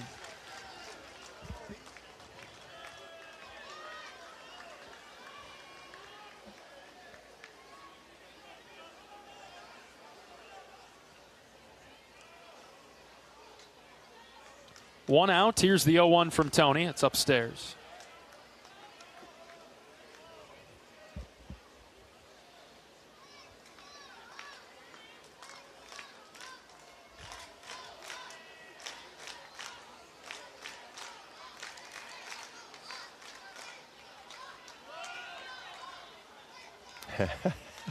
Love that. Anthony Watts gets warned for a pitch clock violation and decides he doesn't like, or they not being ready before the batter's ready, and he decides he doesn't like the baseball and slings it toward the. Maybe that's a good way for him to channel his frustration. Every gets called for that. Ball and a strike on Martin. The pitch from Watts. Strike at the bottom of the zone. 1-2. I like that way of channeling it too.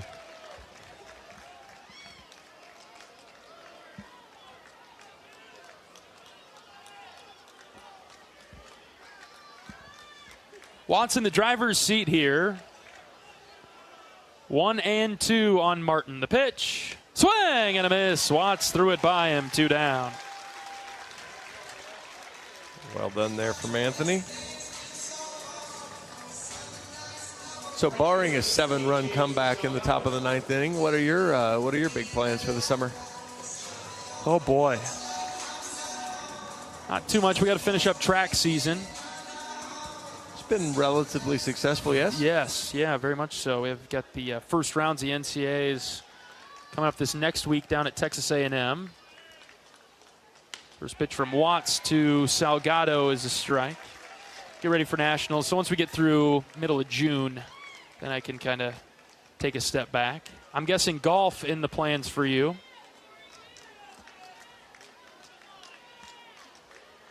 Tony, ready too soon.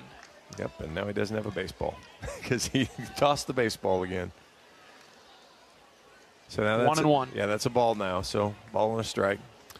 I'm guessing golf for you, John? I would hope so. Yep. Starting tomorrow? It's a possibility.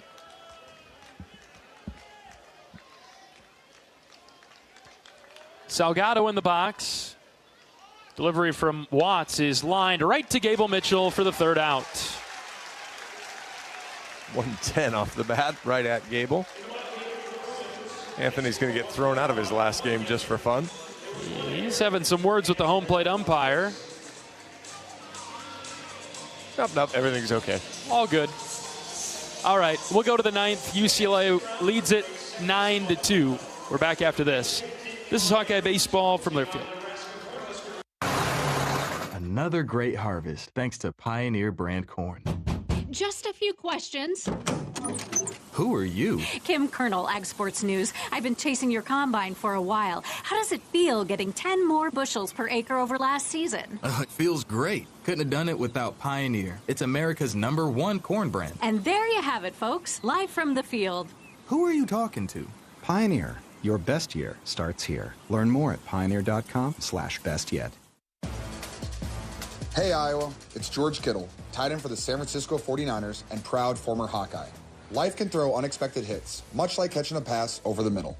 If you're facing struggles with drug or alcohol use, or even mental health challenges, take a time out and call Your Life Iowa. Just like my teammates are there for me, the Your Life Iowa team is there for you. Get 24/7 free resources or find treatment options at yourlifeiowa.org. A message from Iowa HHS.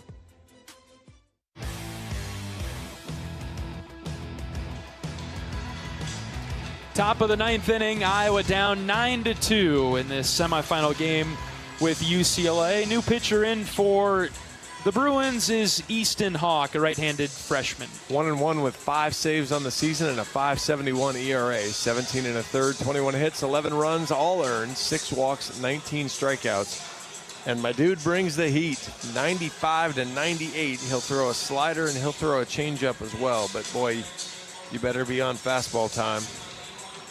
Miles Risley will get the first look at him. Looking like this is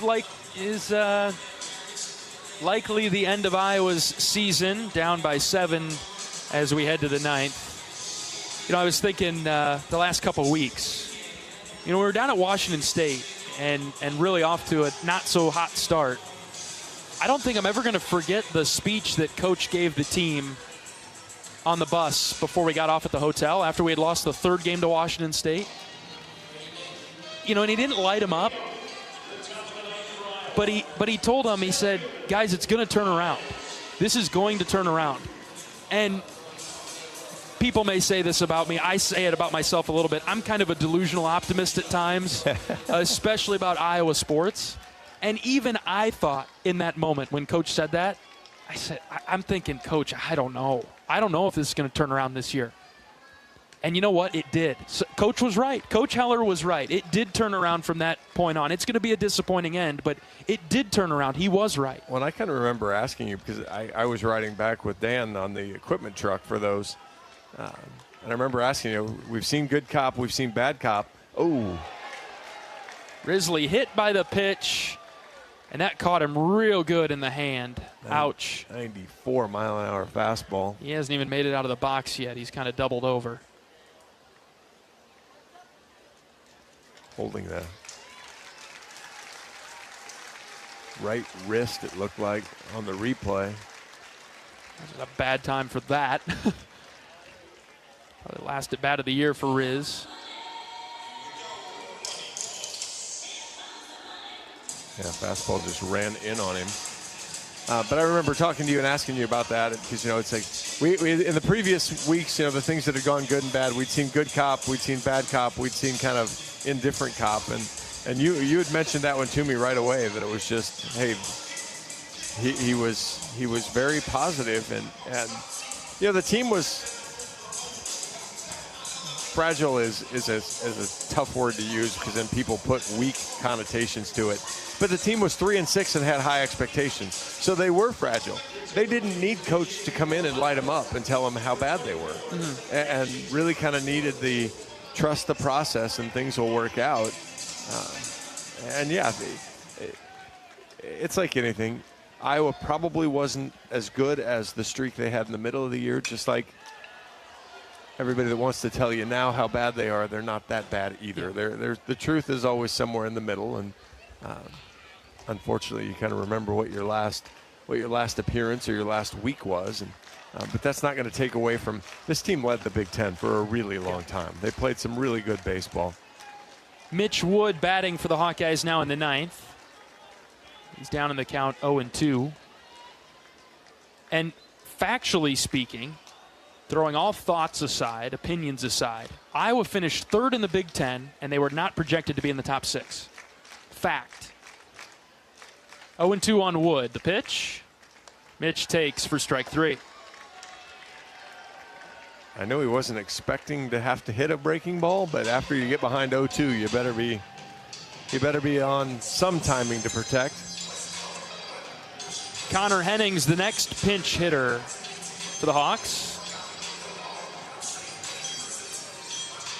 Yeah, I just, in our 3 years doing this, that speech from Coach Heler on the bus, that one's going to stick with me because even I had my doubts, and I am now saying it publicly, but I didn't for a really long time. But the team did come together, and then Coach started to talk about how together, the team really joined and battled. Hennings swings at the first pitch, shoots it down the right field line. It's a fair ball. Risley around third. He'll score. Connor Hennings, RBI single for the Hawks in the ninth. In what may very well be his last at-bat, Iowa finally got a cue ball to fall into the right place. Punched it right over the first baseman's head. 9-3 is the score. And you're right, John, there was that stretch in March and then into April that was so fun. I'm just dominating the Big Ten. Yeah, the starting pitching that Iowa had there for a stretch. I mean, Cade, when he went on his run, was just awesome to watch.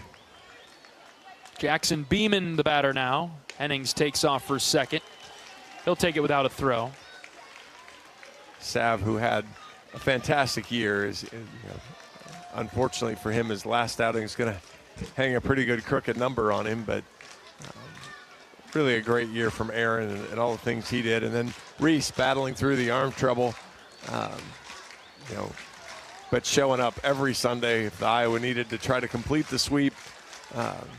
Just really solid outing from a guy that, could have decided to, hey, this isn't worth it. It's not, it hurts to throw. I don't need to do this.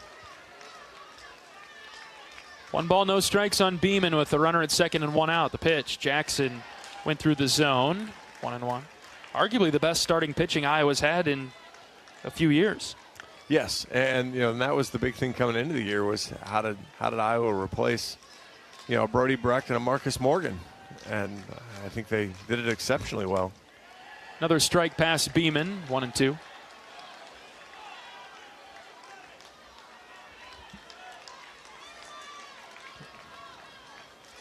I think guys like Ben Detay, some of the guys that really have battled through some stuff, again, stuck with Iowa when injuries bit them. Andy Nelson's one of those guys on the offensive side.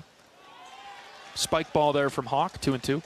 But just a lot of guys have kind of found a way to get it done that we'll end up saying goodbye to.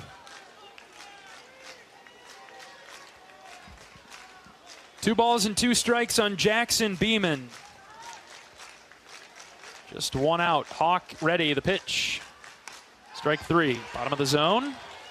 2 down.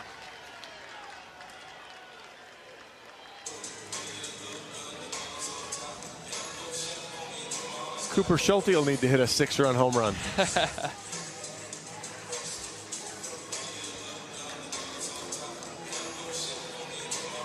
Schulte up. He'll bat for Guerin. 2 outs in the 9th. Last chance for the Hawks.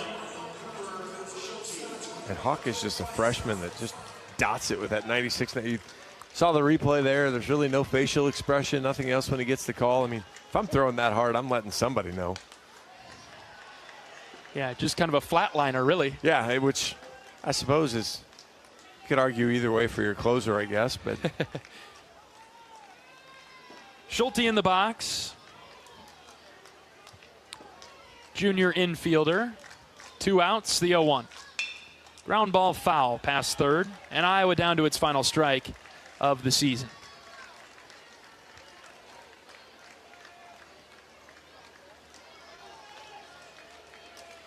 Nebraska and Penn State will play later tonight. Winner of that one to the championship game to meet UCLA. 0-2 on Schulte. Hawks pitch to Cooper. Swing and a miss. Tag applied. And the game is over. UCLA wins the semifinal matchup. 9-3 is our final from Omaha. We'll take a break. We're back after this. This is Hawkeye Baseball from Learfield.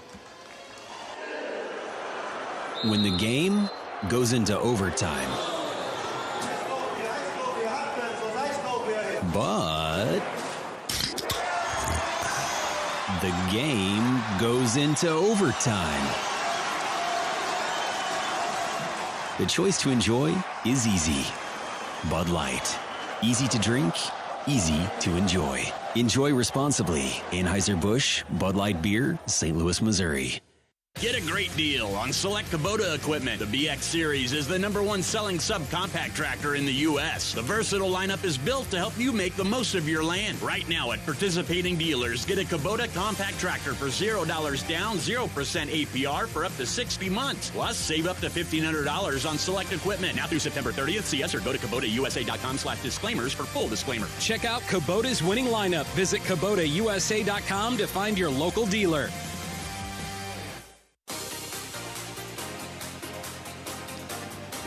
John Evans and John Leo, broadcast booth, Charles Schwab Field, Omaha. Tough news today. UCLA wins it 9-3, ending Iowa's season in Omaha.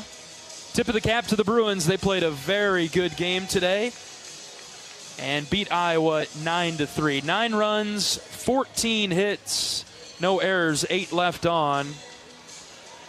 For UCLA, 3 runs, 5 hits, 1 error, 5 left on for the Hawkeyes. Barnett got the start and the win for UCLA. Went 5 innings, gave up 4 hits, 2 runs, 2 walks, 4 strikeouts. Aaron Savory started for the Hawkeyes and got the loss. John Evans, you get the first word of this game and some final thoughts on the season. Boy, UCLA, just a really good team.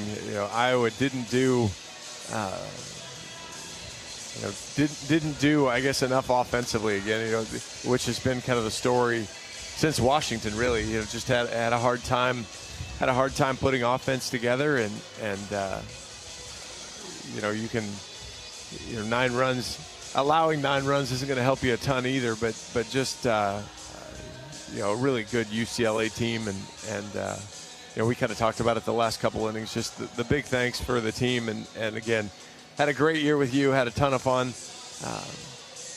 The parents, thanks to Coach Rick and Marty and the whole gang for including us. That's the thing that one of the first things that I tell people is I wouldn't do this if we didn't get the access and be included into the family the way that we are, and I would guess in most years we do this, it's going to end in a loss. I mean, when we win the national championship, that'll be awesome. Yes. But for most times, I'm going to assume that it's going to end in a loss somewhere along the way, and so it's never fun for that part of it. But we'll say goodbye to some pretty good families and group. It's so much fun doing this, and we think about all the places that the team takes us. This is kind of our moment to share what the team means to us. We start the season in Tampa, and then, you're back in Florida again, and then Texas, and then we're freezing at Rutgers, and at least we won those games out there, And we're just so grateful for the places that Coach Heler takes us, and really the value that he sees in having us do this. Is so clear. Yeah, you're exactly right. I mean, and that's, again, just full appreciation to Coach for that, for recognizing, us as part of the team and being involved and helping us do the job to deliver it to you that are still listening to us. Just that, I get the scouting reports. Gabe dropped the scouting reports up here, and all of those things to be around. And that's, we try to be relatively objective. We're obviously homers with it, and hopefully that's part of our charm somewhere along the way. But, just really, really appreciate all of that. All right, we'll take our final break of the season. We'll come back with highlights, and we'll say our goodbyes. UCLA wins it 9-3 this afternoon in Omaha. Back after this. This is Hawkeye Baseball from Learfield. Play ball! It's college baseball season, and we're here to talk about it. Every week, join Kyle Schassberger and me, David Kahn, as we deliver the best of college baseball. We've got all the diamond talk you can imagine, with interviews from coaches, players, broadcasters, and more. Plus, we'll give you our weekly rankings, hot takes, and a whole lot of fun. Step into the batter's box, so let us deliver our best fastball. Wherever you podcast by searching College Sports Now.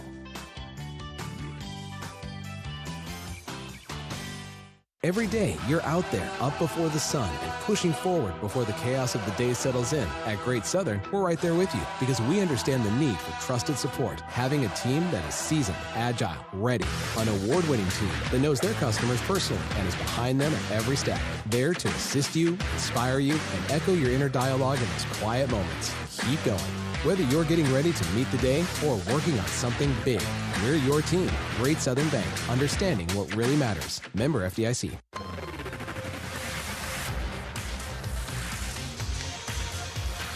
UCLA beats Iowa today 9-3. Let's listen to some of the final highlights from today's game. Here's the 2-2 from Savory. Liner right back to Aaron, who caught it. 1 ball, 2 strikes. The pitch from Aaron. Strike 3 called. Got him on the inner edge. 2 down. 3-2. Andy hits well to left field. West going back. Get going, baby. It is gone. Andy Nelson, a no-doubter into the bullpen of the Bruins. 2-0 from Hawkeyes, hit on the ground to third and fair. Frost picks it up on the backhand. Long throw to first is in time to get Duggar. He kicks and fires. Ground ball to Mitchell at short. Flip to second for 1. Over to first. Double play. 6-4-3. Runner going. Pitch is low. Throw to second. He got him. Rogers with a dart to Mitchell. Henning swings at the first pitch. Shoots it down the right field line. It's a fair ball. Risley around third. He'll score. Connor Henning's RBI single for the Hawks in the 9th. Ultimately, UCLA would end up winning it 9-3 today in Omaha, and the Hawkeyes season will come to a close. Iowa finishing 33-22-1. UCLA is on to tomorrow's championship game. All right, John, time to say goodbye. Again, I appreciate everybody on the social media interaction and hanging out with us and following along for the ride and letting us tell these guys stories that, hopefully you find out, we're all mad when they go 0 for 4, but hopefully we're able to tell a story that they're more than just baseball statistics and tell you more about the player. But thanks for listening along, and appreciate you, John Leo, for being a professional and carrying me who's not. So I appreciate that. Year 3 together in the books, John. It's been a pleasure. Let's do it again next time. Absolutely. All right, that'll do it for our coverage of Iowa Hawkeye baseball this season. It's been a pleasure. It's been a wild ride. It's been a lot of fun. And we hope that you join us again come February when the 2026 season rolls around. But until then, have a great summer, Hawkeye Nation, far and wide. And we'll talk to you again very soon. One final time, John Evans and John Leo from the broadcast booth on the Hawkeye Radio Network. Every day is a great day to be a Hawkeye. Some are just a little bit better than others. So long, everybody. Iowa Hawkeye Baseball has been brought to you by Iowa Corn. You might think Iowa just grows corn, but the truth is corn grows Iowa. Brought to you by Iowa's corn farmers of the Iowa Corn Growers Association and the Iowa Corn Promotion Board. Iowa Lottery. Be a VIP with the Iowa Lottery. Visit ialottery.com for details. Mid-American Energy. Call 811 before you dig. It's the law. Visit midamericanenergy.com for natural gas safety tips. U.S. Cellular, the official wireless partner of the Iowa Hawkeyes. U.S. Cellular, built for us. Also brought to you by Wellmark, here for every member, every moment. Learn more at wellmark.com. U.S. Bank, proud to sponsor the Iowa Hawkeyes. Equal housing lender, member FDIC. The preceding has been a Learfield presentation on the Hawkeye Sports Network.